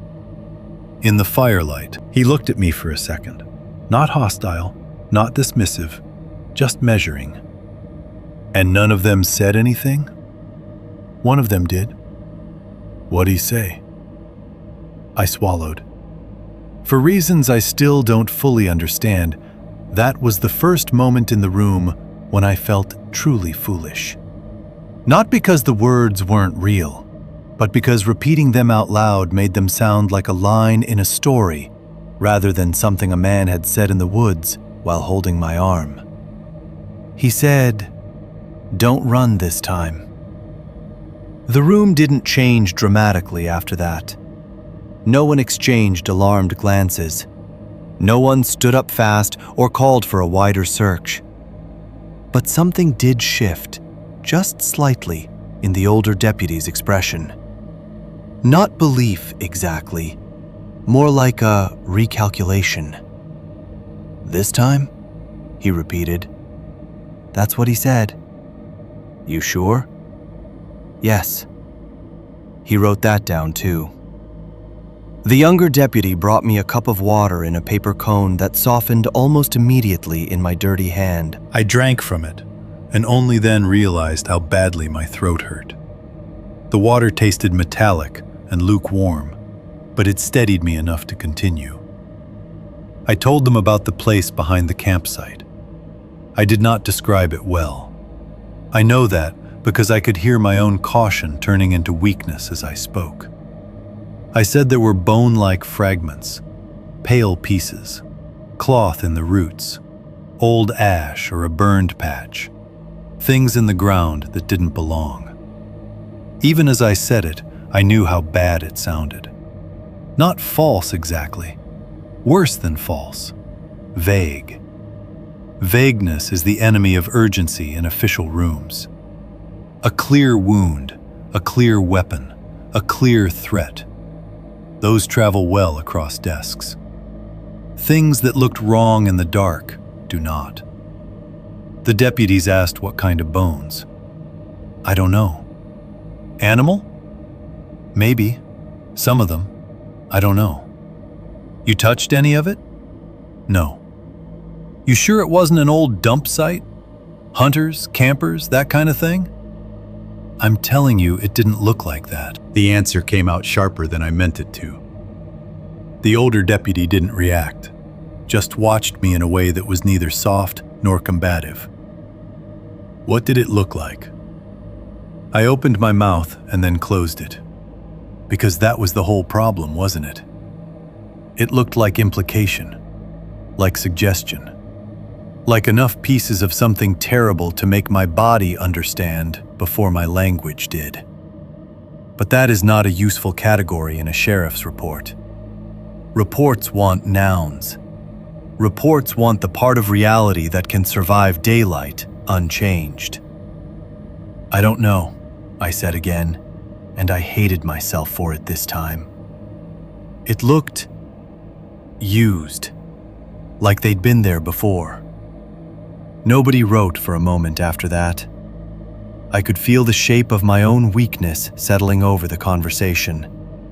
Not moral weakness, evidentiary weakness. The thinness of what I could actually offer if someone demanded proof. No photos, no recovered items from the woods, no names. No vehicle description. No coordinates beyond what I could estimate from the road and trailhead.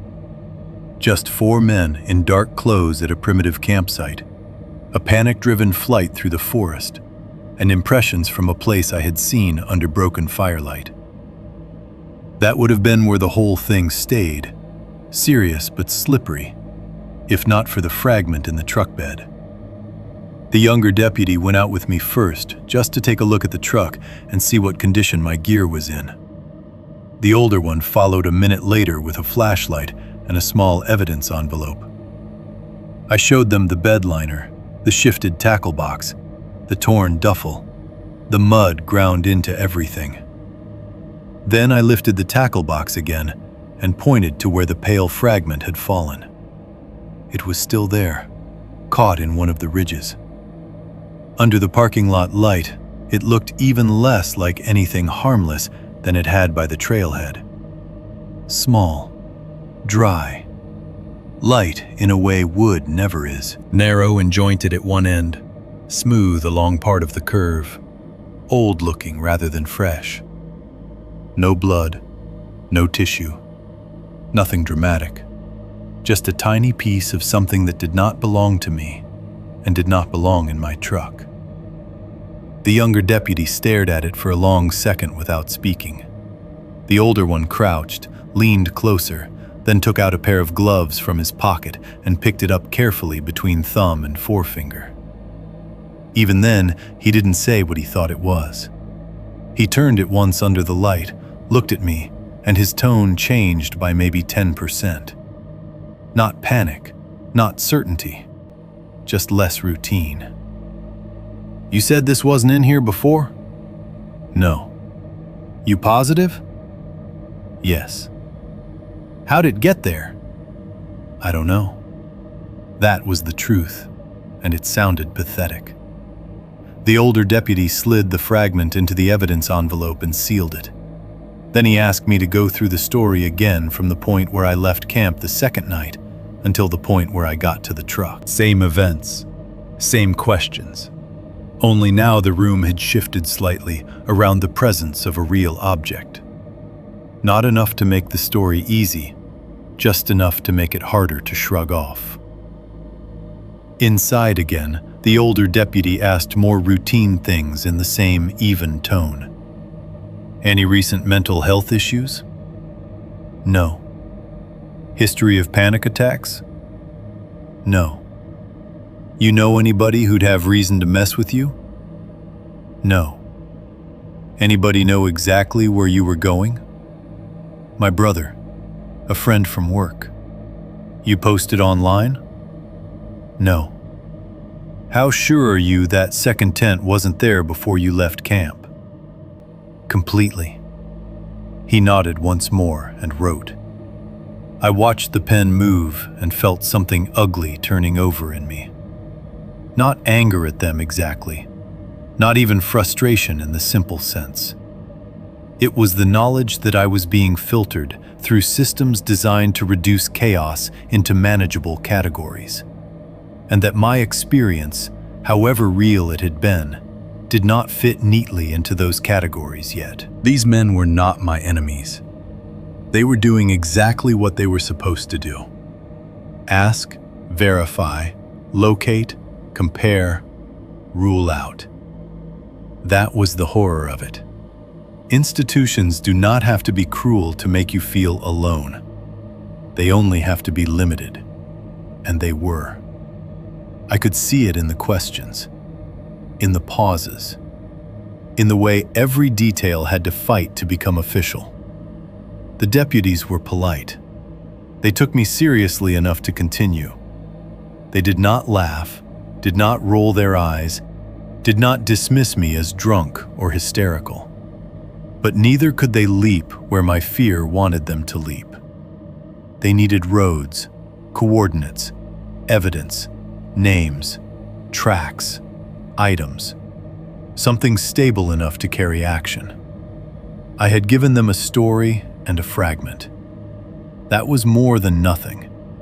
It still felt horribly close to nothing. By the time they had me sit down again and repeat the route to the trailhead one more time on a county map, My exhaustion had settled in deep enough to make everything around me seem slightly unreal.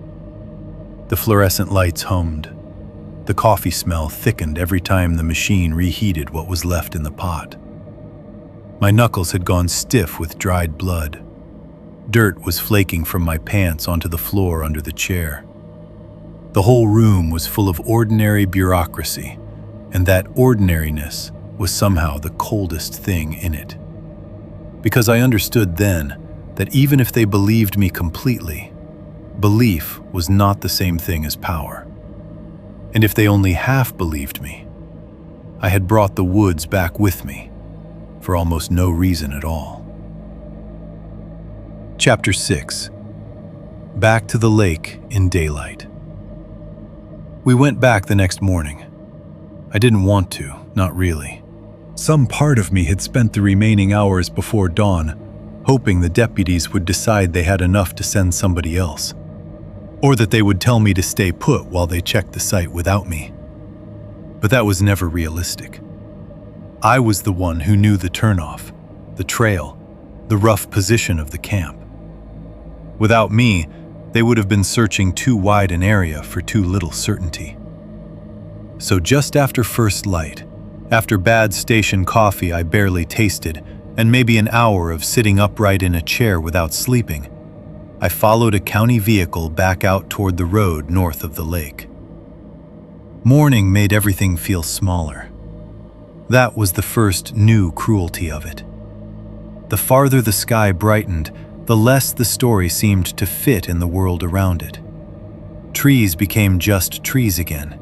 Gravel roads became gravel roads. The broken turnoff marker I had nearly missed on the drive in looked pathetic in full daylight. Just a weathered board leaning on an old post with gray splinters at one end.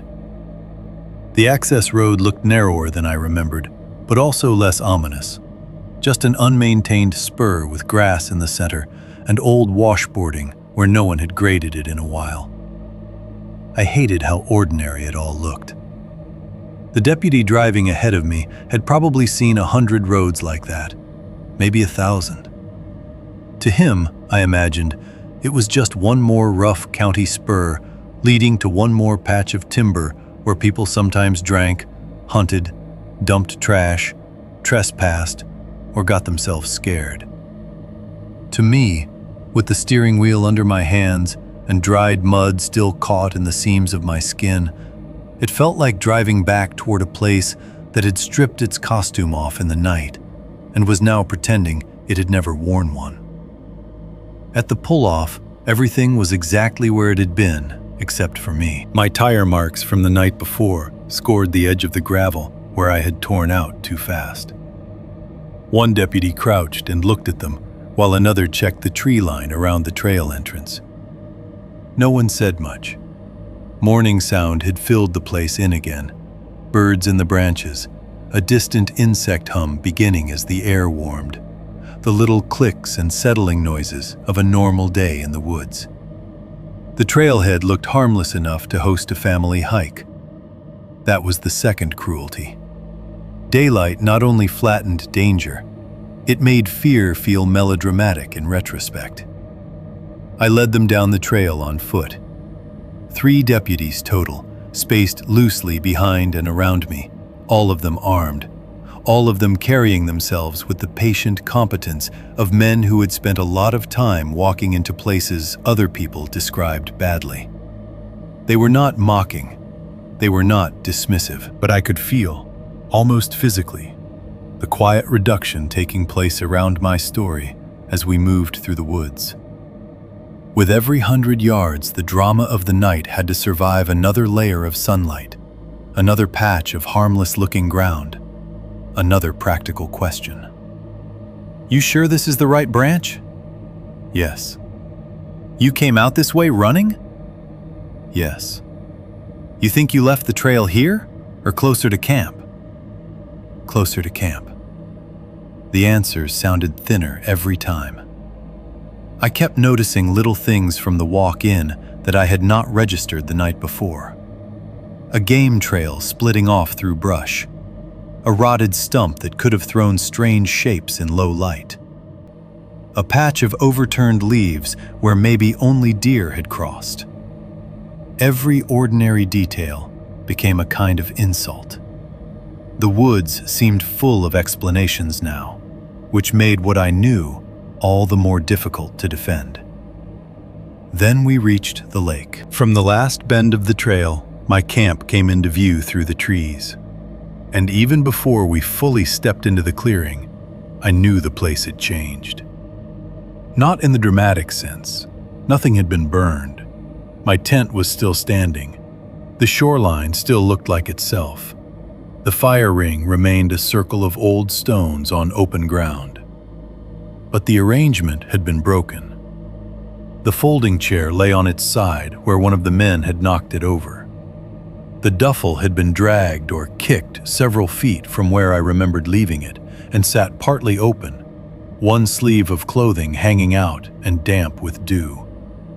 The cooler was overturned, lid open, one of the cheap hinges bent enough that it no longer sat right.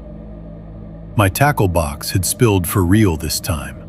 Hooks, swivels, sinkers, and bits of line scattered into dirt and grass, where I had only heard it happen in the night. One boot print, maybe more than one, cut visibly through the ash at the edge of the fire ring, though even that looked softened and less distinct in daylight than I wanted.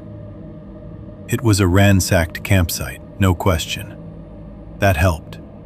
It also didn't help nearly enough. The younger deputy started photographing, while the older one asked me not to touch anything. Another walked the perimeter slowly, scanning the tree line and the shoreline with the practiced, slightly detached focus of someone taught to look for what remains after panic has finished editing a scene. I turned immediately toward the opposite side of the lake. The second tent was gone. The place where it had stood, if stood was even the right word for what it had been, looked empty from across the water. Just a narrow side clearing, a bad patch of shoreline, some brush, some trunks, ordinary broken light through the trees. The visual shock of that hit me much harder than I expected. My stomach actually dipped, the way it had the moment I first saw the tent on the hike back from the truck, only this time in reverse.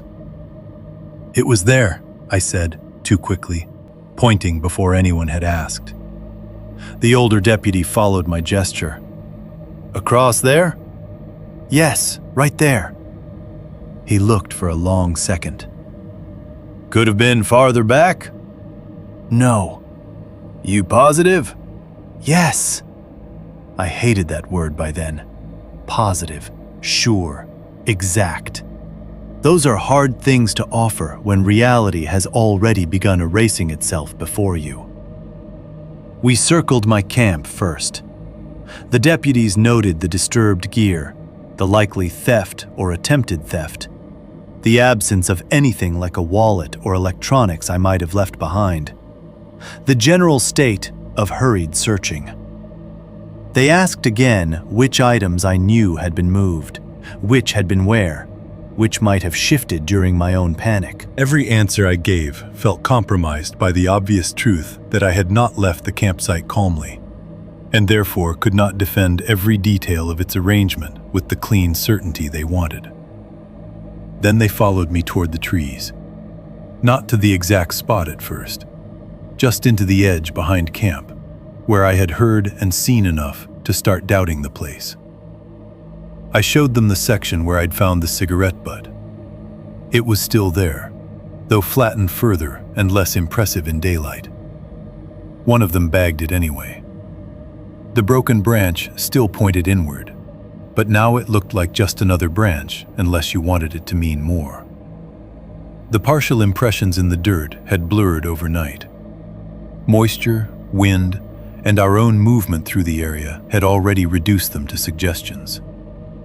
I took them deeper, toward where the men had forced me beyond the fire ring. And that was where the real erosion began. The obvious bone pieces were gone. Not all pale shapes. There were still ordinary-looking bits of wood, roots, stones, and natural debris in abundance. But the fragments that had struck me so hard in the dark, the finger-length pale piece, the curved piece, the cracked white shard. All the little brutal hints that had arranged themselves into a pattern were either missing or no longer identifiable with any confidence. I found myself scanning the ground desperately, wanting my own eyes to locate the exact things that had horrified me, and instead seeing only the generic clutter of a forest floor. The cloth scraps were mostly gone too. I found one tiny dark thread tangled near a root, and one faded strip so embedded in the needles it could have been old trash from years back.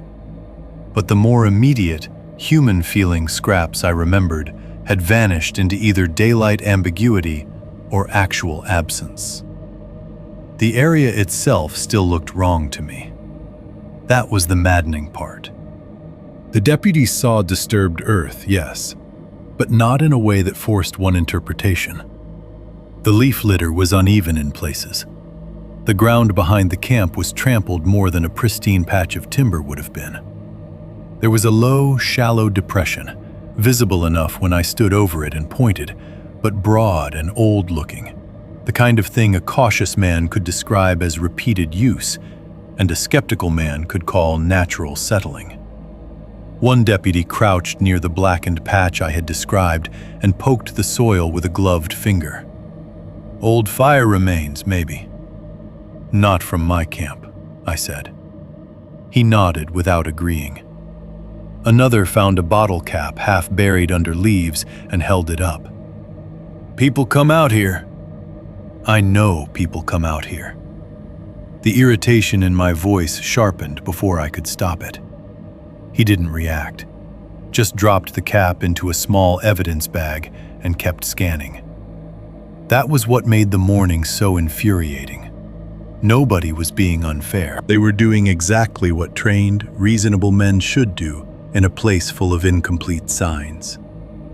Suggest ordinary causes first. Separate what is provable from what is felt. Resist dramatic conclusions until the ground forces you there. But I had stood in that patch of trees with one of those men's hands on my arm. I had heard the sentence. I had seen enough of the place in low light to understand what it wanted from me. The emotional truth of it was absolute in my body, even as the material proof thinned and blurred under the sun. The older deputy straightened and said, "Could be scavenger activity mixed with old remains. Could be hunters cleaned something out here before. Could be trespassers using the area and stealing from camps. Scavenger activity doesn't pitch a second tent across the lake." He looked at me for a moment. "That tent's not here now." I knew he meant it neutrally. I hated him a little for the sentence anyway. Not him, really. The limitation inside it. That was the horror of the whole return. Not that the deputies denied me, that the place had become deniable. We kept searching. A few faint signs refused to disappear completely. The ash patch was wrong in placement and density, more like repeated burning pressed into soil than one casual old fire. The shallow depression remained if you looked at it from the right angle. Near one root line, buried under needles and dark earth, one deputy uncovered a small metallic glint, rusted, bent, maybe part of an old buckle or clasp. He held it up, frowned, and bagged it. None of it was enough on its own. Together, it made the area feel used in a way no one seemed ready to name. And that, more than anything, made me furious. Because I could feel the case shrinking around the edges while we stood in it. Second tent gone. Clear bone fragments gone. Most of the cloth gone. My camp obviously torn through, yes. But that could support theft, intimidation, trespassing. Any number of lesser crimes that fit more comfortably on paper than the truth I had felt in the dark. I walked a little farther than the deputies wanted me to at one point, following the line where I thought they had first stopped me the night before. Everything there looked flatter than memory, smaller, more ordinary. The place in the trees that had seemed like a chamber under the firelight was just a patch of forest floor under thin morning sun. I remember standing there and realizing, with a kind of sickening clarity, that bad places do not always hide by being secret. Sometimes they hide by being common-looking, once the people using them have had a few hours to take back what matters. A place that looks cleaned by people who know what matters. That was the image that settled over everything. Not spotless, not erased beyond notice, just reduced. The wrong things removed, the unimportant mess left behind. Enough disorder to imply disorder, enough ordinariness to weaken accusation. Whoever had been there either knew the forest well enough to recover what counted, or had used the place long enough to understand exactly how little had to remain. By the time the deputies were done logging what they could, taking photos and marking the route back toward the trailhead, the sun was high enough to make the whole clearing feel almost insulting in its innocence. My tent stood there in daylight like bad judgment. The lake moved gently under a clean breeze. Across the water, the far shore held no second campsite at all. Only trees, brush, and a narrow space where something had once been visible enough to control me. The deputies had evidence now, but not certainty. And certainty was the one thing I wanted most. Because certainty would have made what happened belong to the world again. Instead, we had a ransacked camp, a stolen or disturbed set of belongings, old debris in the woods, a strange fragment from my truck, and a place behind the tree line that looked just damaged enough to mean something and just ordinary enough to survive explanation. I stood there with my hands shaking for reasons no one around me could fully share, and understood that the lake had not given me back what it had shown me. It had only learned how much it could keep. Chapter 6. The Bone in My Truck. I made it home that afternoon with the kind of exhaustion that feels chemical. Not just tired, altered. The deputies had done what they could. They photographed the site, took statements, bagged what little they thought might matter, and told me someone would follow up once the fragment from the truck bed and the few other items had been looked at more closely. None of them promised more than that. They didn't dismiss me, but they didn't offer the clean certainty I wanted either. By the time I drove back toward Missoula, the whole thing had settled into that awful official limbo, where an event is real enough to produce paperwork, but still too incomplete to become a fact anyone else can stand on with confidence. The drive home felt longer than the drive out had. I kept checking the mirrors less often now, but not because I trusted the road again. I checked them less because some part of me was too tired to keep imagining headlights every few seconds. My hands hurt on the steering wheel. The cut on my cheek had tightened into a dry sting. Dirt had worked into the seams of my palms and under my nails so deeply that I could see it even while driving. The truck smelled like cold air, old coffee, damp nylon, and the faint mineral scent of forest soil that had no business following me all the way back into town. By the time I pulled into my apartment lot, daylight had gone soft and late. The beige buildings looked exactly the same as they always had. Cars in their usual spaces. Somebody grilling on a balcony farther down. A dog barking 2 buildings over. Normal life still standing there where I'd left it, offended by nothing. That hurt more than I expected. There is a particular loneliness in coming back from something that has changed your internal scale of danger and finding every ordinary thing still running on schedule. I sat in the truck for a minute with the engine off, looking at my own building, and felt like I had parked at the edge of somebody else's routine. The world around me had not expanded to meet what had happened.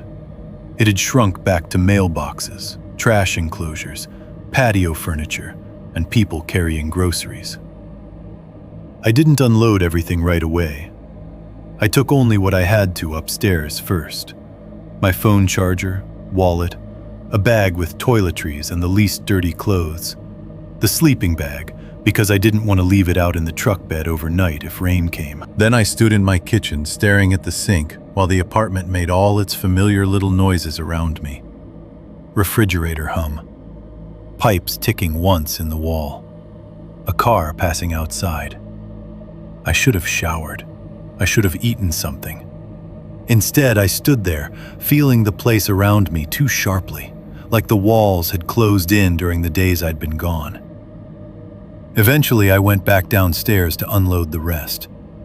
The lot lights had come on by then, throwing that flat yellow-white glow over the parked cars and the cracked pavement between them. My truck sat under one of the lights, near enough that I could see the dried mud on the tailgate and the scrape along the side where branches had clawed it on the road out. I dropped the tailgate and started lifting things out one at a time. The cooler first. Then the duffel, still partly split at the seam. Then the chair with one taped foot. I was moving more slowly than the tasks required, because every object had become evidence of one kind or another. Not legal evidence necessarily. Memory evidence. The ripped jacket, the caked mud, the tackle box with dirt worked into the hinges. Nothing in the truck felt like camping gear anymore. It felt like a translation problem. I almost didn't see the fragment at all. It was trapped down in one of the grooves of the bed liner, under where the tackle box had slid and jammed during the drive home. The tackle box itself had shifted again after the deputies handled it at the station. When I lifted it free this time, something tiny gave a dry little tap against the plastic liner and rolled only an inch before stopping against a ridge. I froze. The lot around me continued exactly as before. A door closing somewhere. A laugh from an upstairs balcony. A shopping bag rustling in the next row of parked cars. And there in the truck bed, under cheap apartment complex lighting, sat a pale piece of something that did not belong to anything I owned. At first, I just stared at it. Then I looked around the lot, as if someone else might somehow explain it by being present. No one was watching me. I bent closer.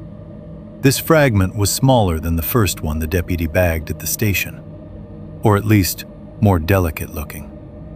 Not a long shard, more compact, with one end that seemed to articulate or narrow in a way that felt wrong for wood, and too fine for the kinds of deer fragments I had occasionally seen in the outdoors.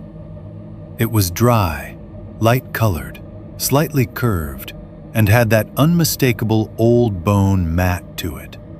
Not glossy, not chalky exactly, but worn smooth by time in a way plastic can't fake. I didn't touch it right away. That probably sounds ridiculous after everything that had already happened. But there it is. I stood there in the apartment lot with the tailgate down and my hand hovering, not wanting to put my skin on it because touching it felt like admitting I had carried more of that place home than I'd understood. Finally, I went back upstairs, got a sandwich bag from the kitchen, and came down again. The whole walk back, I kept trying to manufacture innocent explanations. Some old animal fragment from previous camping trips. Something caught in the truck bed months earlier and only now shaken loose. A weird piece of antler, maybe, or brittle plastic shaped by weather in an unfortunate way. The trouble was that none of those explanations matched what I felt when I looked at it. The shape was too jointed at one end, too delicate in proportion, too much like something that had once belonged inside a body rather than outside in the world. I slid it into the bag without touching it directly and held it up under the lot light. Seen that way, enclosed in thin plastic, it looked both less dramatic and more certain. The bag flattened perspective enough to make the little structure clearer. Not obviously human, no. I want to be careful about that. But not comfortably animal either, at least not to my eye. I had seen enough deer remains in Montana to recognize the broad logic of larger game bones. This piece did not sit right inside that logic. It looked old, small, and human-feeling in a way I could not reason myself out of. I took it upstairs and set it on the kitchen table. For a long time, I just stood over it, in the same jacket and dirty pants I should have changed out of hours earlier, staring at the thing through plastic, while the apartment lights made it seem almost harmless. It should have disgusted me. What I felt instead was something colder and more focused than disgust. Relief. That is not an easy thing to admit, but seeing the second fragment restored something I had nearly lost at the lake in daylight. Not certainty in the legal sense, not a solved case, not a name, not a complete explanation. It restored certainty inside my own body. The place behind the tree line had not been only fear, darkness, and implication. Something from there had come back with me twice now, despite every attempt the morning after had made to flatten the scene into old debris and panicked interpretation. I called the substation the next morning and told them I'd found another fragment. The deputy on the phone recognized my name immediately, which did not comfort me as much as it should have. He told me to bring it in. I did. They bagged it, logged it, asked me again exactly where in the truck bed I found it. I answered as precisely as I could.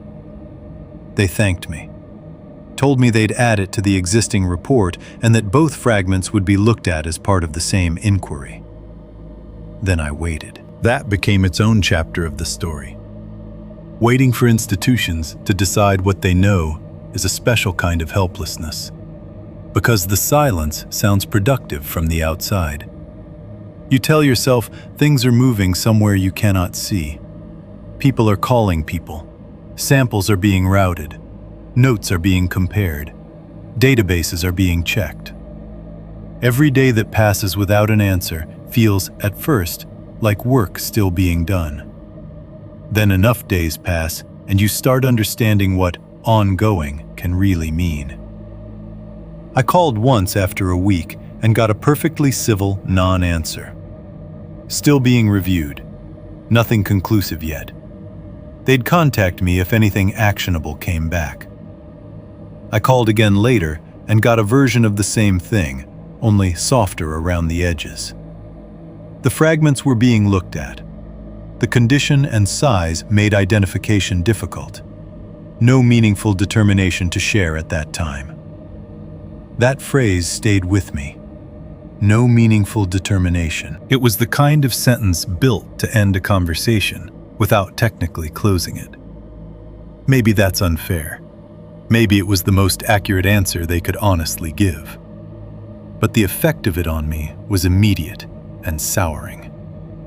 The fragments had changed everything for me, and almost nothing for the official world. Small, old, degraded, uncertain in provenance. Just enough to disturb, not enough to anchor a case. So I started searching on my own. News archives first, county reports, old local stories buried 3 or 4 pages deep in search results. Forums where people trade rumors about disappearances and backcountry weirdness. Fishing boards, hunting message threads. Missing person pages that looked half-maintained and full of stale hope. I searched the county name, the lake, neighboring access roads, terms like missing hiker, missing angler, missing hunter, abandoned campsite, unidentified remains. I widened the search by years when months turned up nothing. The internet was full of almost stories. A man who never came back from a fall hunt in the general region. Body never recovered. A local rumor on a forum about campers finding old clothes near a drainage years back. No source attached. One article from maybe 7 or 8 years earlier about an angler reported overdue after heading toward a primitive lake in the same county. The article was short, local, and irritatingly incomplete. Name, truck found, weather turned, search suspended after several days. The lake name wasn't the same as mine, but it was close enough geographically to keep me awake. I never found anything definitive. That became its own horror too. Not a secret history waiting online in neat bullet points, just fragments, references, the occasional almost match that faded under scrutiny. Enough to suggest that people do disappear into Montana's backcountry in ordinary, bureaucratically unsatisfying ways all the time.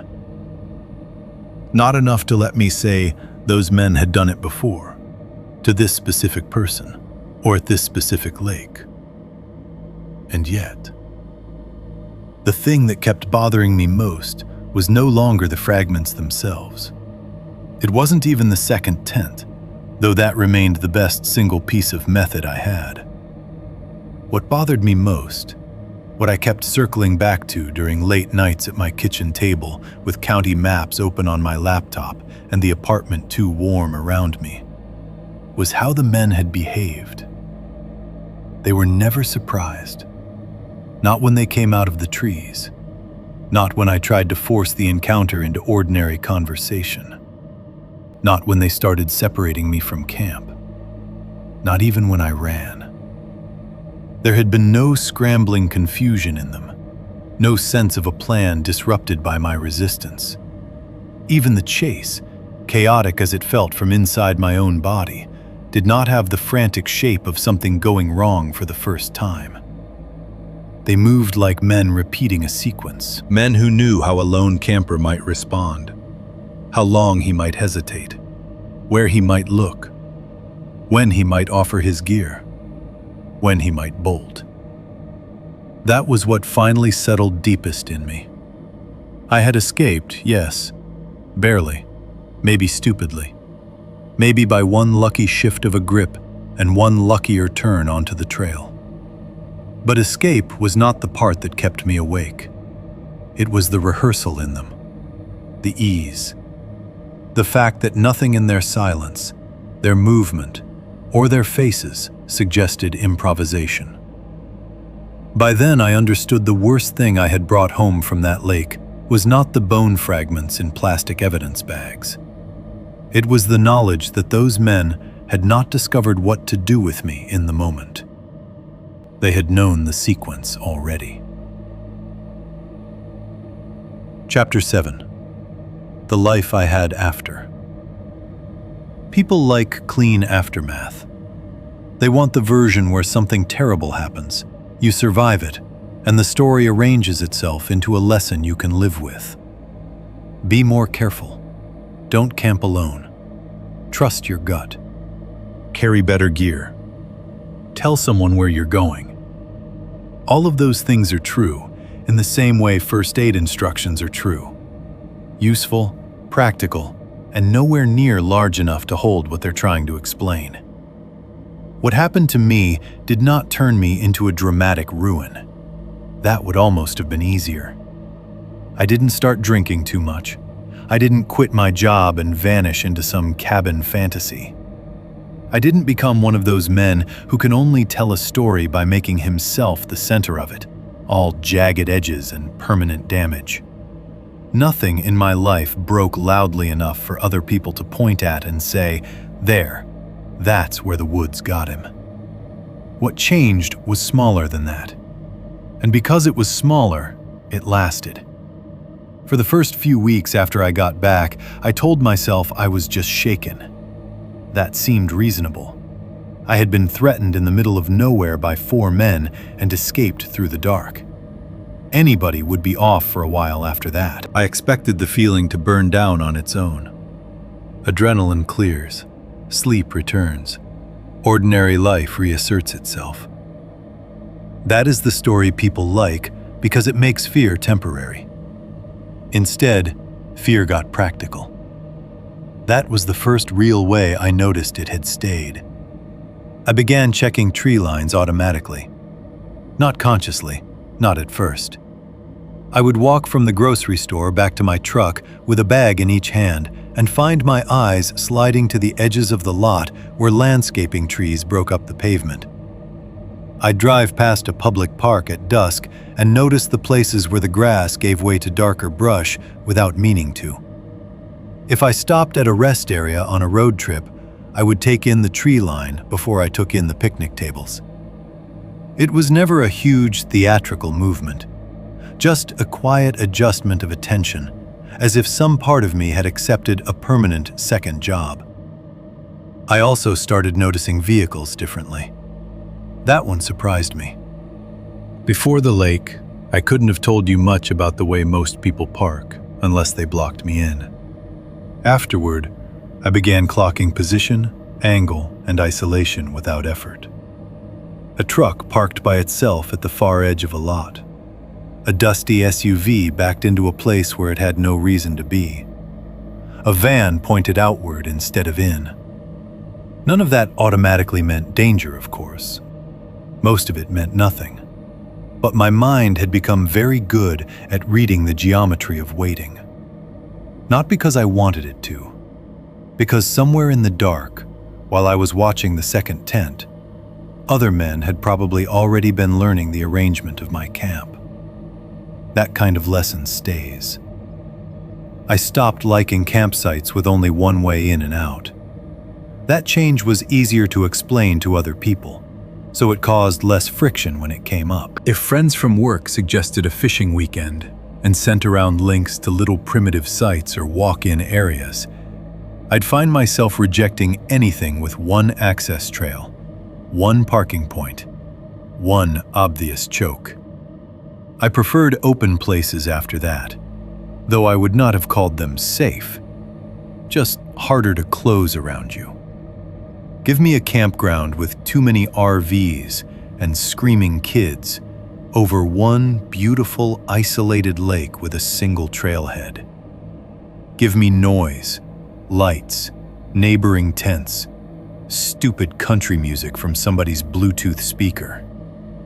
I'd rather be annoyed than selected. That was the real shift, not bravery lost, selection feared. Even loading gear into my truck changed. I used to enjoy it, honestly. The small ritual of getting ready to leave town. Cooler first, rod case next, food, stove, sleeping bag.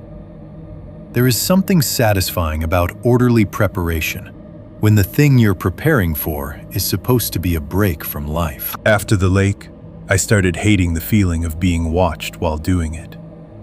If someone crossed the lot behind me at the wrong moment, I would look up too fast. If a car paused longer than necessary while I had the tailgate down, I felt irritation rising before I could decide whether it was warranted. More than once I stopped loading, shut the truck, and waited a few minutes, just because the shape of another person's attention bothered me. I did not stop going outdoors completely. That would be the easy version, too. Woods bad, city good, lesson learned. But the truth was sadder and more ordinary than that. I still went fishing. I still camped. I still drove out into Montana and walked trails and stood by lakes and cooked bad food on a stove while the air cooled around me. I just stopped going alone. People hear that and think it sounds dramatic. It wasn't. It was logistical. Quiet. I simply arranged my life so I would not be the only body in camp if something started to feel wrong. Sometimes that meant asking friends along more often than I used to. Sometimes it meant choosing more populated places because that was where people were willing to go. Sometimes it meant not going at all if no one else was available. The old pleasure of saying screw it and heading out alone for a weekend vanished so gradually I didn't notice it was gone until months later. That loss hurt more than I admitted to anyone. Because solitude had been one of the things I loved most before it became a system somebody else knew how to use. The change in me was not theatrical enough for most people to see unless they knew what I had been like before. Friends noticed only in pieces. One of them, a guy from work named Ben, who liked dispersed camping and talked too casually about black bears, asked me about the trip maybe a month after it happened. We were standing outside the warehouse on a smoke break that I wasn't even there to take, just glad for air that didn't smell like copier toner and forklift exhaust. He said, "So what actually happened out there? You got robbed or something?" I told him the shortened version. Strange second campsite. Men came in at night, went through my stuff, tried to move me off camp. I ran, got out. Sheriff couldn't do much. He whistled once and shook his head. That's messed up. Then he said the thing people always say when the event remains just abstract enough to survive advice. Still, man, 4 guys in the dark? You were probably freaked out. Might have made it seem worse. He didn't mean harm by it. That almost made it worse. Because I could hear the good intentions inside the sentence. He wanted the world to remain mostly navigable. He wanted my story to fit the category of bad encounter rather than selected procedure. And I understood that impulse, because I had wanted the same thing at the station, at the lake in daylight, in my own kitchen staring at the evidence bag. If I had been him, before the trip, I might have said something similar. So I nodded and let him have it. That is another aftermath people don't talk about much.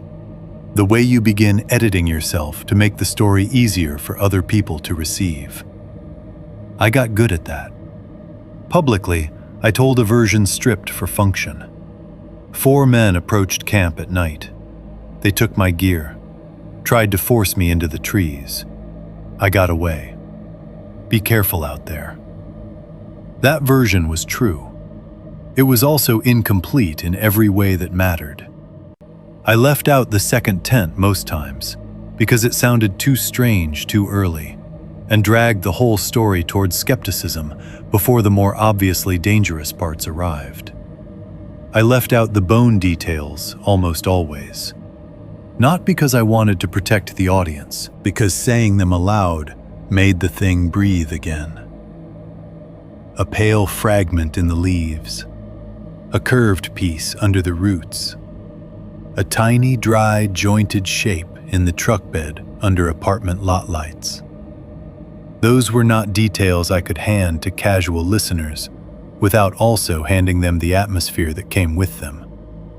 And that atmosphere made people step back emotionally if they weren't ready to go with me. Most of all, I left out the sentence, "Don't run this time." I almost never say that part out loud unless I absolutely have to.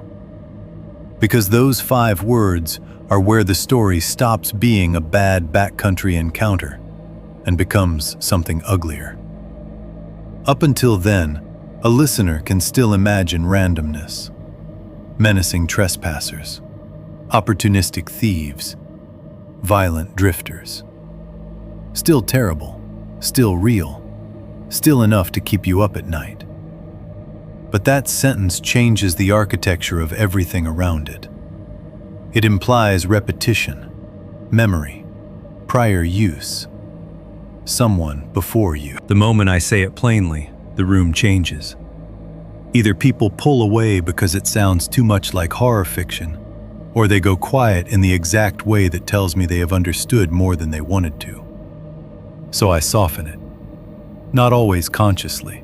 Sometimes I hear myself doing it in the moment. He said something threatening. He told me not to try anything. He said not to move. All of those are easier to carry socially. All of them shave the edge off the thing without technically lying. And I know why I do that. Saying it plain makes it too real. Not just for other people, for me. Because the truth is that the event did not stay back at the lake when I drove away. It moved into routine, into parking lots and trailheads and loading gear and checking who is parked where and whether a campsite has one route out or 3. It moved into the way I scan the far side of a lake before I decide where to set a tent.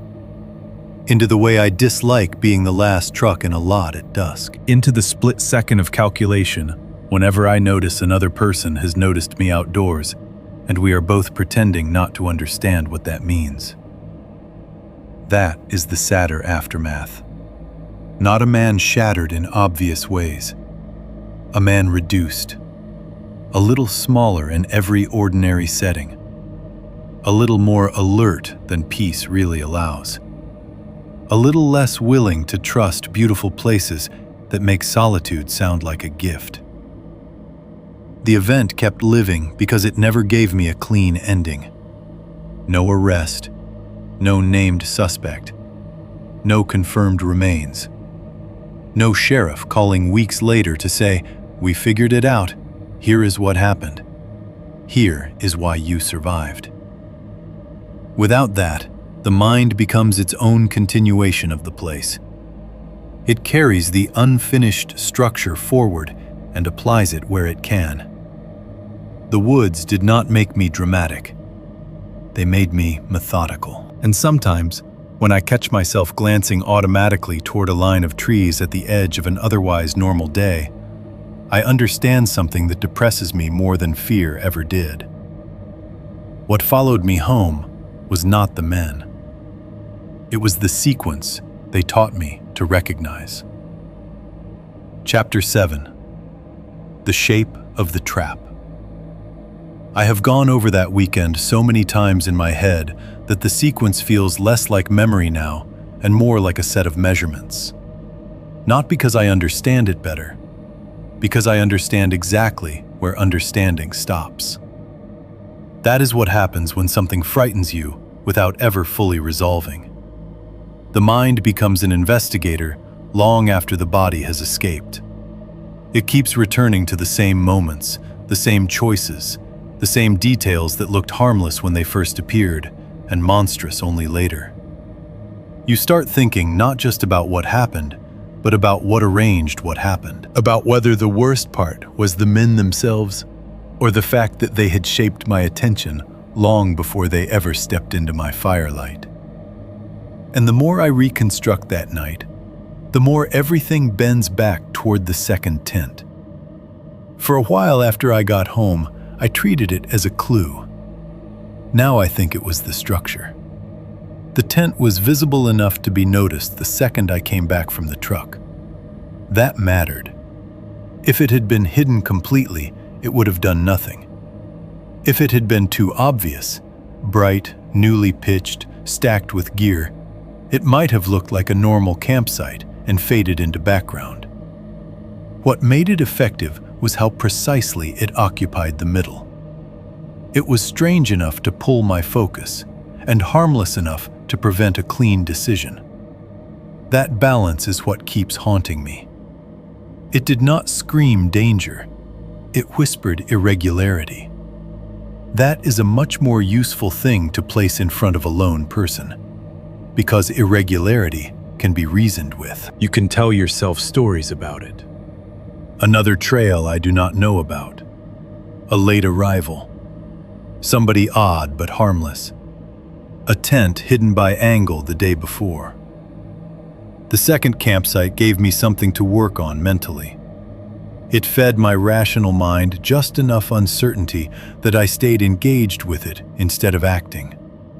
It occupied me. That may be the ugliest part of the whole thing. How much time I willingly gave it. I watched it while fishing. I checked it while eating. I used it to organize my own afternoon. I kept trying to solve it. And while I was solving it, I was not leaving. I was not looking in the right direction. I was not understanding that the question it posed had already done its job. Because the tent did something else, too. It kept my eyes across the lake. I did not really understand that until much later. At the time, the opposite shore felt like the source of uncertainty. That was where the visible anomaly was. That was where my attention went whenever my nerves started climbing. But that meant my own camp, the near tree line, the dark behind the tent, the short distances where a person could move quietly and remain close, became secondary. My awareness was stretched outward when it should have been compressed inward. I was looking at the wrong distance. The setup worked because it controlled where I thought the problem was. That becomes even harder to ignore when I think about the first figure. He appeared only after I lit the fire. That detail has sharpened over time instead of fading. The moment itself remains one of the clearest images I have from the entire trip. The small flames catching, lifting, throwing orange outward, and in that first moving spill of light, a human shape already standing in the trees. Already there. Not approaching camp from the direction of the second tent, not stepping into the clearing as if just arriving. Already close, already positioned, already waiting at the edge of where the light would reveal him. That means something simple and terrible. Someone was near me before I knew to look near. The fire did not attract him from a distance. It exposed him from proximity. Once I accepted that, the whole weekend rearranged itself. The second tent no longer looked like a mystery on the far shore. It looked like cover for a nearer reality. A false center.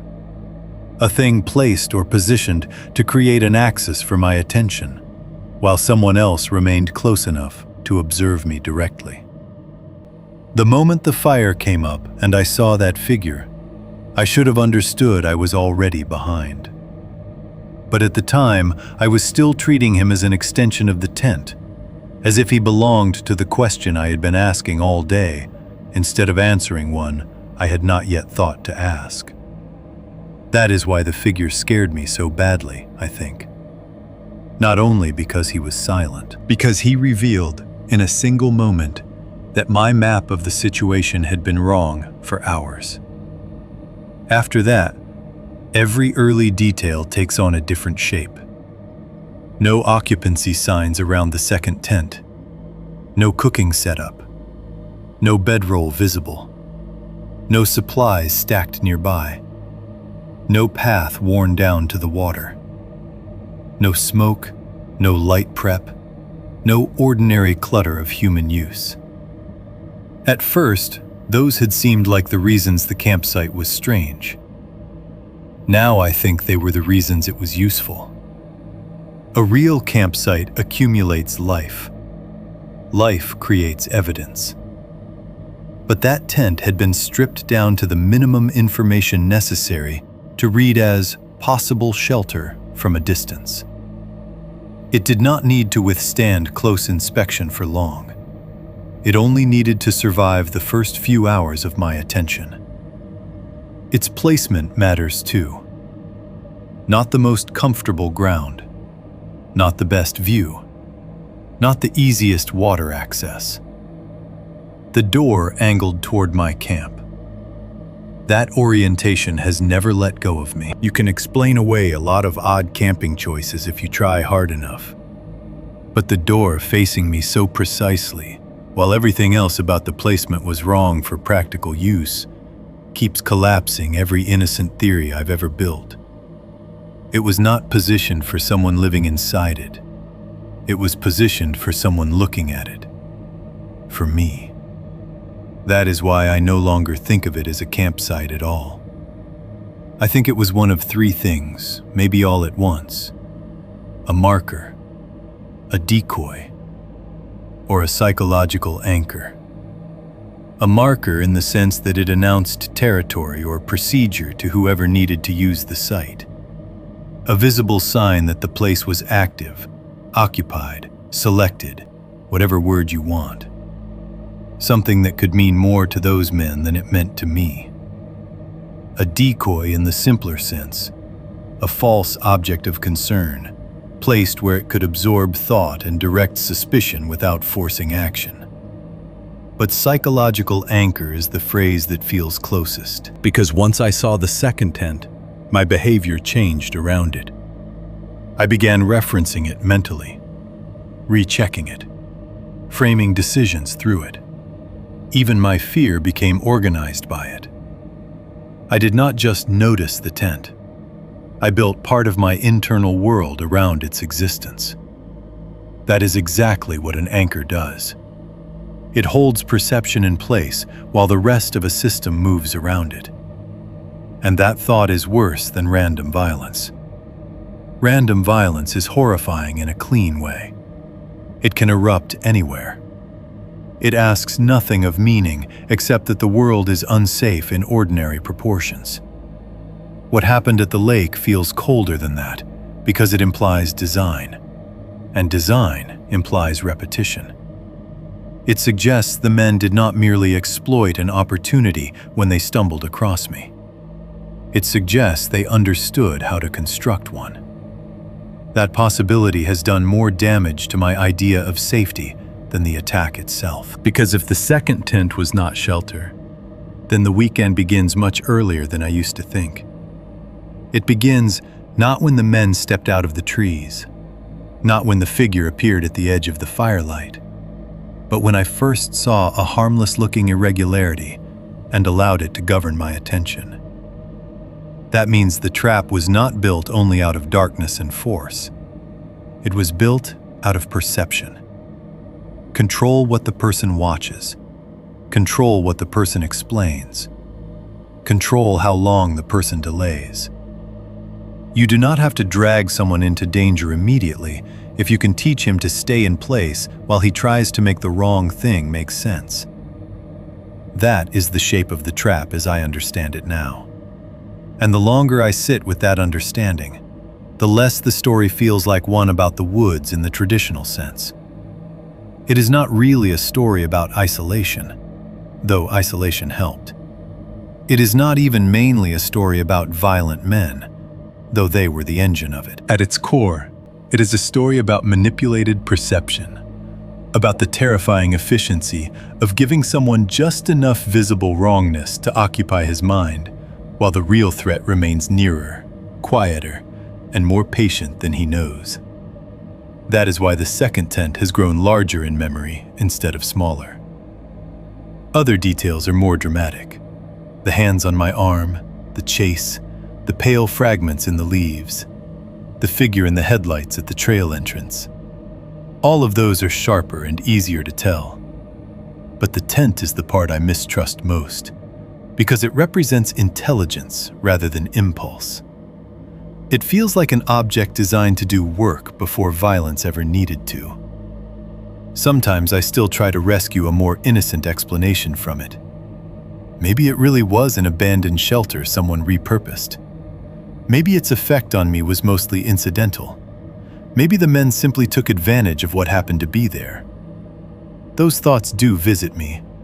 They just never last. Too many parts align too neatly in the darker interpretation. The visibility, the angle, the emptiness, the timing. The figure already waiting close when the fire came up. The men never surprised by any stage of what followed. The system holds. And that is the creeping dread that remains after all the louder fear has burned down. Not that I survived bad men in the woods. That I may have spent hours inside a structure of attention built by people who understood exactly how a lone person thinks when he wants to keep believing he is safe. The longer I live with that, the more the story becomes less about one night and more about a permanent fracture in how I look at uncertainty. I no longer treat strange details as isolated facts. I ask what they are doing to my behavior, what they are drawing my eyes toward, what they are keeping me from noticing. Every odd tent placement, every vehicle parked at a strange angle, Every human shape that appears only after light makes me wonder not just what it is, but what it is for. That is not paranoia in the melodramatic sense. It is worse because it is useful. And useful fear is the hardest kind to put down. If the men at the lake had simply threatened me and failed, I could have filed them mentally under violence and gone on. But the second tent transformed the whole event into something colder. Evidence that danger does not always begin when it becomes visible. Sometimes it begins when your attention is guided toward the wrong, harmless thing, and held there just long enough for the rest of the night to assemble around you. That is what I mean when I say the second tent was the structure. Not because it attacked me, because it taught me, too late, how easily perception can be arranged. Chapter 7. Why I Don't Camp Alone. A couple years after it happened, I was standing in the camping aisle of an outdoor store in Missoula, holding a pack of replacement tent stakes I didn't really need.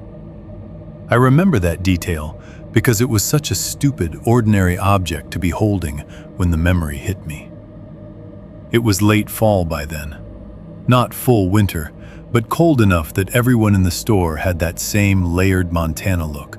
Flannels under jackets, knit caps, work boots with dried mud in the tread. The place smelled like rubber, canvas, and the faint chemical clean scent of new nylon. Somewhere near the front registers, a kid was asking his dad whether they could get freeze-dried mac and cheese. Two college-age guys were comparing fishing gloves near the next aisle over.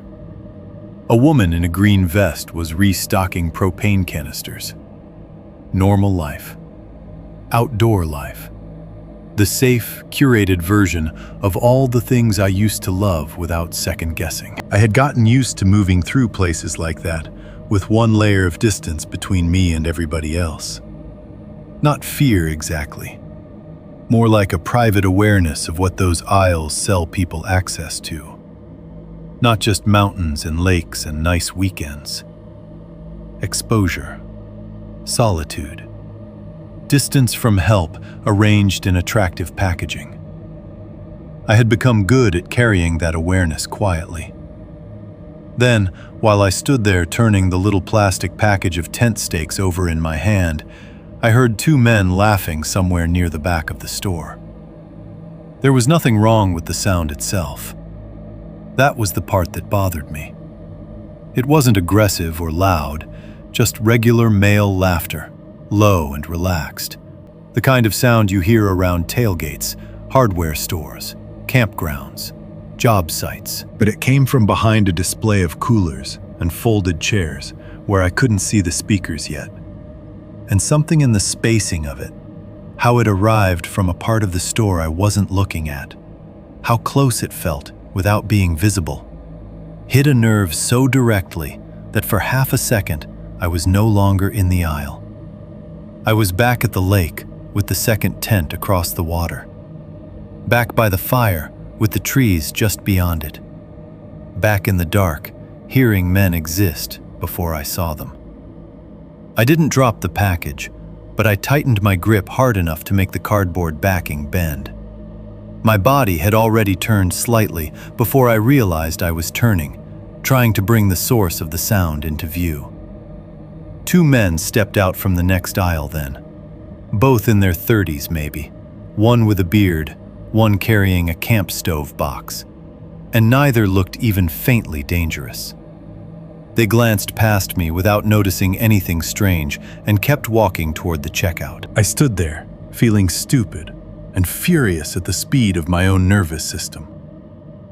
That is what the aftermath has mostly become. Not cinematic flashbacks, not waking up screaming, not any of the dramatic things people recognize from movies.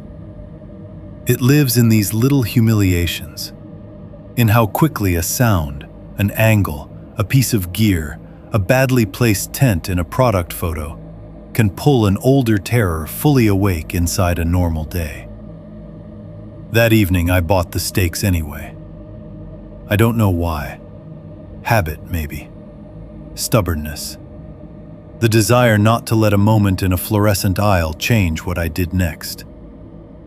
When I got home, I carried the small bag inside and set it on the kitchen counter. Then, without planning to, I opened the hall closet where I keep old gear and a few things I don't know what else to do with. The evidence copies were still there. Not the actual fragments. Those were long gone into whatever county storage or lab process had failed to return anything useful. But I had kept copies of the incident report, a few printed notes, one map with the access road circled, and a clear plastic bag containing the shirt I had worn that night, because I had never quite made myself throw it out. The jacket had gone in the trash eventually. The torn shoulder, the embedded smell, the way looking at it felt like touching an exposed wire. The shirt stayed. I don't take it out often. That night I did. The fabric smelled like nothing by then. Laundry detergent, maybe, and the dead, dry, neutral smell of an object stored too long in plastic. But there were still faint stains at the cuff where mud had dried deep into the weave, and one small snag near the side seam where something in the woods had caught me hard enough to leave a physical memory behind. I stood in the kitchen holding that bag and thought, not for the first time, about what part of the story was actually worst. People assume it's the bones, or they assume it's being chased, because that's the easiest part to fear in a clean narrative. A man runs through the dark with other men behind him, barely reaches the truck, sees a figure in the headlights, escapes by inches. That is a complete thriller beat. It satisfies the brain's need for a climax. If I tell the story to somebody who wants the short version, that is the part that stays with them. But it was never the worst part for me. Not the fragments in the leaves. Not even the tiny dry piece in the truck bed under the parking lot light. And not the chase, though I can still feel the branch hitting my face if I think about it too long. The worst part was understanding the setting. That took years. The event itself happened in under 2 days. The understanding arrived gradually, with all the patience of mold spreading through a wall. It kept revising what the place had been. First, a quiet lake. Then, a strange lake. Then, a dangerous one. Then, eventually, something colder than that. A site arranged well enough that a person could disappear inside ordinary outdoor life without ever tripping the alarms we like to imagine would save us. That is the part that still scares me in ways other fear doesn't. There are places where nothing supernatural is happening, nothing mythical, nothing beyond human making.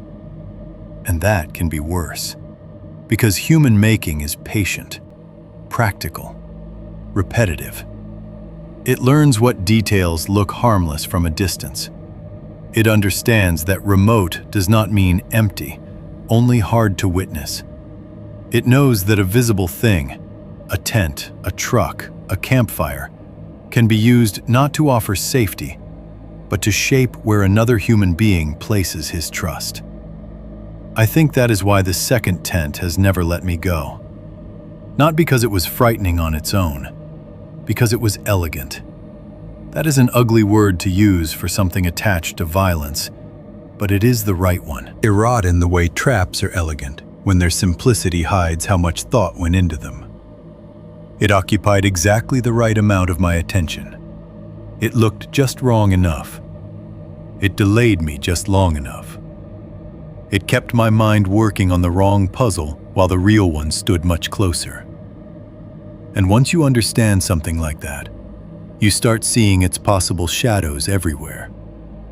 A trailhead at dusk with one vehicle parked farther off than it should be.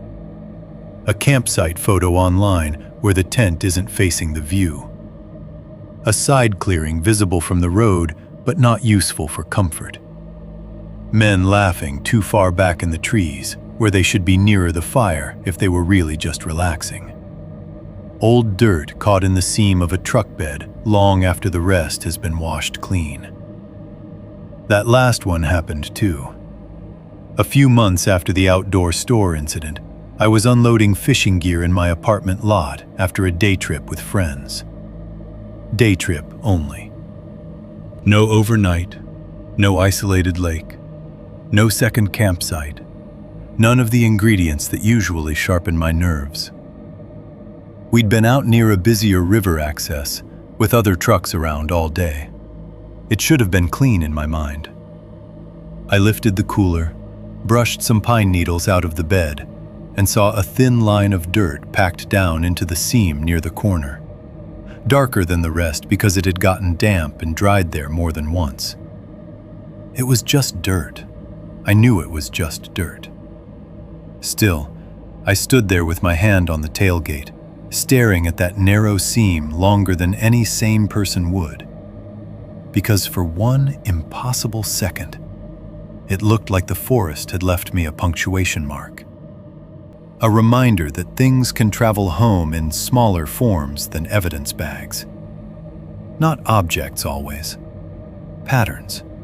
Recognition. The exact remembered tone of a sentence spoken quietly in the dark. Don't run this time. That tone returns more often than the words themselves. Calm, nearly courteous. Not shouted, because shouting would have admitted urgency. It was said the way somebody speaks when a rule is already established and he expects you to understand it. That tone taught me more than the sentence did. It told me there was no improvisation in that patch of trees.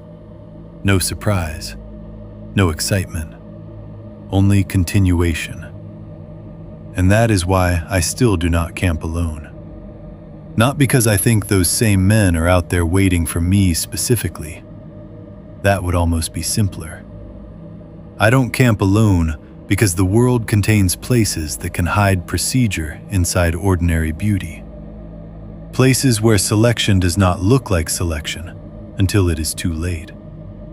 Places where a person can vanish not by entering some cursed wilderness, but by stepping into the everyday American language of outdoor life. Trailhead, cooler, permit, fire ring, lake, and failing to notice that some of those nouns have been repurposed by people with a different use for them. Remote does not mean empty. Visible does not mean safe. And campsites are not always chosen by campers. I still think about the second tent more than anything else. More than the chase, more than the truck, more even than the small fragments that came home with me. Because the second tent sits at the center of the story, like an answer that arrived before I knew the question. I used to believe it meant what I thought it meant at the time, that I wasn't alone out there. Now I think it meant something worse. I think it meant I stayed exactly one night longer than I should have. I think it was there to make me keep looking across the lake. I think it was there to give the dark behind me time to become occupied. And the coldest part? The thing I can't quite talk myself away from no matter how many years go by, is that I no longer believe the second tent was ever meant to hold a person at all. I think it was there to hold my attention. I used to think the second tent meant I wasn't alone out there. Now I think it meant I had already been chosen.